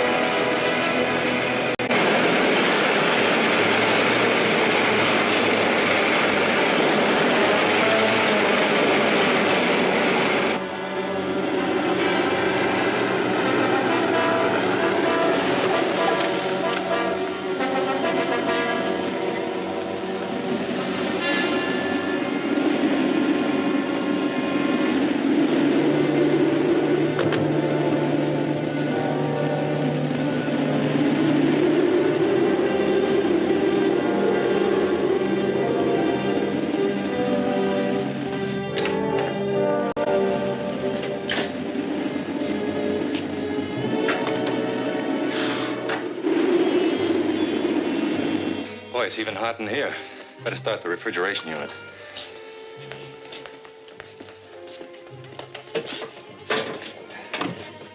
I'm gonna hide this before Baylor and Mason get here. Aren't you going to let him know how we kept in contact with Commando? And let him take all the credit with the ruler? Oh, no. Let's play it smart. And maybe someday Baylor will be taking orders from us. I'll take that. Commander Cody. Toss it here. And be careful how you handle it. This trigger is very delicate. I'm interested in finding out who this Baylor is. And so long as he's due here, we'll just wait for him.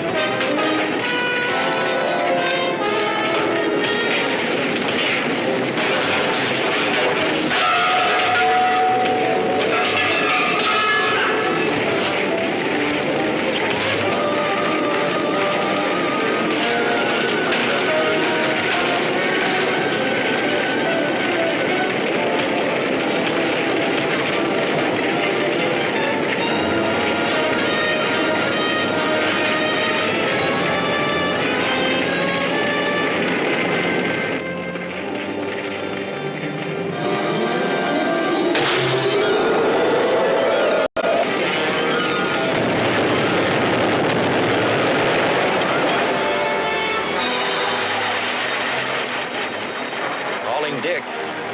Commando calling Dick. Where are you, Commando? On my way to rendezvous point 6623. I'll be right there, sir.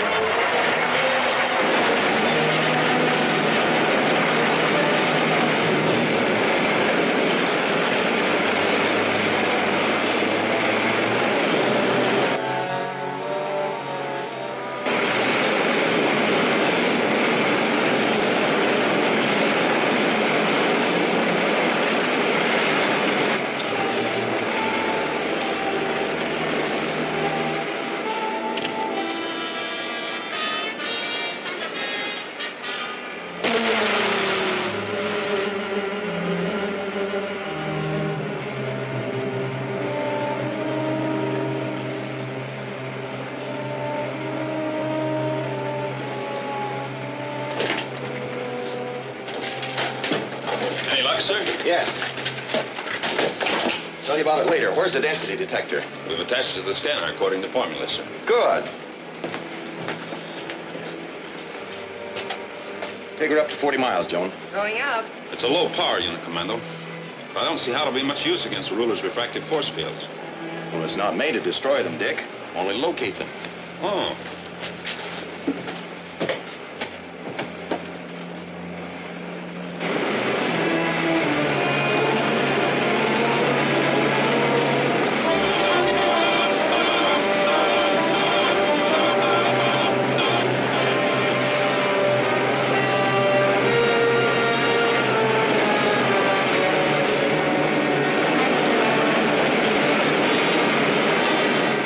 Altitude 40 miles, Commando. Make it slow 90, Joan. Slow 90.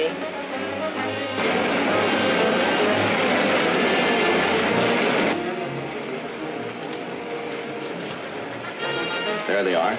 Yeah, all 5 of them. Hold it right there, Joan. Holding. What now, Commando? Ready the ray gun for combat. You gonna try to shoot out those extra suns? In a way. According to my figuring, the ruler is using 3 rocket ships for each refractive force field. By knocking out 1 ship in each triangle, we'll be able to clear space of each one of those reflected suns. Yes, but it might take days to locate those ships, Commander. That's why I had you and Joan put together this density detector. Oh. The ruler's ships are going to furnish us with their own range and position. Take a look. By golly, Commando, it works. We've only started. Elevate 14. Elevate 14. That's it. Hold it steady. Holding steady. Fire.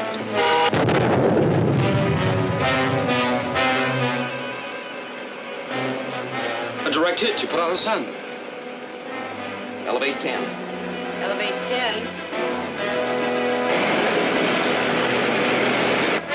That's it right there.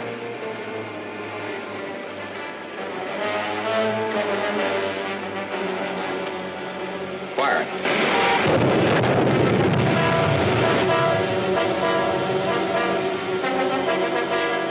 Two down, 2 to go. Lower 8. Lower 8. Steady right there, Joan. Steady she is. Fire.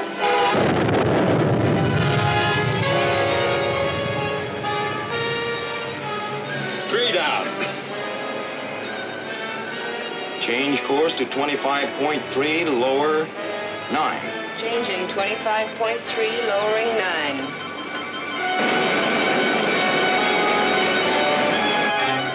That's it. Hold it. Fire.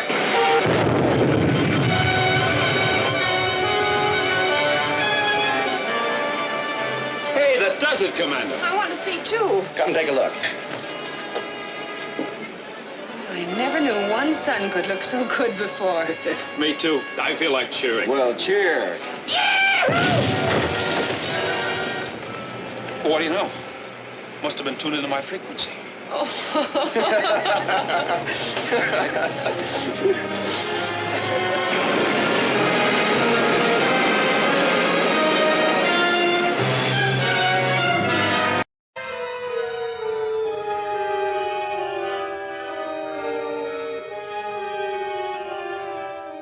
Calling rocket R13. Calling rocket R13.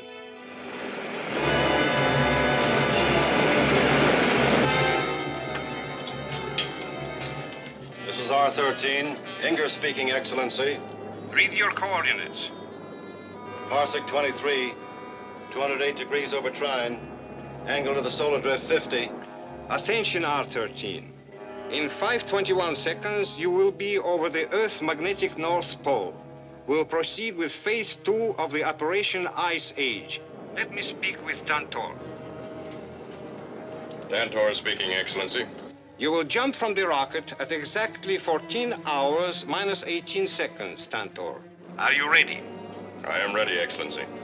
The repel array-treated plastic coverings will protect both yourself and the Magna terminal from Commando Cody's dust blanket, so you have nothing to fear. I have no fear, Excellency. But the entire planet Earth will have much to fear. And soon, huh, Tantor? It is your will, Excellency. Sign off now and stand by.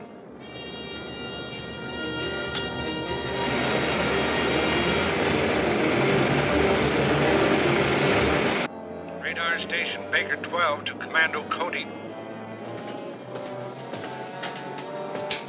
Go ahead, Baker 12. Unidentified ship now cruising at an altitude of 80,000. Earth longitude 40. Latitude 105. Over. Check, Baker 12. Investigating. Over. Got that, Dick? Check and double check, Commando.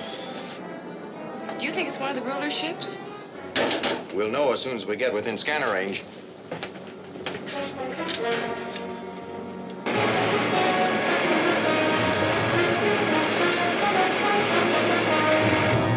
Hold it, Dick. I picked him up. It is one of the ruler's rockets, but he's headed for outer space at full speed. Will we follow them, Commando? No, we'd have to switch to overdrive to catch him now. Besides, whatever his game was, I'm sure we've interrupted it. I wonder if they could have dropped something down on Earth. Are you kidding? How could anything get through the cosmic dust cloud? No, that's right. Set a course for home, Dick. Chart the course, will you, Tom? Right away.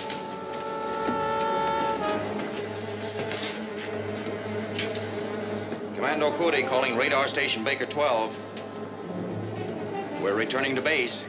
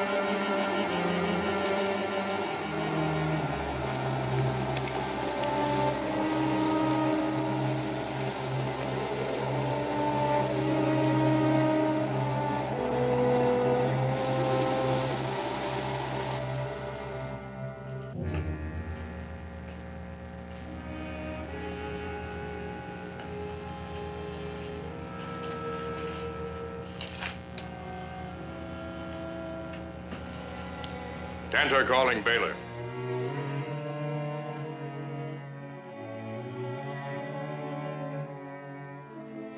Phase 2 is completed.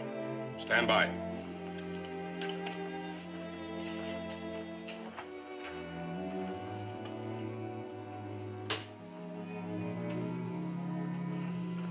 This is Baylor reporting from Earth. Tantor has just completed Phase 2 of Operation Ice Age and is standing by to commence Phase 3.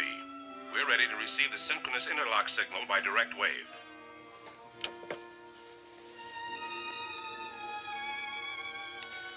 Calling station X7 on Saturn. Calling Station X7 on Saturn.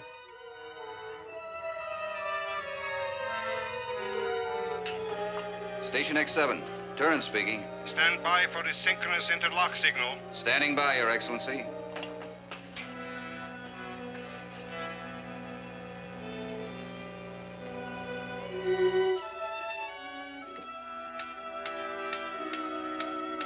Are you picking up the timer signal all right, Tantor?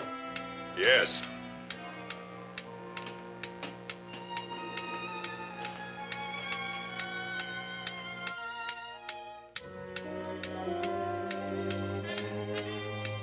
Now!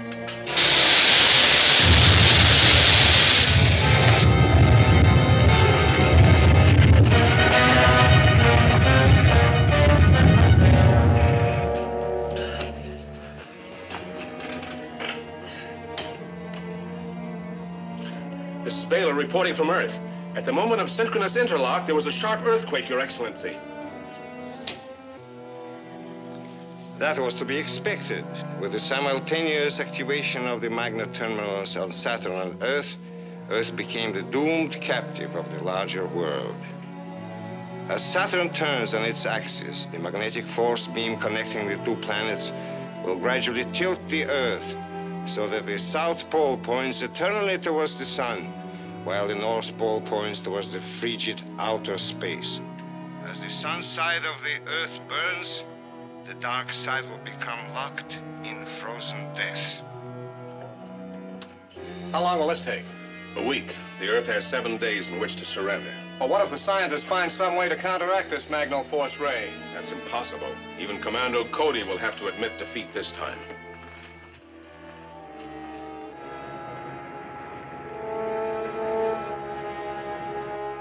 Iceland, New Delhi, Cape Town, Melbourne, and the seismograph station at Little America.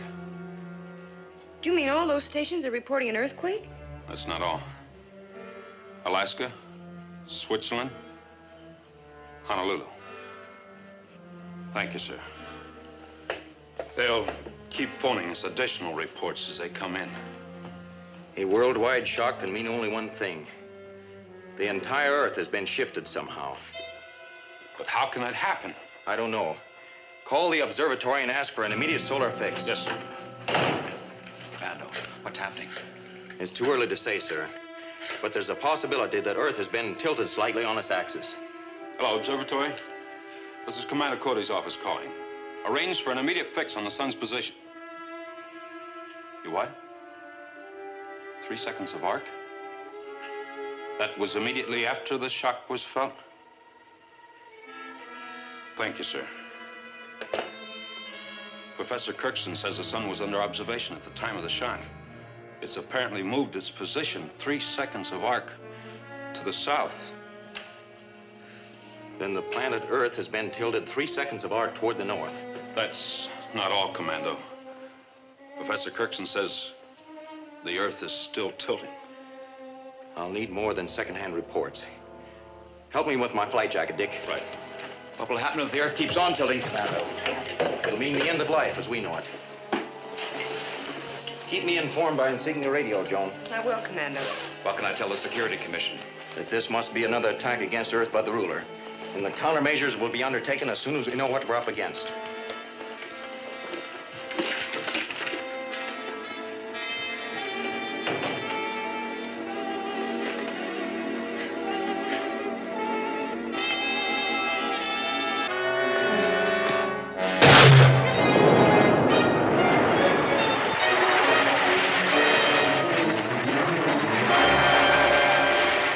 Results are just beginning to be known, regardless of what caused the Earth to shift.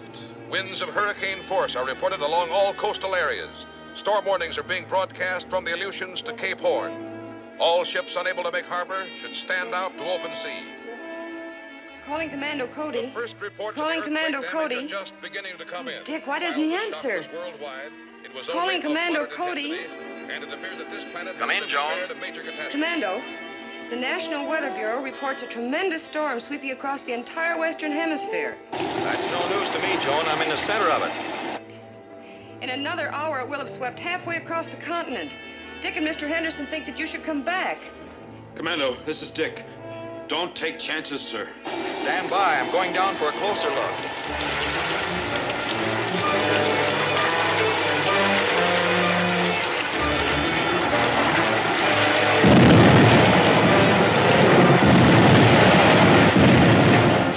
Calling Commando Cody. Come in, Commando. Calling Commando Cody. Come in, please. Okay, Dick. It's hard to hear you. This storm is the worst I've ever seen. I'm flying low over the Pacific. Some of the waves are bigger than mountains.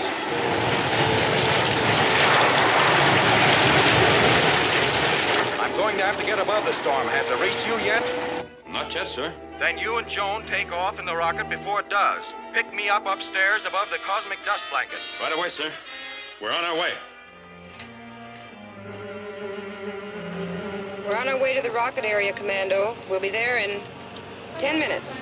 When you take off, set a rocket course of 175 degrees and start scanning for me at 100,000 feet. Check, Commando. I'm heading into the dust layer now. Hope the dispeller tubes weren't damaged by that storm down below.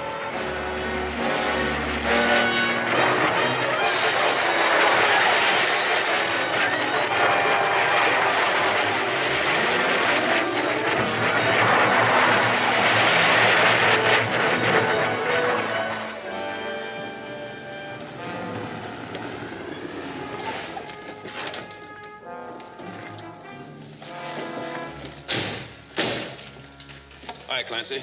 Did Henderson call you? About 12 minutes ago. Everything's all set for the takeoff. Good.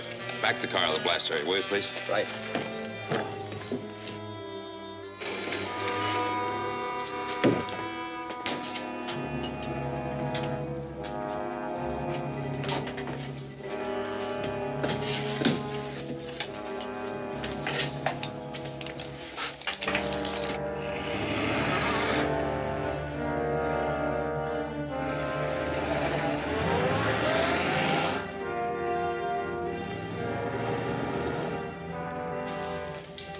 Fire pilot jet.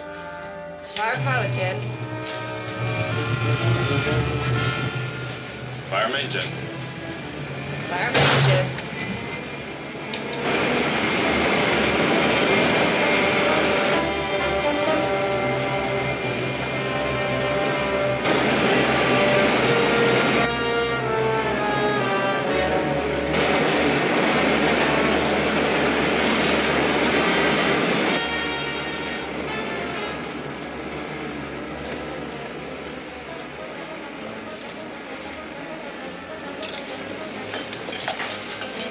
Well, that was good co-piloting, John. Hold her steady as she goes until we get through the cosmic dust layer. Isn't it about time to turn on the dispersal ray? Right. Turn it on.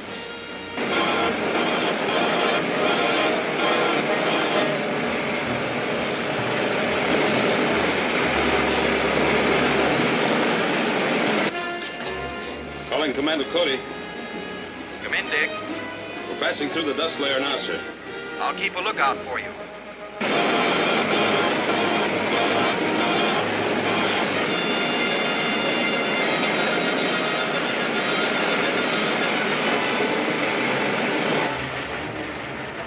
I see you, Dick. Make a night in, you'll pick me up on the scanner. Make a night in, John.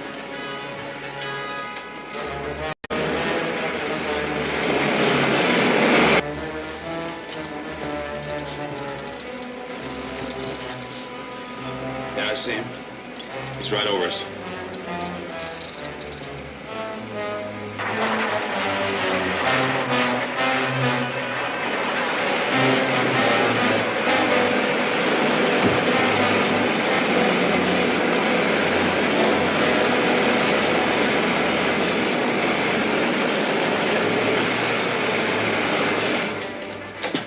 Good rocket piloting, Joan. Say, what'd you find out? Set a course for the North Pole and put all controls on automatic. I'll bring you up to date as I talk to Mr. Henderson.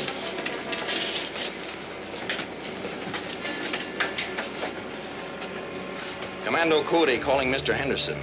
Calling Mr. Henderson. This is Henderson. Come in, Commando. The Earth is being tilted at right angles to its axis at the approximate rate of 15 seconds of arc every 5 minutes. Did you find out what is causing this, Commando? The violent storms indicate a powerful magnetic disturbance centering around the North Pole. It may be that Earth is being tilted by a magnetic drag from another and larger planet. Can we stop this thing? I don't know yet. Have there been any reports of temperature gradients around the world?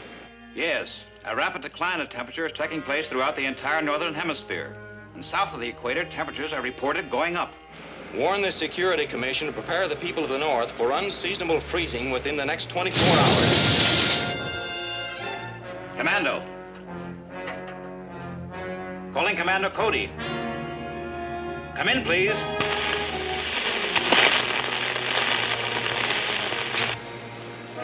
We'll be without radio contact as long as we're anywhere near the North Pole. You mean that noise has something to do with the magnetic drag you were talking about? What's more, it's going to lead us right where we want to go. Take over from automatic, Dick. Aye, sir. Joan, keep an eye on the scanner.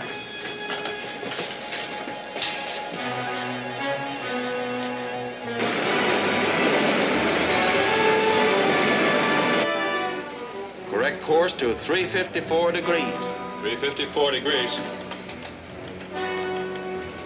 By using the entire rocket ship as a direction finder, we ought to be able to hit right into the heart of trouble.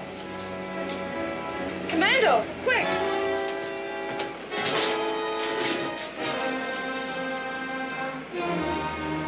It's a magnetic force field, all right.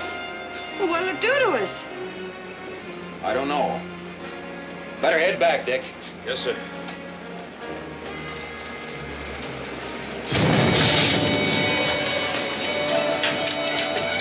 Commando!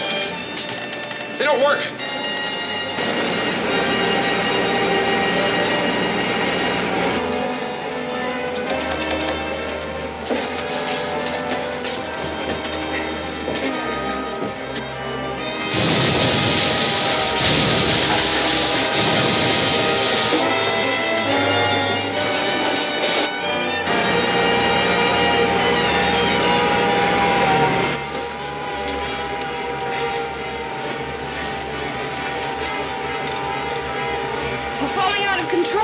Emergency stations.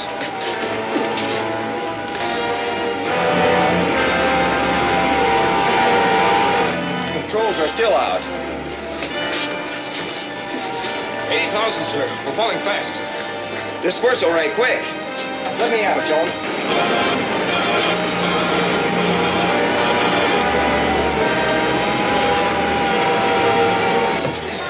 Now, Dick, all together. With the controls on manual, it takes plenty to operate them. You can say that again.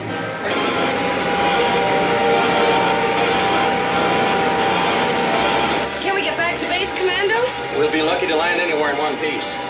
See if we're far enough off the magnetic force field to raise Henderson.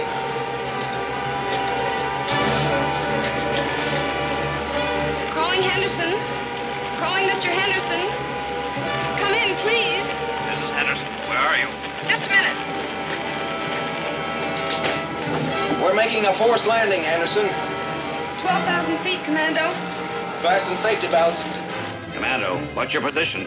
The best I can give you is approximately 32 miles south of the magnetic pole. Joan, strap yourself in. Commando. Calling Commander Cody. Come in, please.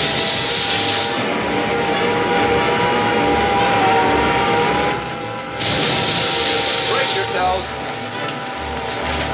Calling Commander Cody. Calling Commander Cody. Come in, please. Henderson calling. Calling Commander Cody. Come in, please. Henderson calling Commander Cody.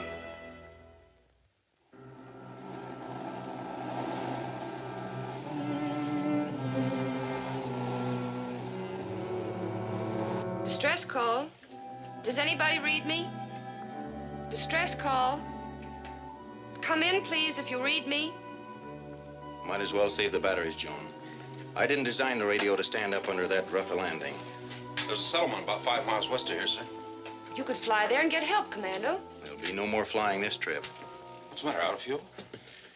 When you picked me up, I had about 4 minutes left. Flying through that storm really used up the power supply. You know, you should have worked in a meat market, Commando. I never knew anyone who could slice it so thin.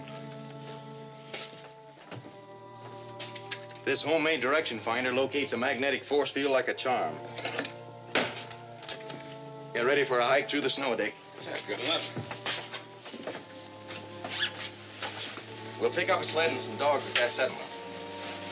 You stay here, Joan. We'll send a relief party back to try to dig the rocket out of snow and free the jets for takeoff. They'll need your supervision. Well, if you put it that way.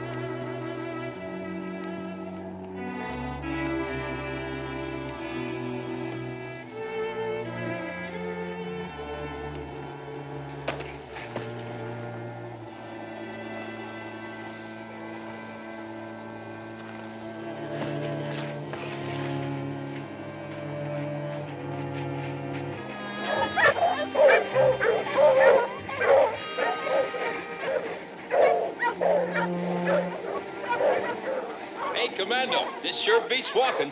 Boy, am I glad they could outfit us back in the village. These pockets feel good. Take another bearing, Dick. Yes, sir. Bearing reads the same, sir.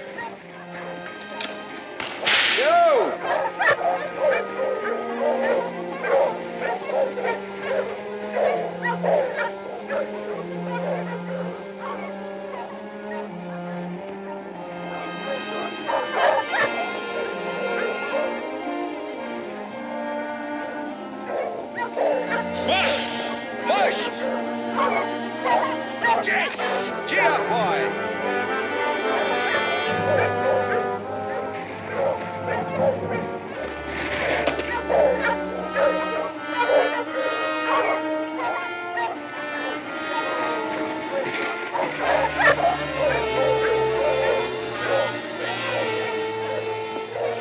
Oh, boy! Hold it! Steady!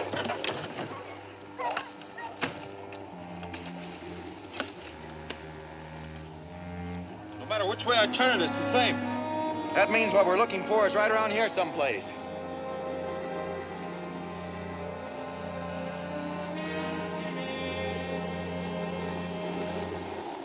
Hey, look at that. Get the team ready for a fast getaway in case that's the place I think it is. Right.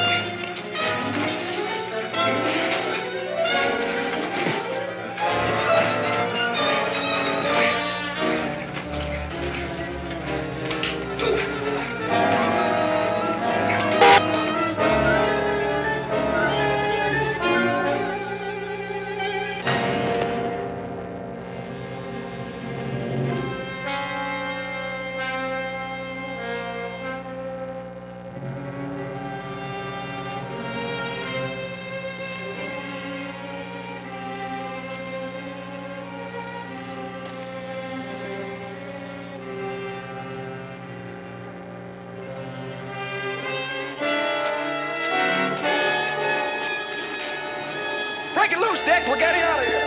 You act like you've been slicing it thin again, Commando. About 2 minutes, then. March!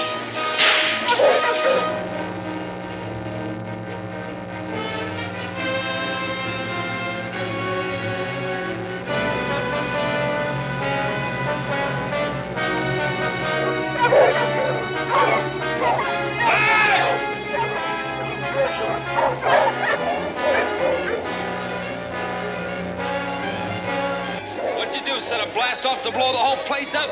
It's more than that, Dick. What happens when you stretch a rubber band as far as you can, then cut it? It snaps back. Right. And that's just what's going to happen to the whole world any time now. March along, boys. Get out. Get out.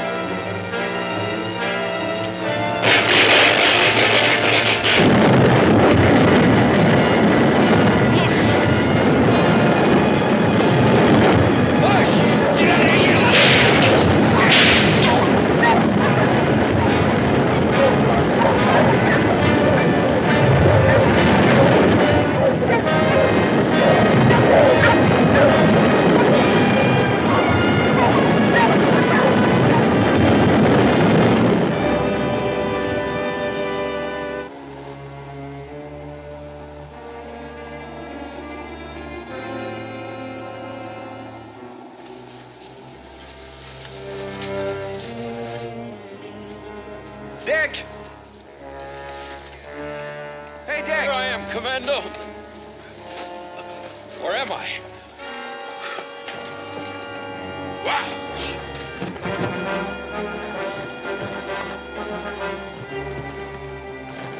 Hey, Commando. Look what that quake did to the river. Oh, boy, am I glad we don't have to cross it. What makes you think we don't? Joan and the rocket are on the other side.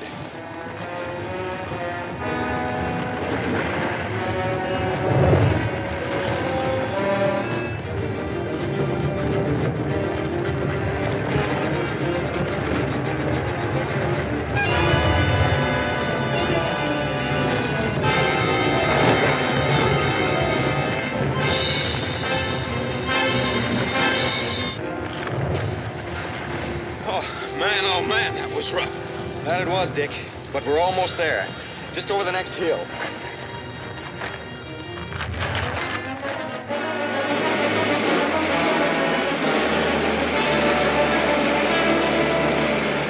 And the panic has stopped. The people are settling down. Congratulations, Commander Cody, for a job well done. Thank you, sir. We're returning to base and should be landing in the next half hour. I'll let you have my full report then. Over and out. She's on automatic, sir. Good. You know, I still don't see how it was possible for the ruler to tilt the Earth. Maybe you learned how from the Greeks. The Greeks? That's right. Over 2,000 years ago, a Greek named Archimedes said, "Build me a lever long enough and I will lift the world." Well, what do you know?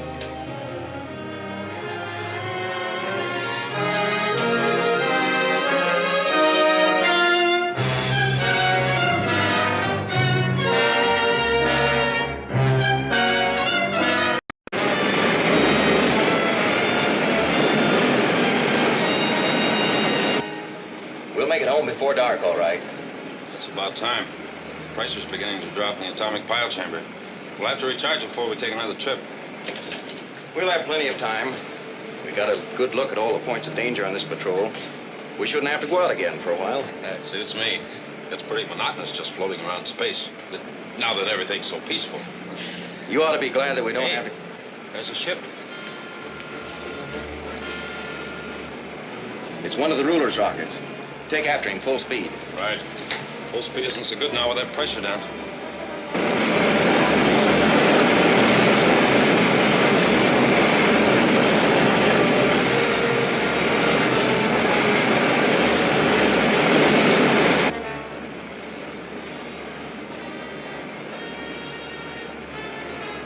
He's seen us all right.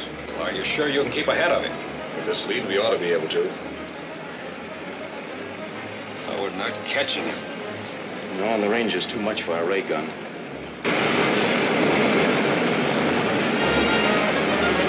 We're pulling ahead a little. Yes, you might as well get started now. Right. You're sure we're not in the field of gravity yet?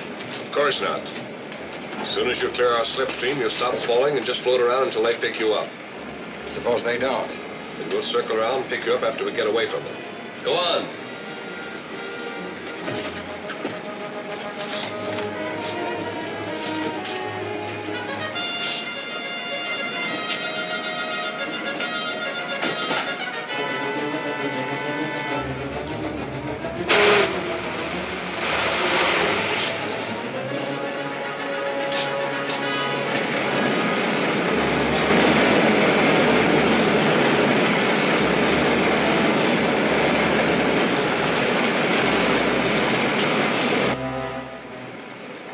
Looks like two men fighting on top of that rocket. What? I'll bring the image in a little closer.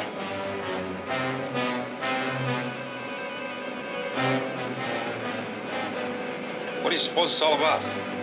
If we can keep them in sight long enough, we'll find out. Now! Right.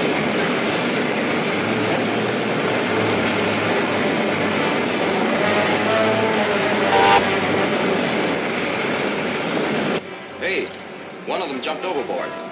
Fly under him and we'll pick him up. There's no use trying to catch that rocket now.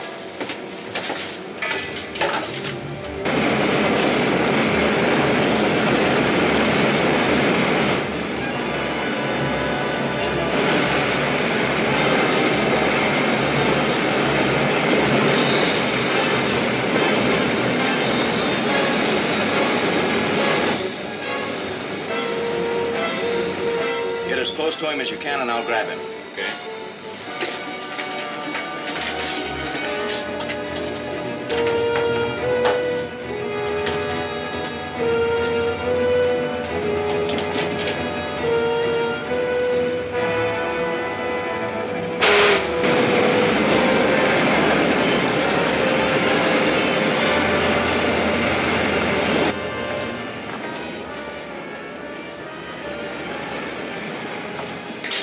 They're diving to pick him up.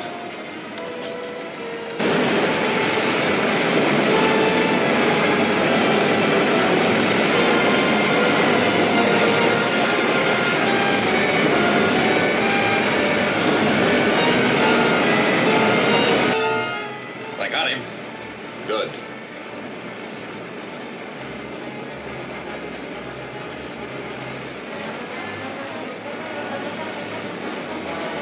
I'll report to the ruler.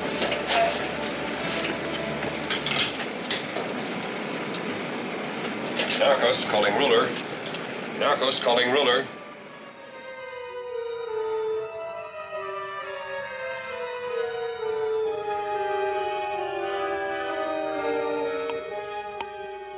Narcos calling ruler. Come in, Narcos. Your Excellency, our mission is accomplished. Balin was just picked up by Cody's ship. Good. Now proceed directly to Mercury and be ready for Cody when he gets there. Yes, Your Excellency. But we told Balin to try and kill Cody before they get there. If we can do that, so much the better. But remember, getting rid of him is only part of the job. I must have his rocket. Yes, sir. Why is that rocket of Cody's so important? It has that attachment on it for getting through the cosmic dust blanket around the Earth. The ruler will have to copy it for his own rockets before he can invade the Earth. Now, suppose you tell us what this is all about. Who are you? My name is Balin. I'm a citizen of Mercury. Mercury? Then what were you doing on the ruler's rocket? I was captured during the invasion. Then the ruler has invaded Mercury? Yes. 3 months ago, his army landed and occupied the whole planet. Many of my people were killed, and the rest are now nothing more than the ruler's slaves. They're doing their best to resist, but it's hopeless unless you can help us.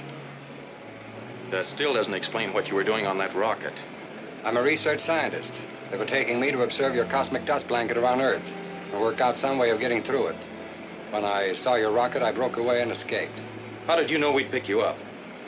I hoped you would. And even if you didn't, well, anything would have been better than being tortured into helping the ruler.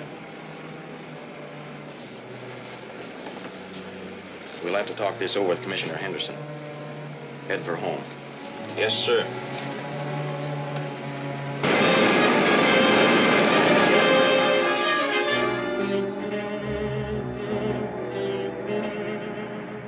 We can't even be sure this man is a Mercurian. No, but from what he told us about Mercury, I'm sure he's at least been there. His story about the ruler's conquest of the planet sounds convincing, and that's serious. It certainly is. The Mercurians are a very intelligent and hardworking people, and the planet has plenty of natural resources.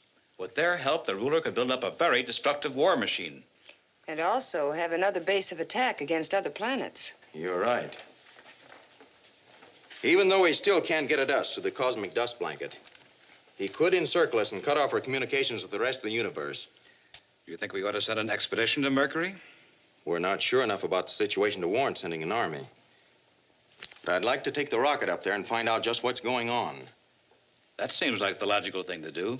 How soon can you start? Well, the pile chamber is being recharged now. We can make it day after tomorrow. Will we take the Mercurian with us? Yes, but why do you say we? Are you sure you're going along? Well, if you and Dick are going to be scouting around, you'll need someone to fly the ship. Maybe you better take her along, Commando. Of course, I was only teasing her. So let's get our supply list figured out.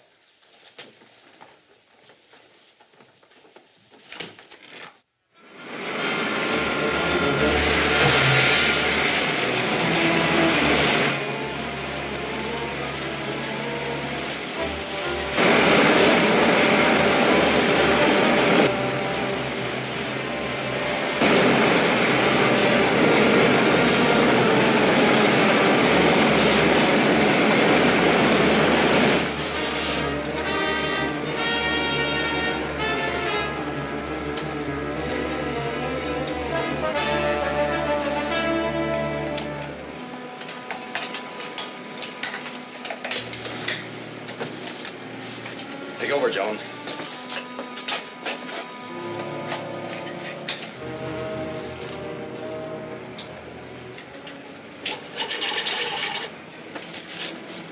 Let's see if those stores in the aft compartment are stowed all right before we hit the cosmic dust blanket. Okay.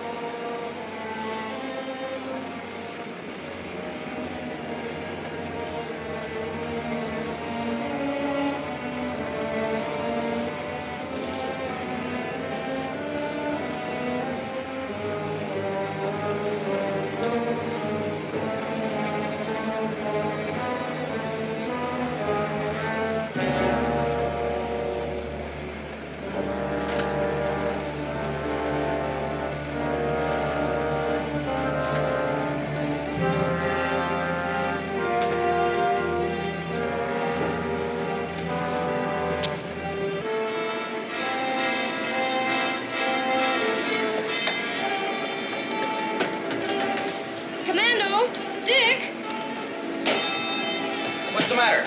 The left steering control is out. It's wide open. We're going in circles.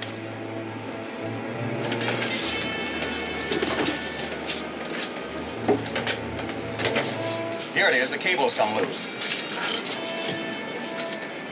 Now what? The valve must have blown clear open and gone over center. I'll have to go outside to reset it. Here, you stand by to hook this up when I get the valve back in position. Right. You'll have to go out with me and handle my lifeline. Yes, sir.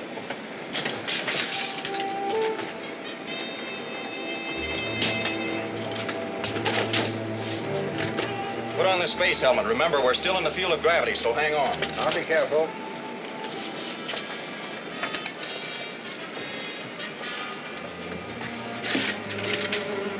You take the line and secure it when I signal.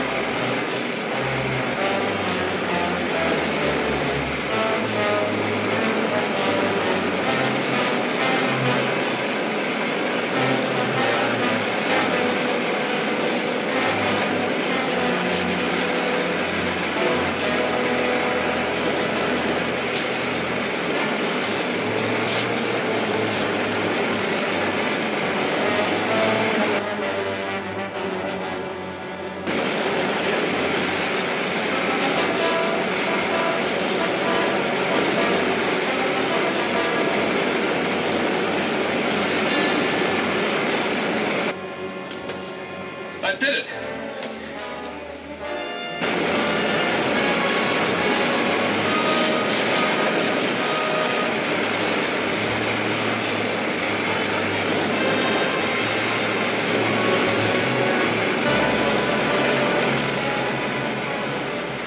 Joan, I fell overboard. We'll try to catch you, Commando.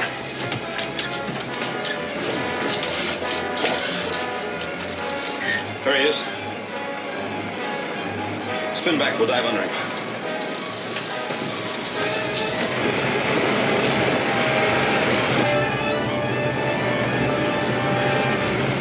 Can't we go any faster? We're all out now. Hey, we're catching him.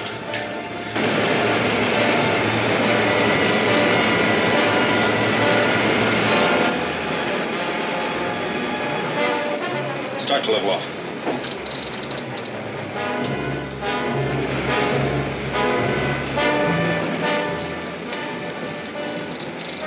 We're under him. Right. Dead slow.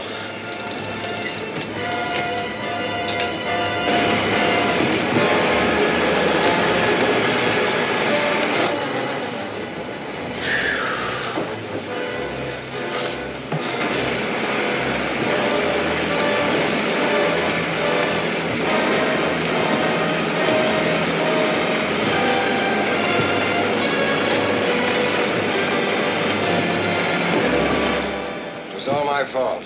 I should have noticed the rope was chafing. Yes, you should have. We're both lucky to get out of that alive.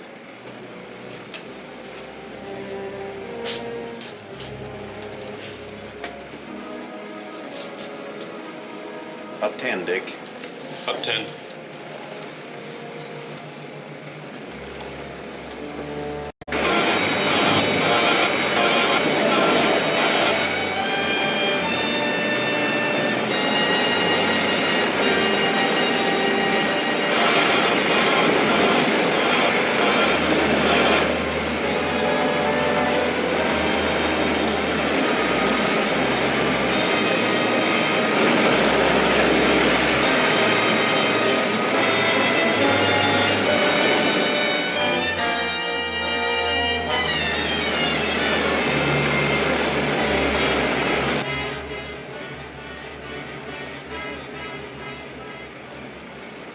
If you land in that canyon, your ship will be well hidden. You're sure there aren't any of the ruler's troops around there? Positive. Nobody even lives in that desert section. All right, Dick. Let's put her down. Going down.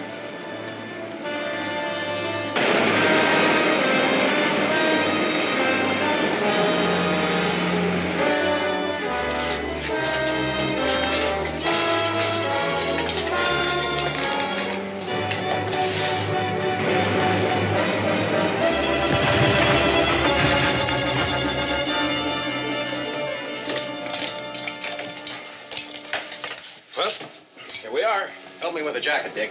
Right.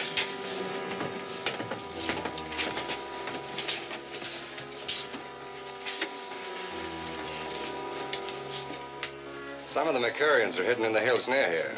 I could lead you to them. We'll try that later. I'm going to fly out ahead and make sure there's nobody else around. Get me a pistol, Joan.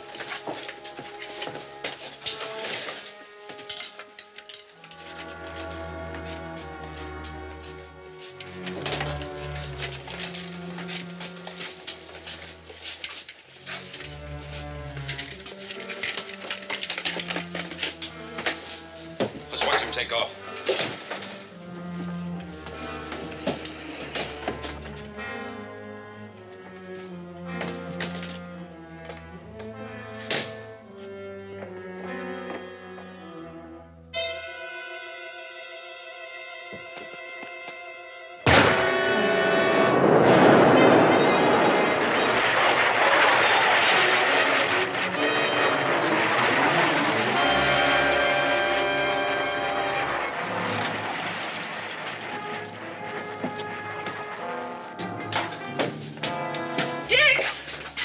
What's the idea? Stand where you are.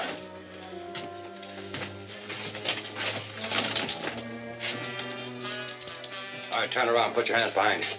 Come on, quick. Put them on.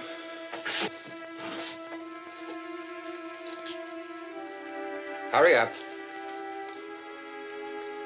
You two, come up here.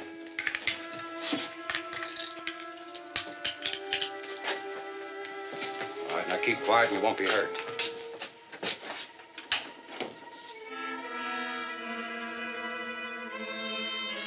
Phelan calling R7. Phelan calling R7.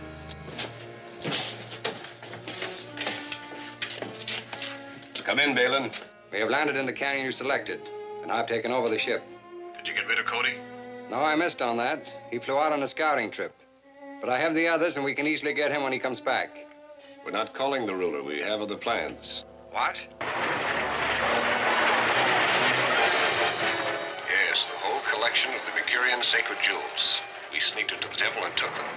Does the ruler know that? No, and he isn't going to. We'll take them with us to Earth and Cody's rocket and sell them for enough to last us the rest of our lives. If we double-cross the ruler, we won't be safe anywhere in the universe. Why not? No one can catch that rocket of Cody's, and even the ruler can't get through the cosmic dust blanket around Earth. I still don't like it, but we can talk it over when you get here. We'll be right over. All right, I'll open the door when I see you coming. All right.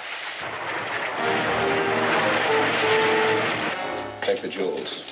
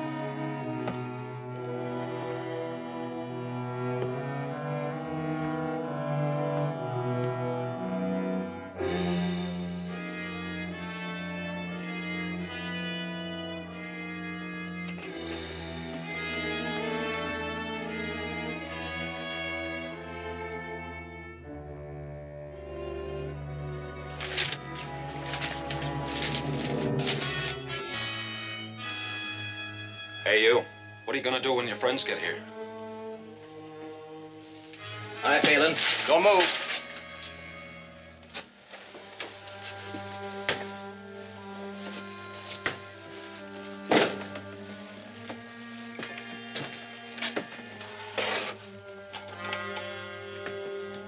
Back there.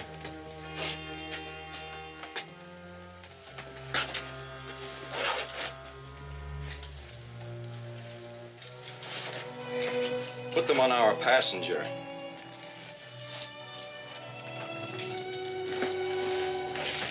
Did you hear everything? Yes. His friends ought to be here any minute now.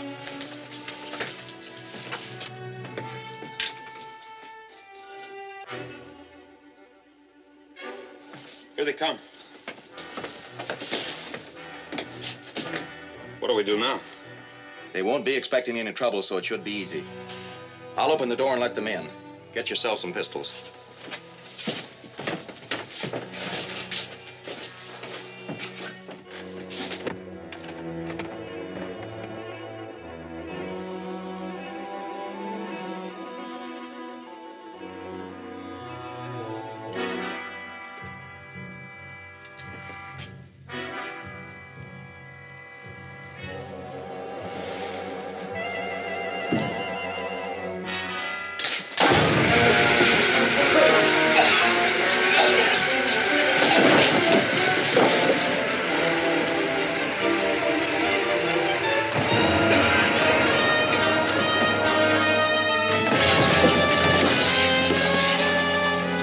What's Cody doing here? Let's find out. Put on your helmet, that's gas.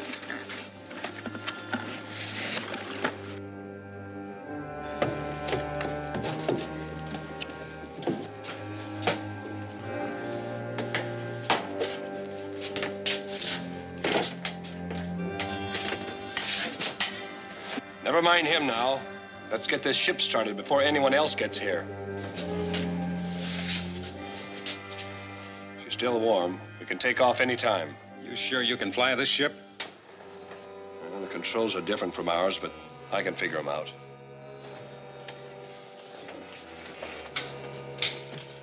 Ventilator.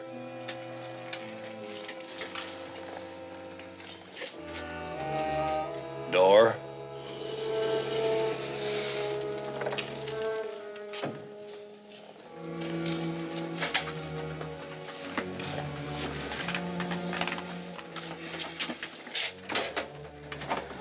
Let's try it. Buckle your seatbelt.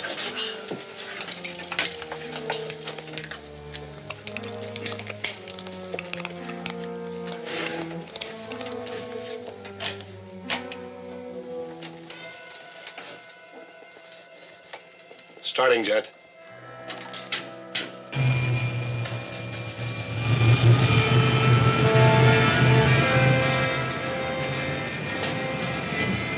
Full blast.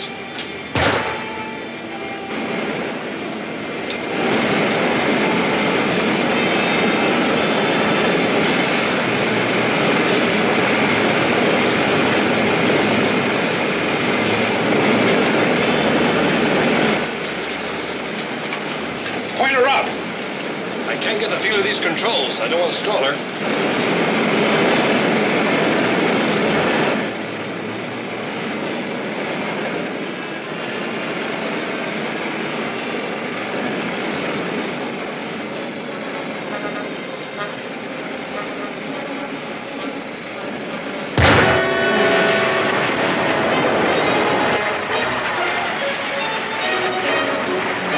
Can't you get her under control? I'm trying to. Get Balin loose. Maybe he can help us.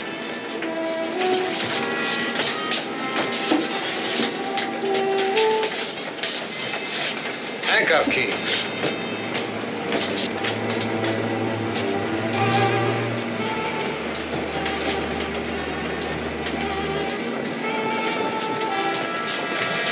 Handcuff him. I can't get her leveled off. I don't know much about it either. These controls are awfully sensitive. Just move them a little at a time.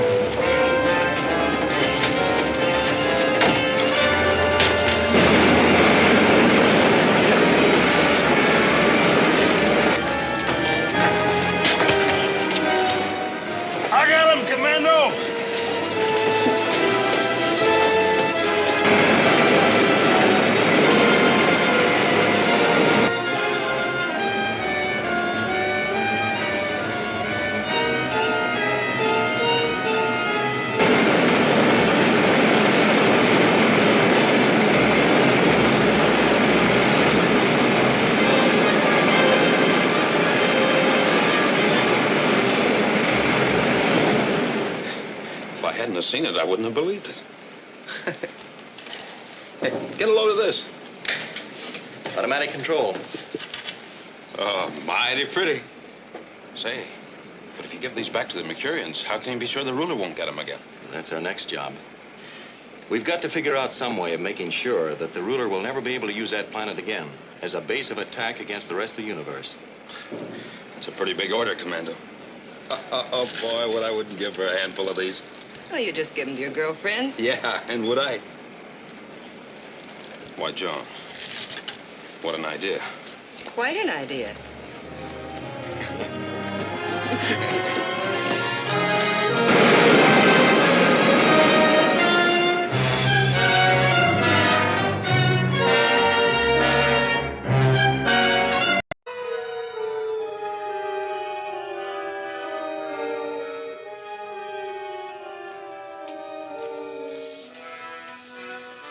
You wanted me, Excellency? Yes, I want to send a message to all main arsenals and rocket ship assembly plants. I'm going to make a mass attack and wipe out Earth defenses at one blow. My agents on Mercury have prepared a trap for Commander Cody, which should deliver him and his rocket ship to me.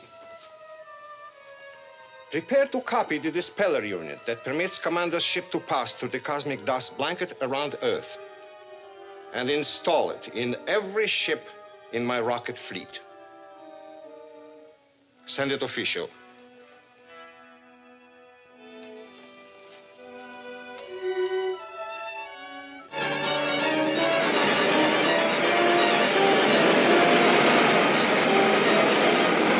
Narcos calling the ruler.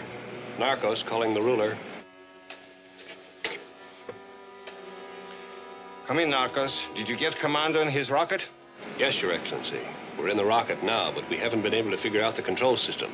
Then wait. We can't risk damaging that ship. I'll go to Mercury and fly it myself. Very well, Your Excellency.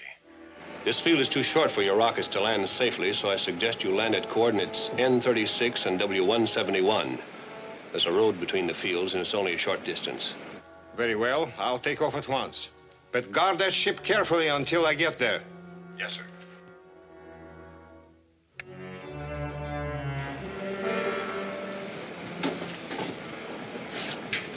Take care of it. It'll be a pleasure.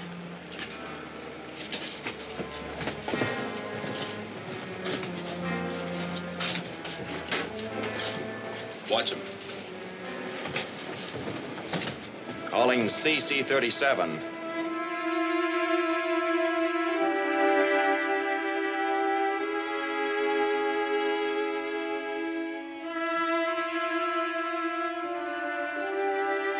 Calling CC-37.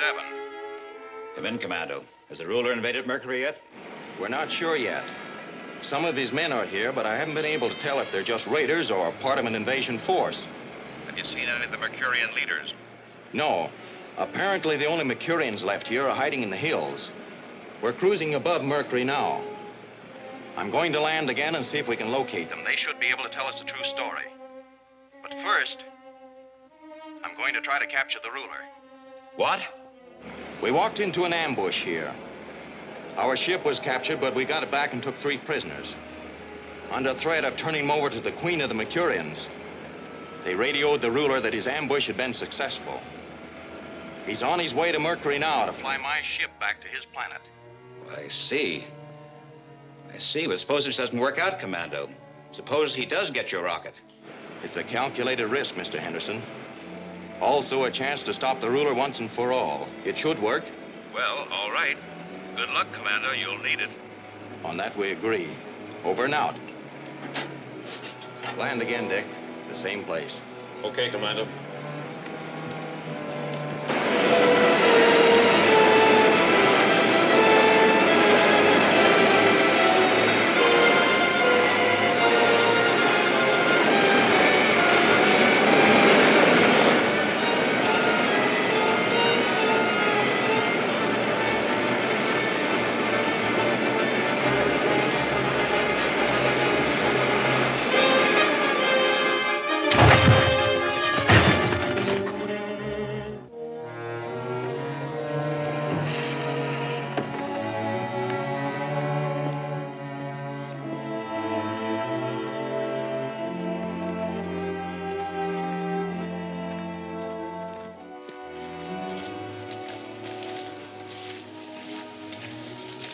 This looks like a good spot.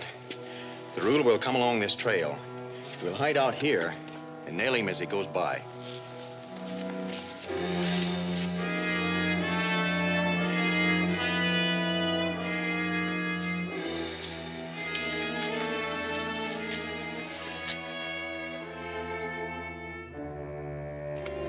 I hope we don't have to wait too long. I'm worried about our prisoners. I'm afraid they may break loose and try to steal our ship again. No danger of that. I took the needle valve out of the main fuel line. Nobody can fly the ship without it. Well, good going.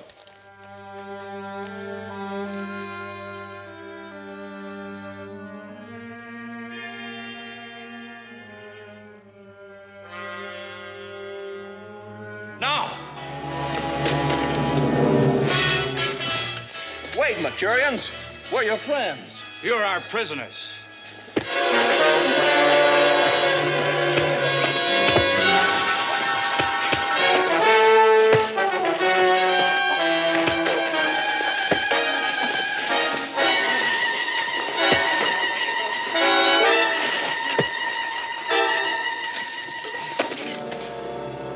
Tie their hands.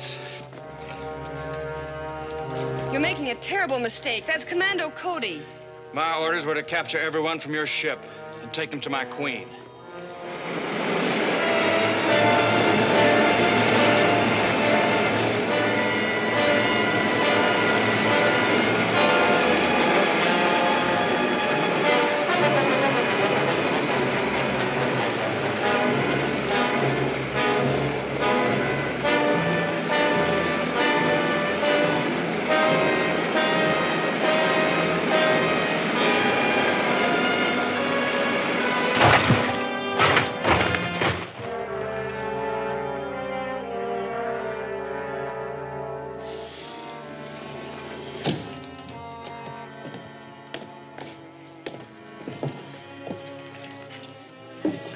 As soon as I get Commando's rocket ready to take off, I'll radio you and we'll take both ships back together. Yes, Excellency.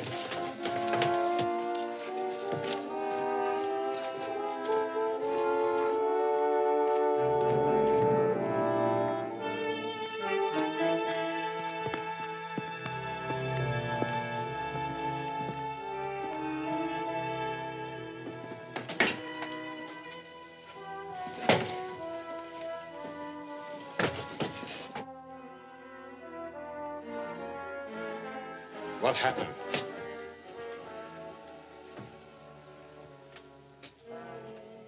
Speak up. Cody tricked us, Your Excellency. We thought we'd killed him, but just after we called you, he and his men sneaked back and captured us. Where are they now? They went out to try to contact the Mercurians. Release them.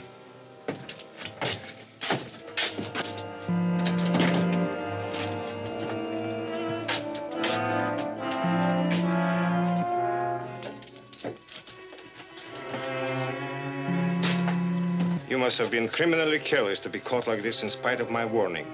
You will be properly disciplined when we get back. Yes, Your Excellency. But I suggest we take off as soon as possible. The commander might come back any time. There's nothing difficult about these controls. Take the co-pilot's seat. Now start the pile chamber.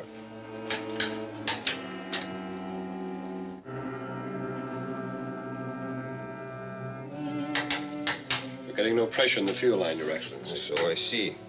Check the line. It must be shut off somewhere.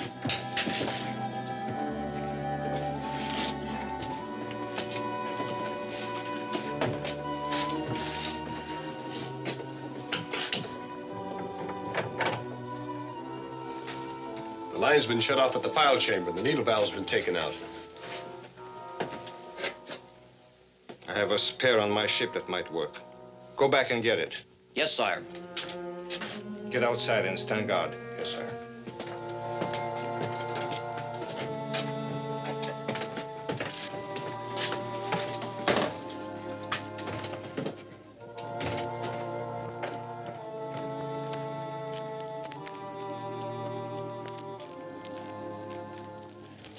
I must apologize for this mistake, Commando Cody. My spies reported a strange ship that flew off and then came back again. They did not tell me this was your ship. We tried to explain to your men, but they wouldn't listen to us. They took their orders a little too literally. You see, they're soldiers, the only attendants I have left since the ruler captured our capital and drove us into the hills. I hope this won't upset your plans too much. Well, there's still time. The ruler must have reached my ship by now, but he can't start it. We should be able to catch them there. My men will be glad to help you, although, as you can see, we only have one ray gun left. We'll be glad of their help anyway. I'll fly on ahead. You and the others get there as fast as you can. Right. Come on.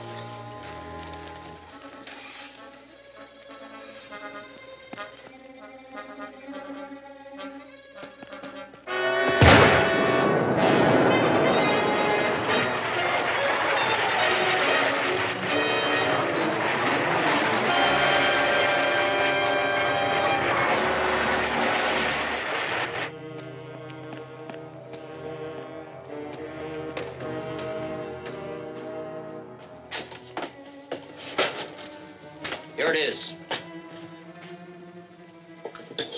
It will do. Connect it in a line. Stand guard with the others. Yes, sir.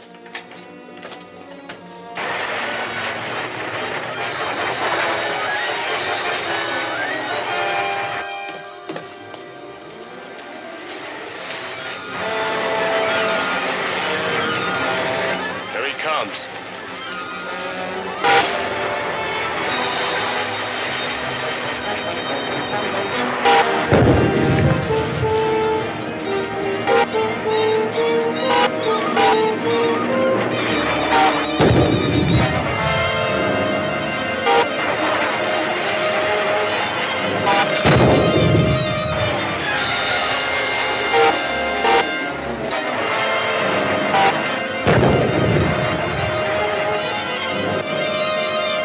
Get back to the ship.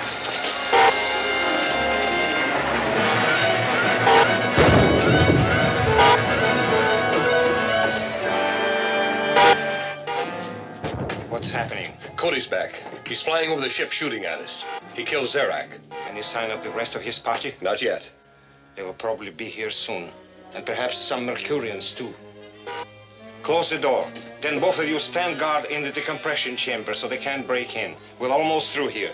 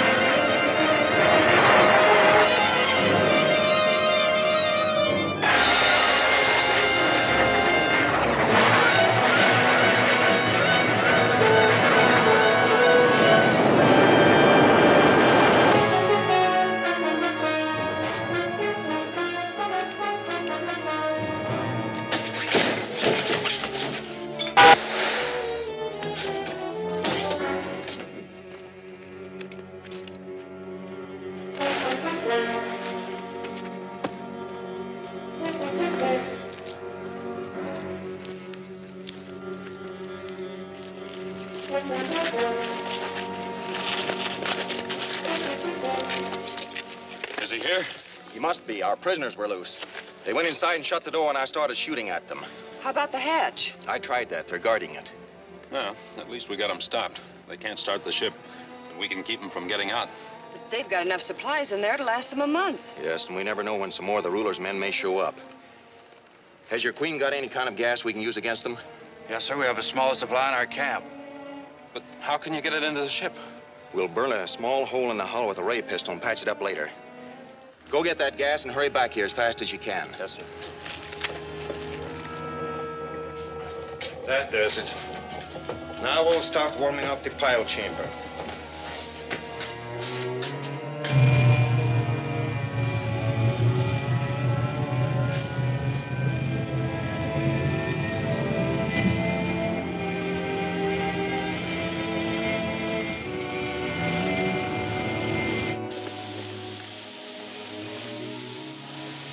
Hey, they started the pile chamber. But how can they do that without the needle valve? They must have found one or made a new one.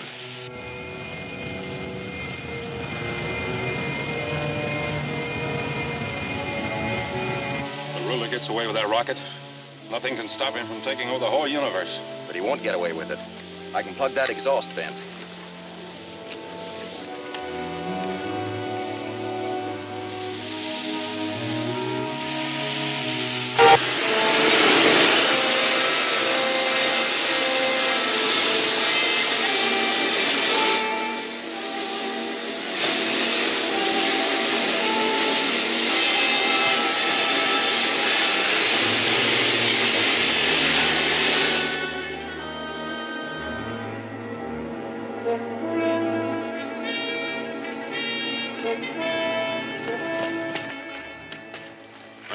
did it.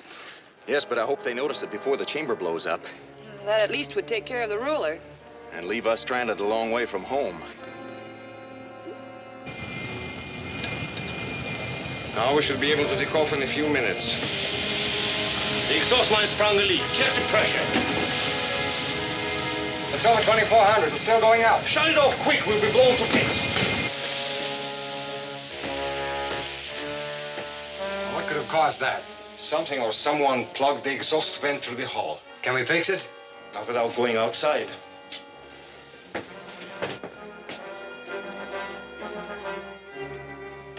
Calling R1. Calling R1. Yes, Excellency?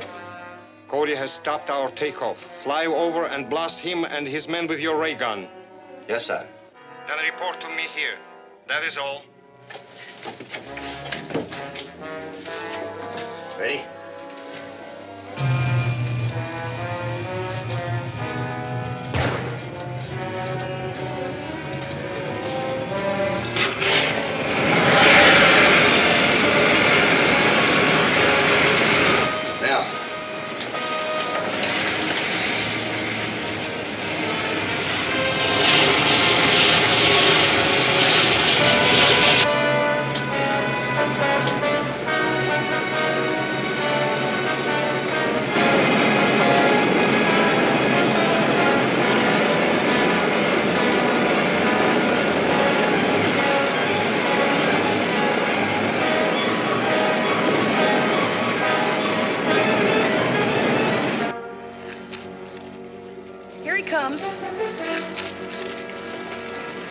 I'll handle the gas. The rest of you...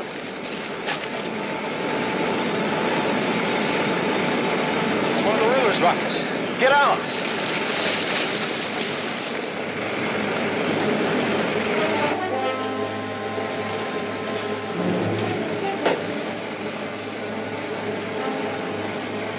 There they are on the rocks near the ship. Hand the ray gun and blast them. I'll go by at an angle so your gun will bear. Right.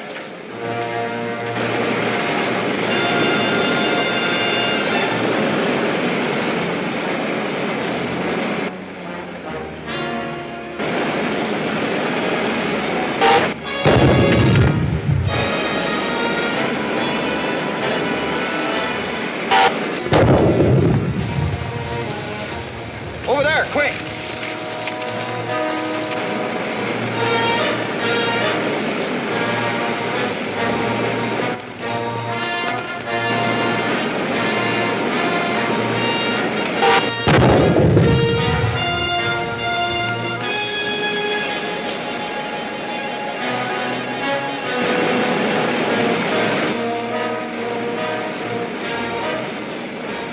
They ran into a bunch of trees. I can't see them anymore.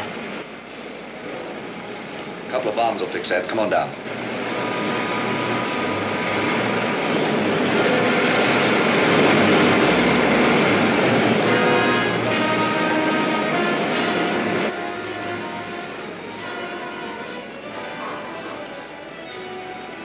How are we going to keep them from clearing the exhaust vent from here? I don't think they'll try that yet.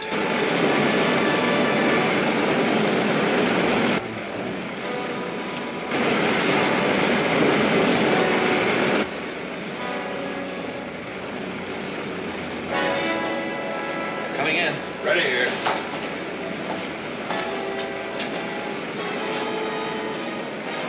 On target.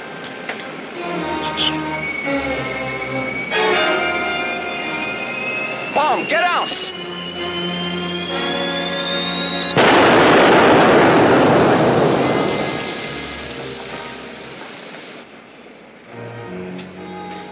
How'd it look? All right, but we'll circle back and make another run.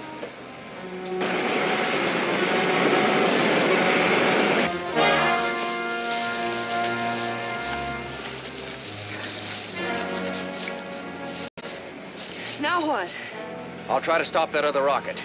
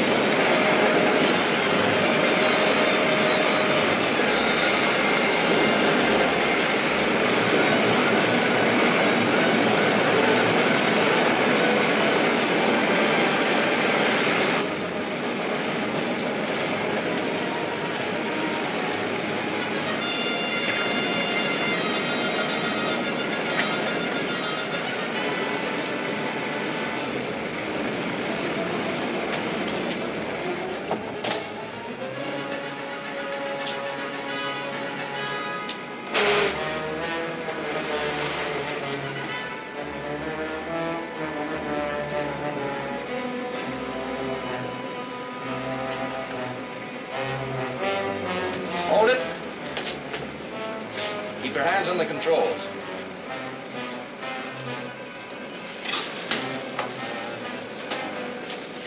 Sit down.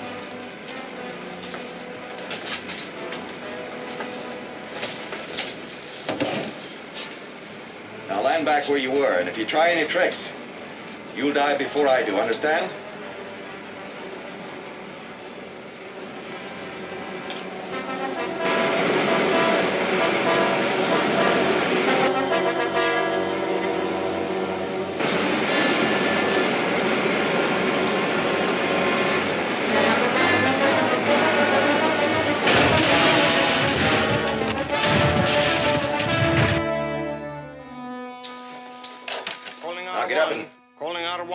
Calling R1. Is that your call? Yes. Answer it. Well, what'll I say? I'll let you know. But if you give me away... Yes, Excellency? Did you drive off Cody's men? Yes, sire. We just landed again. Good. Get over here as fast as you can. And bring an electro-thermal torch. Yes, sire.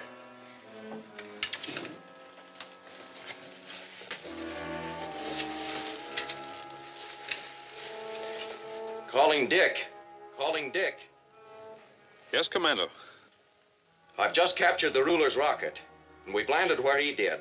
Meet me here as quickly as you can. Tell the others to stay out of sight no matter what happens. Yes, sir. Well, I don't know what he's up to, but you heard his orders. Yes. We'll stay right here.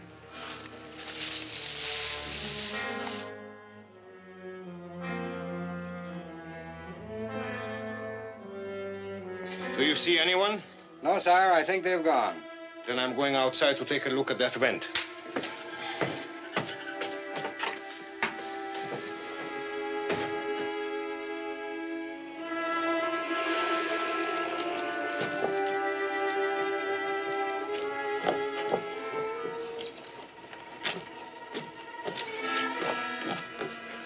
Just as I thought. It's been melted shot. We have to wait for the torch to clear it. You stand guard out here.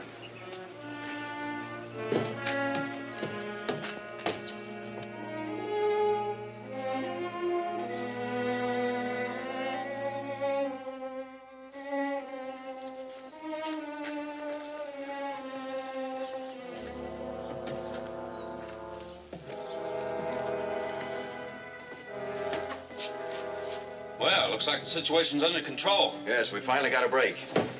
Take off those uniforms. Hurry up.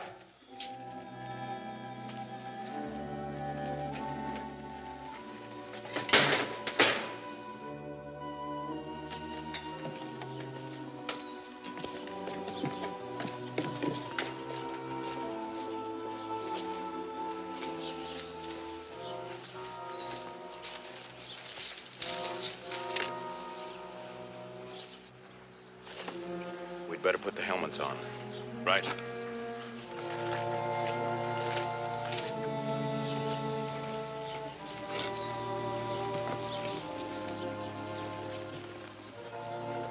Here they come now.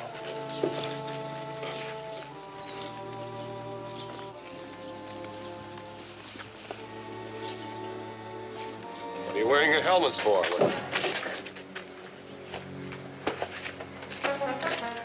Go in ahead of us.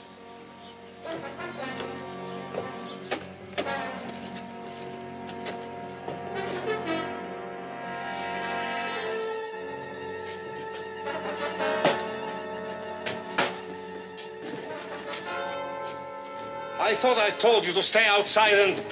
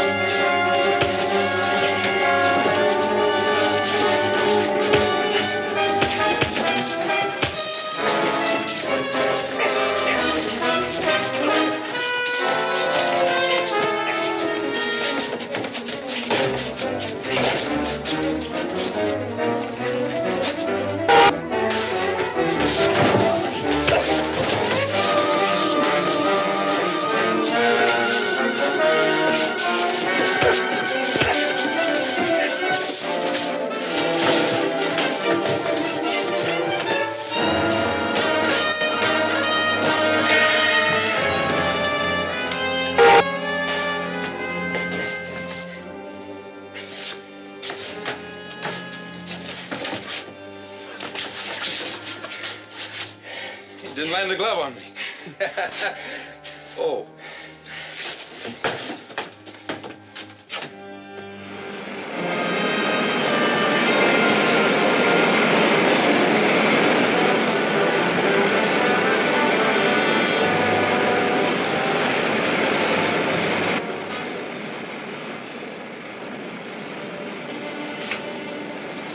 Automatic control. Am I to be kept here chained like a slave? Why, you're lucky. Don't you know what usually happens to would-be dictators like you?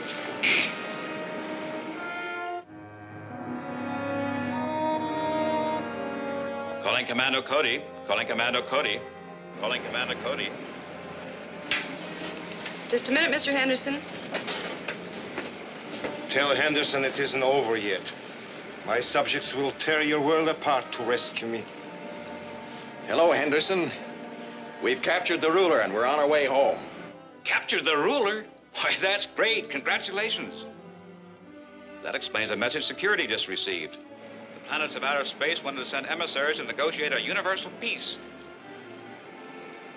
That doesn't sound like your men want to tear our world apart. Why, do you know what this means? The end of the war between the worlds? An era of prosperity. No more deathless. Production for peace instead of for war. Why, folks, this is one of the greatest days we've ever